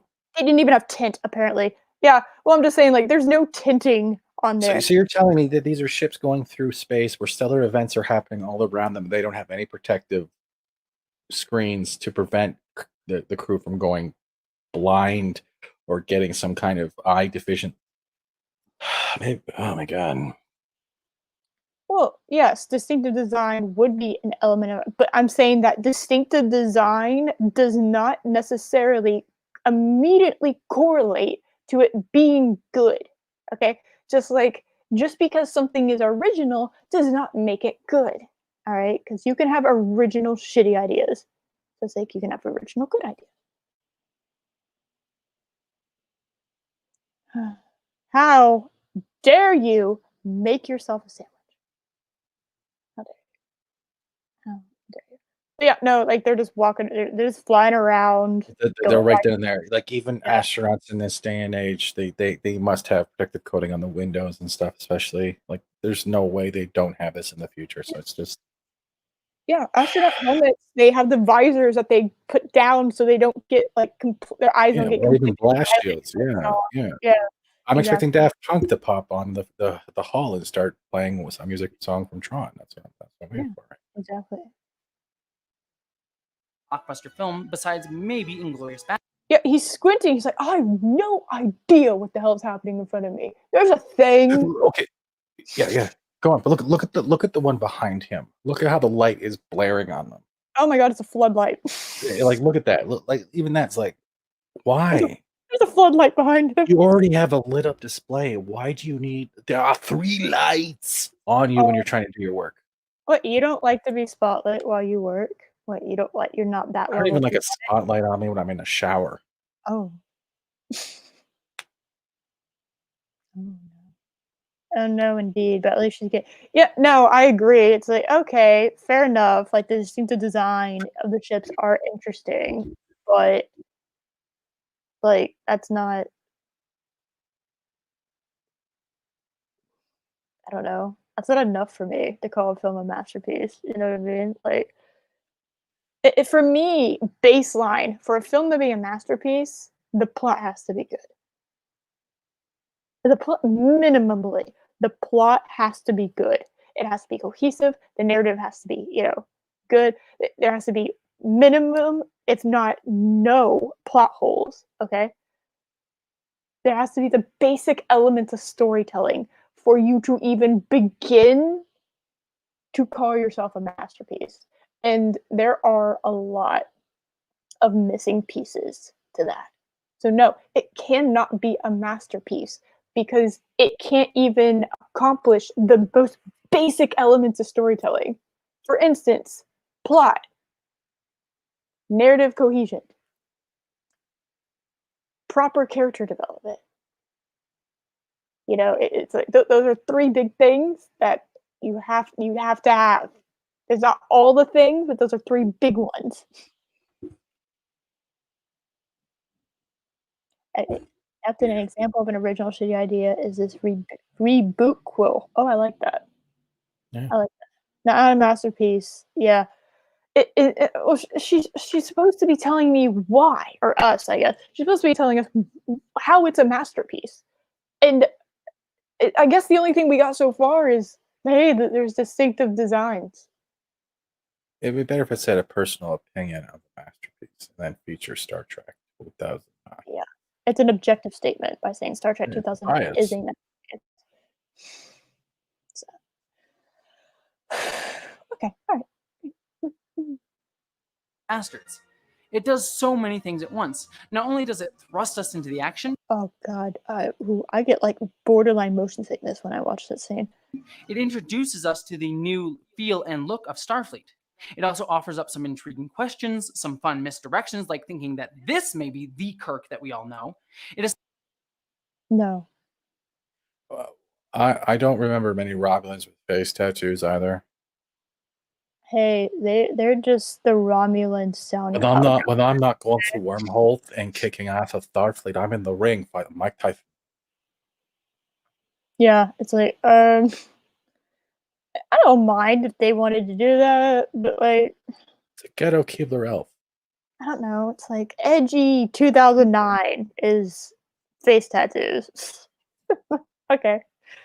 Oh, he's an edgelord. Oh my goodness. It's like no, this guy just lost everything. I agree, Nadi. It's in her opinion. She should have been more clear with that. Yeah, she hasn't really. There's been a few times, where there's been like, okay, all right, fine, but establishes how terrifying Nero is, and it also Nero's not terrifying. The second they ruined it was, "Hi, Christopher. Hi, hello." God, look at that. That is Where is the awful. lens flare coming from in sickbay? No, it's a pod. I think. It's a pod. It's a pod, right? They're off the ship. It's a pod. This isn't sick bay, right? Don't because sick bay's like in the middle of the ship usually. I don't know. I don't remember pods with medical facilities. Maybe they have like I don't know. Not even runabouts had medical facilities, if I can remember. Not even shuttlecrafts. None of them. They had basic triage kits on board, but they didn't have this. But then again, they never really showed the bedding areas of runabouts or shuttlecrafts because they were supposed to be for short range reconnaissance or landing, depending if transporters couldn't work. This is going off my memory. I am not 100% accurate, so Chad, don't hold it against me. Yeah, I don't know either. And where's the rest of the sickbay table? This is weird. I don't know. I have no idea. I don't know. Also shows us. To be honest, you can keep going. I'm just trying to be honest. I'm trying to figure out, even if it is sickbay, when was sickbay ever near the outside viewports? Yeah, there's no window. That makes them open targets, especially. This just bothers me. Yeah, if this was just like a bed, like it's an emergency situation, girl, you're just not gonna have to have it here, the more I'm looking at it, the more it's like, oh, is this sick bay? There's blinds. Oh god, it's so bad. And creates. I used to think it wasn't that bad, and then I rewatched it, and I was like, oh.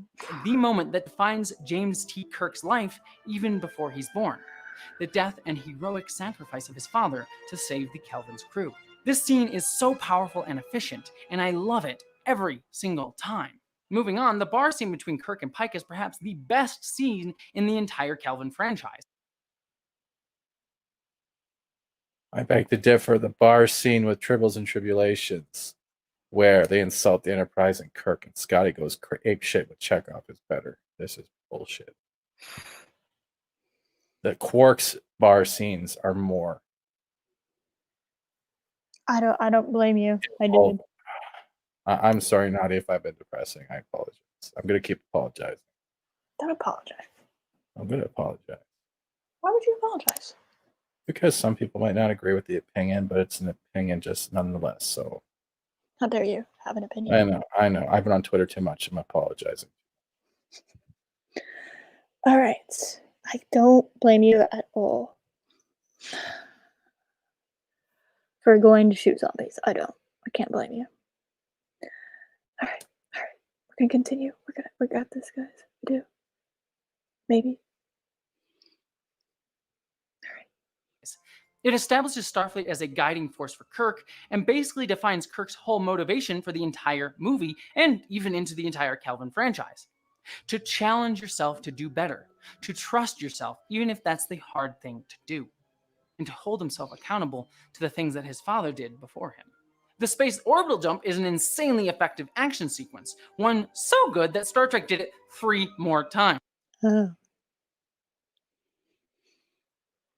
Oh, because something has repetition, it means it's good, right?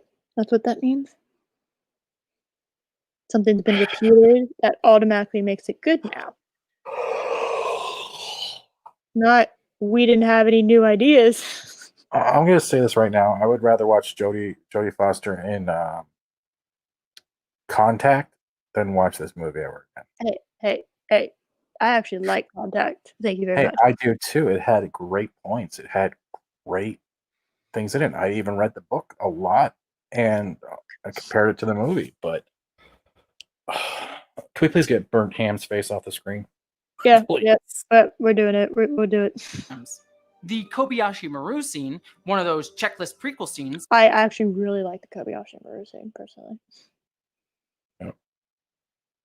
Personally. That was like the most Kirk thing ever, watching that. That was very, very Kirk. Well, it was one of those things where I don't think they ever showed it in the show, in the actual original TOS movies. So he was able to play with it a little. Yeah, but it was just like the arrogant look on his face was so Kirk. That was really, I think, that his best, like, kind of channeling of William Shatner's Kirk right there. Mm-hmm. Yep. All right, continuing. and a classic moment in Trek history that we finally get to see, is actually used to great effect here because it also helps define Kirk's issues in this film, his arrogance and not really caring for the things going on around him, and a perfect place for our two star-crossed lovers to finally meet. Oh no. Shit. Okay, well this is gonna be fun. She gonna don't tell me she's a Spurk shipper. No. No. No. No. Oh my god.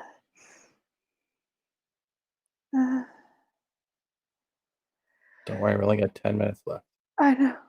It's we're good. Everything's fine. I'm not. My brain isn't melting into pieces. So I'm ranting and raving about how much I love the different things in this movie, but I'd be remiss to say if this film was perfect because no film ever is.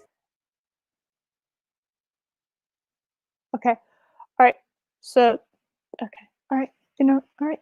I'm interested. I'm curious. I want to know what are the worst parts about this movie. Bring it The on. whole goddamn video. So here are some things that I really dislike in Star Trek 2009. Since I've already ranted about the treatment of all women besides Uhura, first Keep going. up for me is perhaps the biggest thing I dislike about this new movie so far, no pun intended, its escalations of scale. Now I've talked about this in a different video, but everything in this movie has... That's one of your problems? Not that was number one on your list of problems. That okay. The scale was they're too big. Ship is too big. That didn't even cross my I radar. think she's projecting. I'm leaving that alone. Oh my god.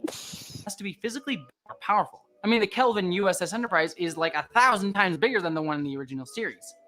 Now, I don't hate things being physically bigger because of canon, but because it starts to make actual no sense and pulls me out of the movie. Nero's ship makes that. Why did I picture her literally going up at the movie theater to the screen with a tape measure and a friend going, "Why is this not as big as the original?" I that is so irrelevant. It's useless. That's a nitpick. That's actually a nitpick. That actually is a nitpick. The ship's bigger is a nitpick.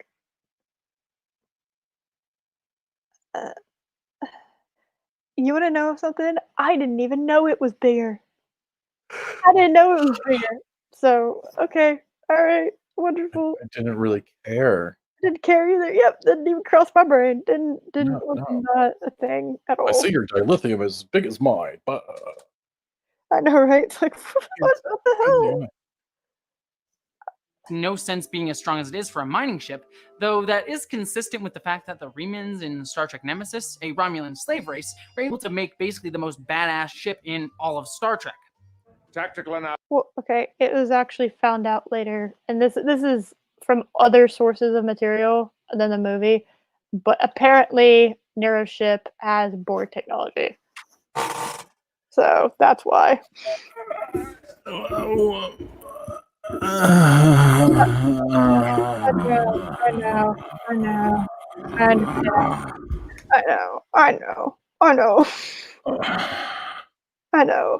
I know. How, if the Borg didn't goddamn exist or was even known about in either timeline till Picard? I don't know if they got. Oh, she's talking about the negatives, so that's fun. Yeah, apparently it was supposed to have. Now, I don't know if that was pre-time travel or post-time travel that they got the Borg technology. I don't know. Wait. Time travel.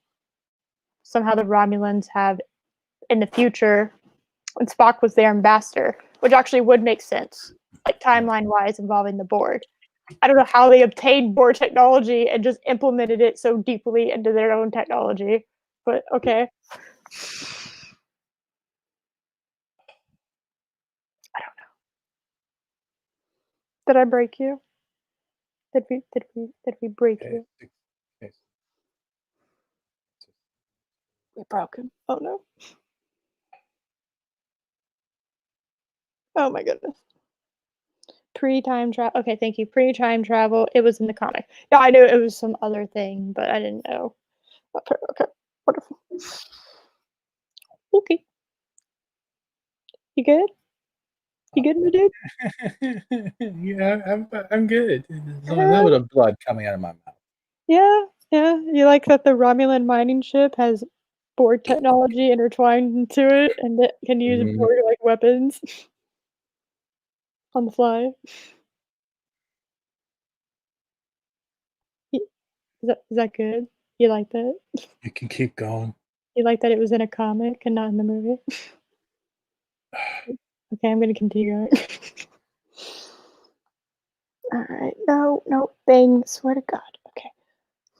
Analysis, Mr. Wolf. 52 disruptor banks, 27 photon torpedo bays, primary and secondary shields.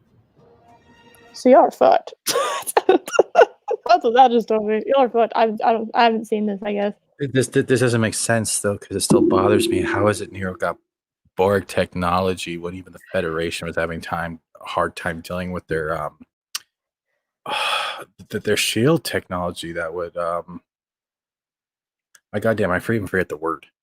Adapt. Oh, apparently Nero went to a Romulan shipyard and paid to have it installed before he launched his vengeful chase for Spock.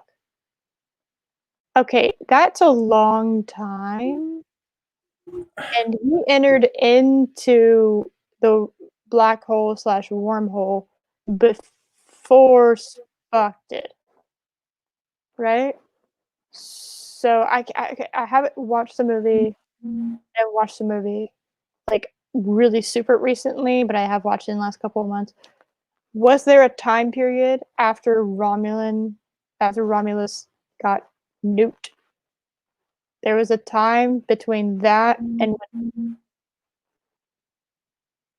when did he have time to do that? I thought it was immediately afterwards, kind of. Like, did he have to track Spock down? Okay, wait. Wait. So he got.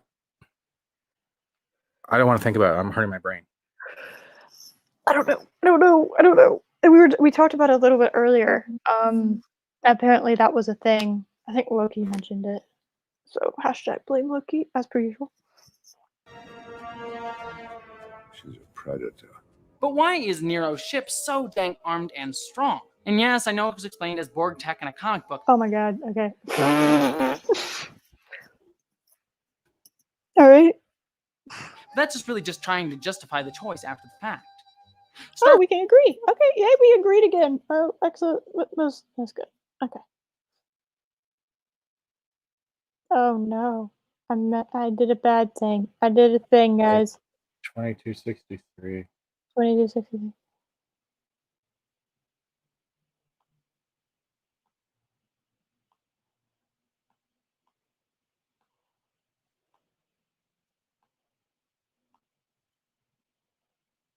That's not right. I don't know what's happening. There we go. We're good. No, I accidentally clicked. Instead of clicking the play button, I clicked over here, like at the beginning of the video, so I had to get back to the point I was at. Tactical analysis, Mr. Wolf. 52 disruptor banks, 27 photon torpedo bays, primary and secondary shields. She's a predator. She's But awesome. why is Nero's ship so dang armed and strong? And yes, I know it was explained as Borg tech in a comic book, but that's just really just trying to justify the choice after the fact. Starfleet also sends almost the entire Starfleet to Vulcan, and it just gets decimated, which leaves me wondering, is Starfleet totally done now? Their fleet is... That's actually a fair point. And the Star Trek 2009 is a masterpiece. She made a fair point against it that I didn't even think about. Okay, then this wears me out. Then is Picard in the Kelvin timeline or the Discovery timeline? Because it makes more sense that Picard would be in the Kelvin timeline because Romulans are literally dismantling a Borg cube. I don't know. Actually, I have no idea at all. Yeah, I don't know. I have no idea. Interesting. Actually, you know what? I'm going to Google it real quick. Is Picard in the Kelvin timeline? Okay. I don't think so. That's what's wrong. Picard is in the prime timeline. Oh. Well, we tried.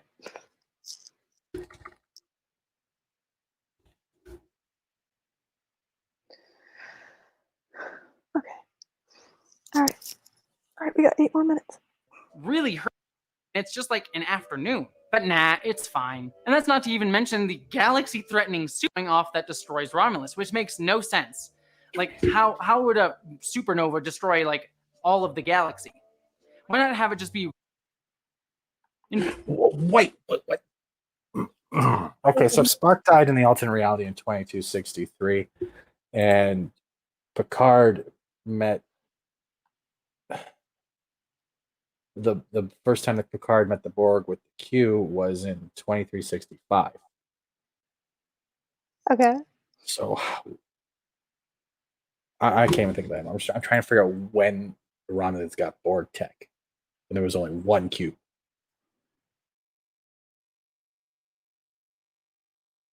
I don't know. Okay, keep going. We gotta get through this before I kill myself slowly. I'm sorry. How would a supernova destroy, like, all of the galaxy? Do you not understand what a supernova is? It would possibly, depending on how big the star was, possibly could do that. Or at least a chunk of a galaxy. Well, in Generations, he was whatever the hell his name was blowing up stars to make the Nexus's path change. So yeah. So yeah. Yep. Be Romulan sun. In fact, that's what Star Trek Picard tried to retroactively, sense that it was just a singular solar system and not, So Star Trek Picard actually addresses what happens in the Kelvin timeline? Okay, so... This is where I'm losing my mind. Okay, hold on. No. I think I fixed it. Okay, so Leonard Nimoy Spock, obviously in the prime timeline, yeah? Yep. Wormhole takes them to the Kelvin timeline, yes? Okay. Yes. Picard is in the prime timeline because he remembers what happened to Leonard Nimoy Spock when Romulan was destroyed. Romulus was destroyed? Yeah, when Romulus was destroyed. Because Romulus was destroyed by the supernova in the prime timeline. So therefore, Picard talking about it has made it concrete that it's in the prime timeline.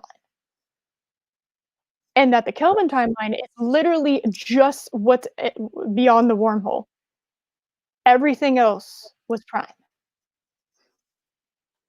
Does that make sense? Nothing about this makes sense, but go on. I am. Damn it. I am.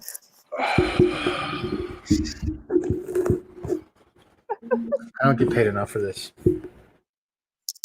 I will give you a chicken nugget. No, you know what? I will give you Chick-fil-A chicken nuggets. I've never had those, so I wouldn't know. Oh, really? A galaxy-destroying supernova. Speaking of which, I don't love the weird plot conveniences throughout the film. Hey, Star Trek 2009 is a masterpiece, but there's lots of plot conveniences and giant plot holes and lots of and all this other stuff. It's a masterpiece. I don't know. I tried. All right, I did try. I did my best. We're working with basically no logic. Okay, so I'm trying to string things together. Like Spock just deciding to kick Kirk. It's like you're asking me to make a nuclear reactor with like paper clips and stuff I found in a garbage can. All right, it's not. It's going to be hard work. Off the ship instead of just putting him in the brig, just so Kirk can. That is true, though. Yeah, I'm pretty sure like marooning someone like that is against Starfleet guidelines. But okay. I don't remember. Did they actually list out the Starfleet guidelines in the movie? I understand that, but it's her title. It's literally the title of the video. So I don't know how she could not have. Okay, all right. I'd rather be watching Birds of Prey. Oh, that's rude. I thought I'd be making this at least tolerable. No, it's not you. It's just Let's put it masterpiece retrospect. the It's a masterpiece. Why do you? Yeah, exactly. If you believe a theory, everything is Picard timeline. Thanks to First Contact, we have Borg pieces on Earth pre-TOS, subtly changing timeline, different guide to Borg tech, into Nero upgrading a ship. Okay, that actually doesn't. But when did Nero ever come to Earth? When literally Romulan and Federation ties have been so unstable for the longest time, and they really didn't start having a somewhat alliance until the S9. So when did they ever have Romulans on Earth that were given technology when Federation does not give technology away, especially stuff like Borg that can take over your ship if nanoprobes are active enough? I don't know. I'll be honest. I'm being a dick about it. You're not being a dick. You're just. No, I am being a dick about this because I'm not trying to bust what he's saying. I understand what he's trying to say. But at the same time. No, like I'm saying that you're not being a dick because you're calling them out on their ships, and that rhymed, and I totally intended that. Conveniently meet older Spock, who happens to be hanging out in the exact closest. Okay, yeah, that was super plot conveniency. That was like insane plot convenience. That was kind of like, oh, well, that's just convenient. It does. Go ahead. But then if the Borg tech was on Earth, how is it that the Federation ships didn't have Borg tech involved with it on when Starfleet was? I don't know. I don't know.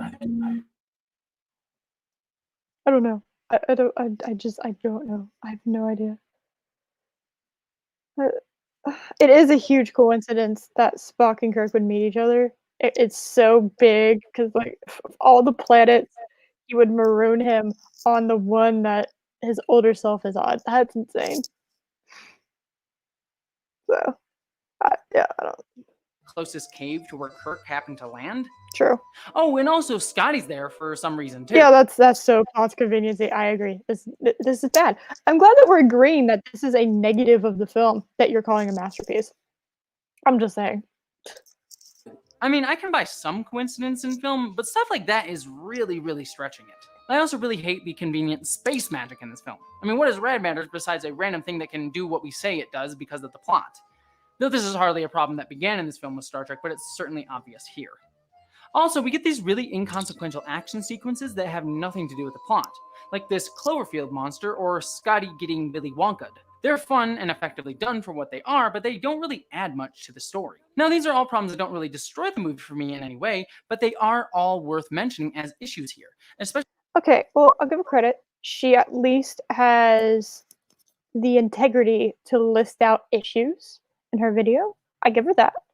However, those issues you talked about, kind of just skirting over, were pretty big things, like plot conveniences that without those plot conveniences, the movie literally stops in its tracks. It cannot continue forward without those plot conveniences. All right, like there's that. There's the fact that we're just blowing by plot holes that occur. We're just going away from it. We don't even care. It's like, well, those are really big things in the concept of storytelling, which film does fall under storytelling. So I don't know how this movie can be a masterpiece and yet have those huge issues. That doesn't seem. No. There you go. No. I don't think so. There's not enough liquor in my fridge. Oh, I have like several bottles of extra lemonade that I'm definitely not gonna get into after this. I'm gonna cook me up a steak. I'm gonna get some mashed potatoes, and I'm gonna drink a little bit of a drink because, god damn it, after doing this for about 5 hours, I deserved it. I'm just saying. Oh, here you go. Ryan Johnson. By their BS in the new Picard timeline leading up to 2009, Everyone encountered Borg earlier than they were supposed to. But then, but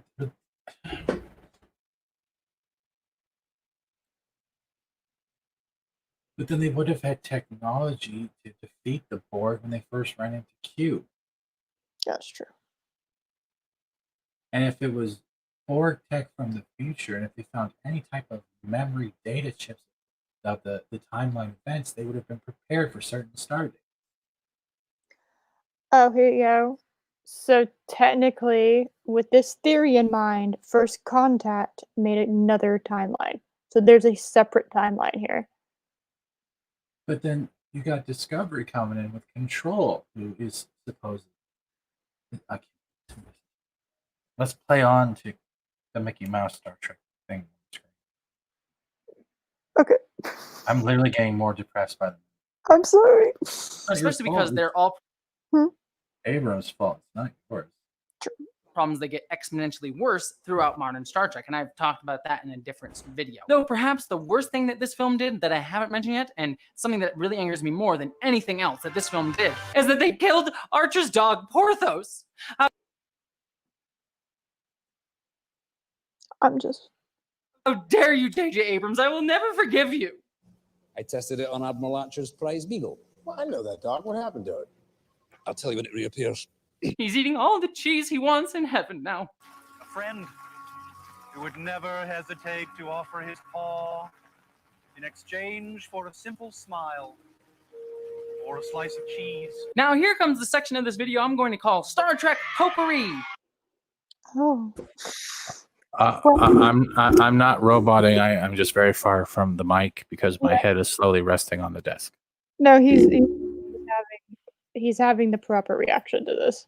Am I roboting? Really? No, you're not. No, you're not. I can tell you're far away from your mic though, but like, I can't blame you at this point. I really can't. This is bad. And I at no point that in my life did I ever think I would ever see Star Trek Potpourri on ever. I would never read those words. So.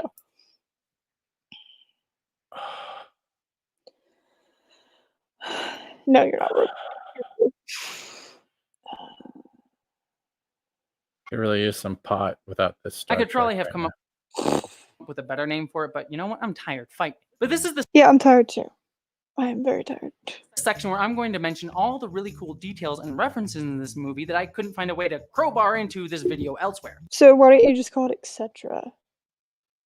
She literally had like a whole section called film stuff. But apparently none of this fell under film stuff. Excuse me.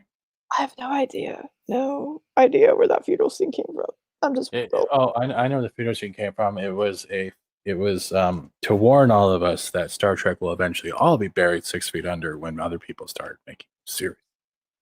It's a pretense to a timeline of killing everything that was once Star Trek. That's what I'm sticking with.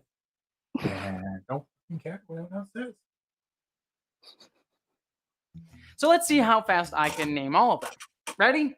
Number 1, the strip of light on Captain Pike's eyes when he sits down in the captain's chair, referencing when they do that same thing in TOS. Okay, that's a cool thing. I agree. The flyby sequence, the first time we see the Enterprise in space, referencing the motion picture sequence flyby without taking up half the movie to do so. Okay, cool thing. I This agree. moment where Kirk hits his head on the beam and then later in the movie misses it, showing that he's grown used to Starfleet. Sabotage by the Beastie Boys. Yes, I will admit that after this movie, I got really, really into that song. So, yeah, facts. All right. I'm gonna get copyrighted. Why did you do this to me? Why? I like Beastie Boys. They keep playing all this talk over. I love the Beastie Boys because it's become a staple of this version of Kirk, and it really helps define him as a character. In a row. I like Beastie Boys and copyright infringement. Yada yada yada yada. UMG is going to absolutely kick my ass. His eyebrows are huge. Oh, it's more impressive that they were able to give like Zachary Quinto was like the biggest eyebrows on the planet, like Vulcan eyebrows. That's impressive. Good choice. With the other things like the Corvette and bar scene, also makes Star Trek feel more grounded and relatable than it has been in the past, where it's What, Kirk getting rejected by Uhura over drinks and awkwardly talking around this guy? That's relatable. Hashtag relatable. Oh my goodness. Okay. Alright, whatever. I'm just giving awkward been silence. Yeah, just, all set in this futuristic space fleet. The fact that the Kobayashi Maru set is the same set as the USS Kelvin Bridge. Okay, that's cool. I didn't notice that. Thank you. I feel like I'm on Watch Mojo now. Like, we're just turned to Watch Mojo for some reason. Subtly contrasting Kirk's dismissive arrogance in that scene with his father's courageousness. The hand railing. Dismissive arrogance and courageousness are not opposites. It would, if he was cowardly, that would be the opposite of being courageous, not arrogance. You can be arrogant and you can be courageous. That's not. Oh God. Okay. On a Antonyms. What are they? We don't know. USS Kelvin, something that every starship until now has sorely lacked. That one was for you, Beta Artemis. The Slusho Mix reference, tying this into the larger J.J. Abrams verse. I'm sorry. I didn't know there was a larger J.J. Abrams verse. My bad. You are not Tarantino, JJ. Stop. The Slusho is good. The Slusho Mix, thank you. This shot of Nero, which was apparently taken from a completely different deleted scene from the Klingon prison sequence, in which we just sit with the villain for a few seconds just to contemplate him. Introducing Sulu by having him screw up at the helm, showing that this crack pilot that we knew in the series is still learning and younger than we knew him. Similarly, that Uhura is just a small peon on the Enterprise and only gets brought up to the bridge because of her specific knowledge of Romulan language, showcasing that not every one of our classic crew was automatically bridge material. Yeah, I literally never ever assumed that. Do you want to know why? Because there's this fun thing called the chain of command. No, I didn't assume from the second they were cadets and ensigns that they became like commanders and lieutenant commanders. Okay, not at no point did I ever assume that. What the hell? Like, why?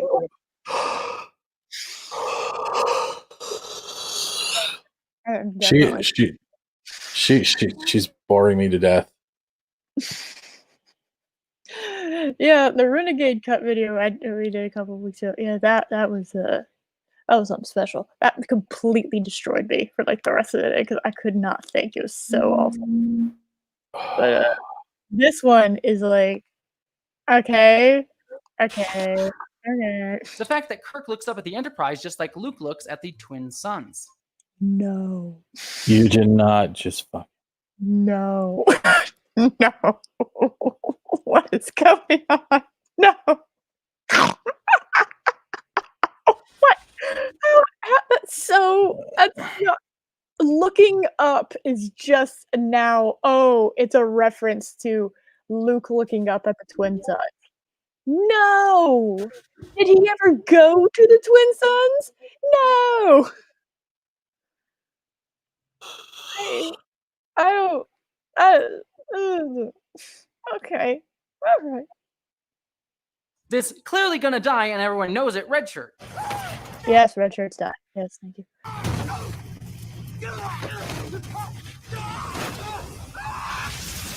Olsen is gone, sir. Sulu's awesome fold-out sword. Sure.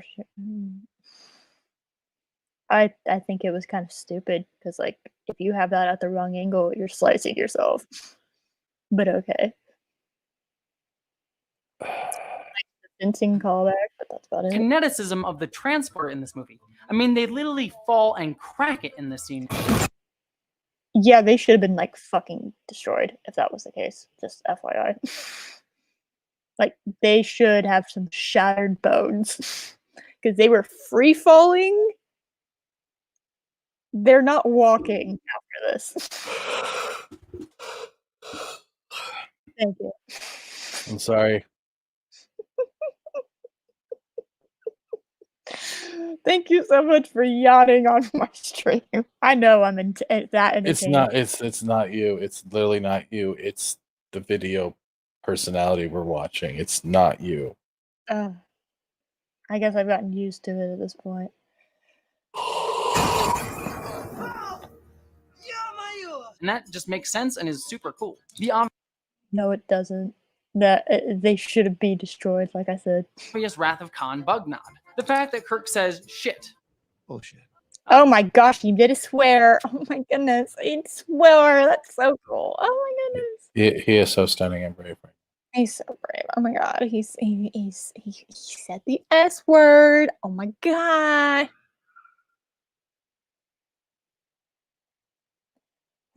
Oh no, they're swearing in Star Trek. JJ ruined it. Star Trek has never sworn before except for here. That's one jackass we want to see skinned. And here. Oh, shit. And here. Double dumbass on you, and so forth. And here. That is enough, damn it! Spock kicking Kirk out of the cabin. Wait, damn, it's a swear word? Apparently.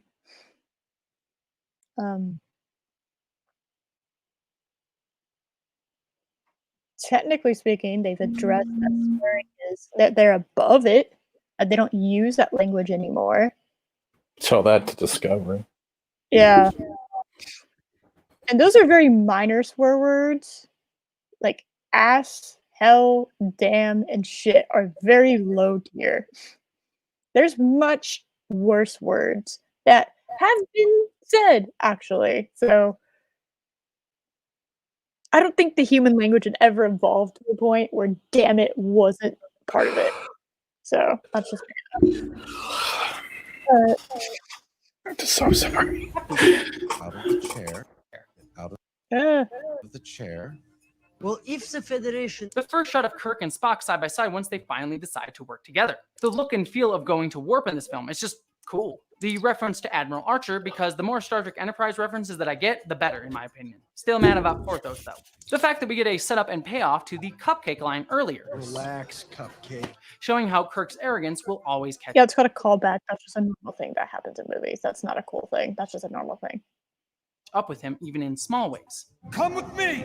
If you want to live. Cupcake! The fact that McCoy is actually on Spock's side after Kirk makes Spock have his breakdown. Congratulations, Jim. Now we've got no captain and no goddamn first officer to replace him. Spock God, I just love Carl Urban as Bones. I just do and it. Uhura saying goodbye in the background, building their relationship. Yay! God, I hate it. And I hate again, it so much. reinforcing to Kirk that his douchiness doesn't work. This line. Fire everything! I just like that line. It's fun. Yeah, fire everything. I agree. Do you agree? Fire everything. Yeah, fire everything, guys. Technically, so that can sum up 2020 because everyone's firing everything. Sorry. The fact that Spock giving Scotty the equation before he actually created it is kind of a reference to when Scotty does the same thing with transparent aluminum all the way back in Star Trek IV, The Voyage Home. Abrams' choice. Why was the fucking audio pitch so low for 26? What? Why wouldn't you level out that audio? That was such a significant audio difference. Oh god, that was bad. To play the getting away from Nero as relief, not celebration at the end of the film, showing that these people don't get happy right after they killed someone. Spock's joke. Okay. Wow. All right. Okay. All right. At his own Vulcan salute. Since my customary farewell would appear oddly self-serving. Yeah, if he told his own past self, "Live long and prosper," yeah, that would be kind of like, yeah, he would just be saying it to himself, like, yeah. I shall simply say, good luck. The motion picture style uniforms that Pike has on while he's in the wheelchair. Also, the wheelchair being a reference to Pike's ultimate fate in the Prime universe. Whew. Yeah, that's perfect. That's it. Okay, moving on. Hey guys, we're to conclusions. We have like a little less than 3 minutes left in this fucking thing, and I still haven't been told why this is a masterpiece.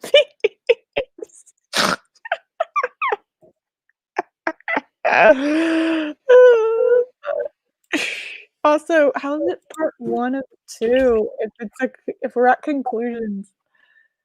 I don't understand. Why can't you? So yeah, while I do have some issues with the film, I think this is a good movie. Good. I'm glad you do. I'm glad that you enjoy it. All right. Hell, it's actually a really great movie. No. It's got a vibrant cast that evokes the original series while still adding their own take on the characters.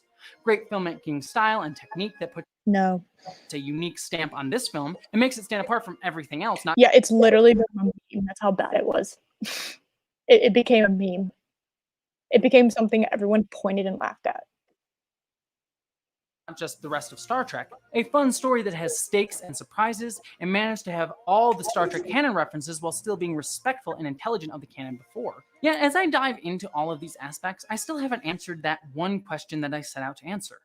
Is this a good Star Trek movie? Okay. No. Okay. But the thing, you say that Star Trek 2009 is a masterpiece. Shouldn't the question be, is Star Trek 2009 a good title of video right? God damn it. But what does that question even mean? And who gets to qualify what is and what Oh my isn't? god, do not tell me I've been watching this for 5 hours and you're gonna cop out.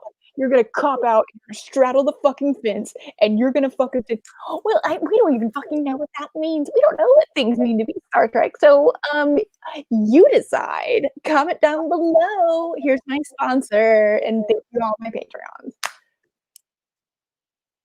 If that's how this ends, if this is how this ends, I swear to fucking God. Star Trek movie? Well, that's a question I don't think can be answered just yet. Yeah, that's right. This is going to be a to be continued, baby. Can I get that Star Trek to be continued music? Go fuck yourself. Go fuck yourself. Oh, won't you please go fuck yourself. Oh yeah, that's There the you stuff. Just make it one video. Why did you make it 2 video? No.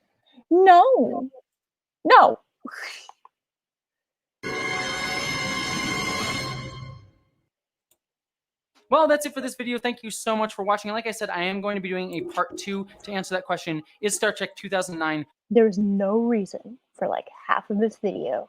You never said Star Trek 2009 was a masterpiece. You never told me anything that really told me that it was a masterpiece. And you're stretching it out to 2 videos. Really, is it good Star Trek? And that video will be coming out next week on Oh my god. Friday, so be sure to look for that. I'm really excited to show it to all of you. Yeah, I'm sure. You're just You know what I've learned from this, Eris? You can save yourself 5 hours from now on. Just go right to part 2. Let's go to part 2. Jesus fucking Christ. I swear to God. No, I'm not doing the second one. No, I might. You know what? I might do it in the future, but I'm dragging Josh back here. I might drag you back here. That's the end. You gotta pay me for that. I don't think. Hello, rookie. Like literally, I was awake and I am listening to her talk, and I want to have a nap. Oh, I'm beyond just. This is so fucking bullshitty. Why not just make an hour-long video covering it? Why are you making it into 2? Other than your watch time and stretch it out. Because there's half of this video that wasn't necessary. Literally half of this video was not I necessary. got more than half. I'm just saying, for the answer to this question, it was not necessary. Make sure you don't miss that video or any other discussions of Star Trek or geek topics on this That's channel. what I love. Oh my God. Be sure to subscribe and hit the bell so you don't I miss will not. any videos. Also, if you want to help make these videos even better, don't Delete them. Make them all a lot better. Just delete them. Don't forget to help me out over on Patreon. Every Told you. little bit helps, especially right now during the current financial worries that all of us have, especially me right now that I've lost my my full-time job. Just like I've lost my appetite. I don't mean to be Wait, this rude. whole video was for her to say, "Can you PayPal me?" Really? No, this was literally made 4 months ago. This video was posted 4 months ago. I'm not kidding. I know. But it's like... I'm still alive. I am very still alive. I honestly now realize why I don't go back to Abrams Trek. I watch it once and I'm done. It kills me because it's let's do a reference here. Everyone remembers the first time they watched A New Hope or Empire Strikes Back, or that one movie that they can always go back to and have fun with, that makes them remember why they like watching. It doesn't matter how many times they watch it. This is the total opposite. These movies, Abrams' Trek especially, is like a ginger trying to take your soul. No offense to gingers, but it does the reverse to you. It sucks you out of escapism because it ruins the escapism you remember by making it a band-aided film, and it's covered with visual diarrhea icing, and I have no respect for this, because as soon as you see between the lines, you realize that there was never really lines connected. And I'm sorry that I sound so down in energy, but that's what it's doing to me right now. And I was only here for 15 minutes of this video, and I feel like I've lost 2 hours of my life when I could have been looking at really creepy porn. Or it's great. This There you thing go. It has- just got really awkward. Yeah. But no. I don't know how you did it, Eris, because honestly, I don't know who else would be on this panel. I would not be energetic for this after this. Wow. I feel like it just reaffirms that you are just stomping on shit, and the people defending it are defending it without reasoning. If you have to make it 2 parts just to get no, I don't agree with this shit. I don't think it's a masterpiece. I think it's a band-aid of film telling. That's all I think it is. Well, if we're talking about like 40 minutes is 940. 37 minutes is really not that long on YouTube. Like I said, I've been doing this for 5 hours. Okay. That's what I'm saying, though. Like, I came in and you hear my mood. It went from hey to I want to have a nap. I don't know if it's the way that she's delivering the message, but something about it is energy draining, and I don't like it. Yeah, I mean, it's like, And then you think about the movie, and you're just, I don't agree with her. I don't agree with her, him, they, whoever they are. I just don't agree that it's a masterpiece. I think it has some cool things in it, but things don't make a film. Yeah, agreed. Let's see if there's anything else. I'd love to hear all your thoughts in the comments below. I doubt it. What do you think of this movie? Did you really love Star Trek 2009? What are some of your favorite scenes and moments throughout this movie? And be sure to look out for the next video coming next week. But until then, I hope that you, as always, live long and prosper. Why is she threatening us with part To all 2? my patrons who support me over on Patreon. Look And at an this. extra special thanks to my commander level and above. Yep. What did I say? What did I say was gonna For happen? money. It's for money. Yep. What did I say was gonna happen? Mm-hmm. Yeah, that just doesn't really. It was like watching a Star Trek cosplayer trying to talk about a Star Trek film that doesn't really seem like Star Trek. It's really weird. It's like saying, I love Nintendo, but you're holding a Sega Genesis controller. It doesn't make fucking sense. It drives me fucking nuts. I'm sorry. I'm so sorry. God, Chad, I didn't mean to be de-energizing, but that's what it does to me. I put a lot of emotion in watching films, like a lot of people do. And when someone's doing this, they have their delivery sucks. There's no energy. There's no back behind the points. It's like they're reading off a script. They're not attaching emotion to their words. Like, I don't even think they believe what the fuck they're saying. It's just okay. Well, we're just talking about patrons. Yep, that's it. Wonderful. All right. I am so sorry for yelling. Oh my god. Oh, there. Oh my goodness. Okay. Okay. All right. Well, that was fun. Question? That was something. That was something.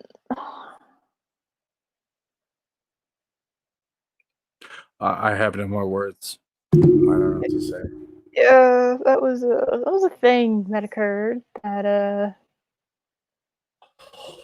I don't even know how there's a part 2. I don't know how there's a part 2. I do. It's going to be just a 5-hour video of her PayPal link. That's what I'm guessing. Well, if anyone would like to donate to Fat Steven, don't, because save your money and find something on Voodoo to buy that you will enjoy for tonight. Can I get food? Is that an okay thing? I don't know, just trying to make a joke out of How dare you. That is a good excuse, actually. Also, the fact that we watched this thing and it was like, oh god, it won't stop. I don't know why you do this to yourself. Oh, I'm actually because I actually enjoy it. I do. I genuinely do enjoy this. My brain is kind of. This was way better. It was way better than what I dealt with last time. We did one of these. Oh, it was so bad. I appreciate the invite. That's why it's so hot. I've got my windows closed. And I appreciate letting me fill in for Project Storytime. That is big feet to fill, or big shoes to fill, big feet to fill. Jesus Christ. Big pause to fill? Big feet to fill. No, I appreciate the invite on, but that was to be awful. honest, Chris, I don't even want KFC. That it killed my appetite. Like I literally had chicken wings while I was watching this, and it took the joy out of my chicken wings. Oh no, I am sorry. It's not your fault. It's whatever the hell we just watched fault. Why are you're doing this longer than I did? Yeah. Kind of had. I don't know. I get a kick out of things like this, you know. So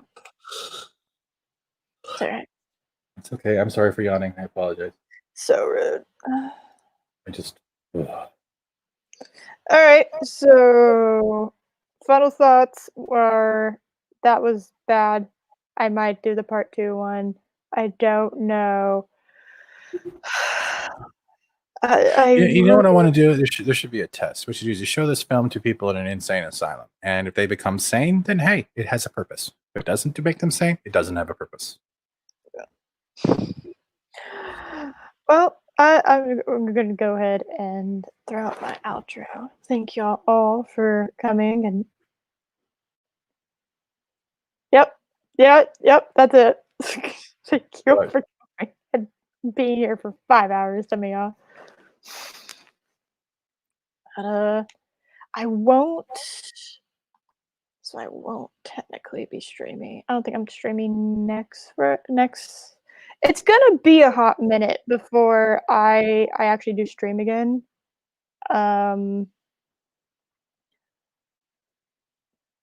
Because of the holidays and stuff. There's something else that's happening next Saturday that I'm probably not going to stream because of that, but those details will be explained this coming week. But this is not like you don't get to see Eris for a month. This is like because there's something that's coming that I'm really excited for, that I'm going to be a part of, and very, very privileged and blessed to be a part of. So you will be seeing a lot of me. You're just not going to be seeing probably a lot of me on my channel at the moment. So anyway, I will give more updates when there is more information. So sounds good. What about you? You want to shout Thank something you for having me. I have nothing to shout out except for I will be on Shenanigans tonight if I'm still awake. Mayhems. It's not your fault. Stop apologizing. You take a lot of my. Oh, good. I'm just saying ahead of time.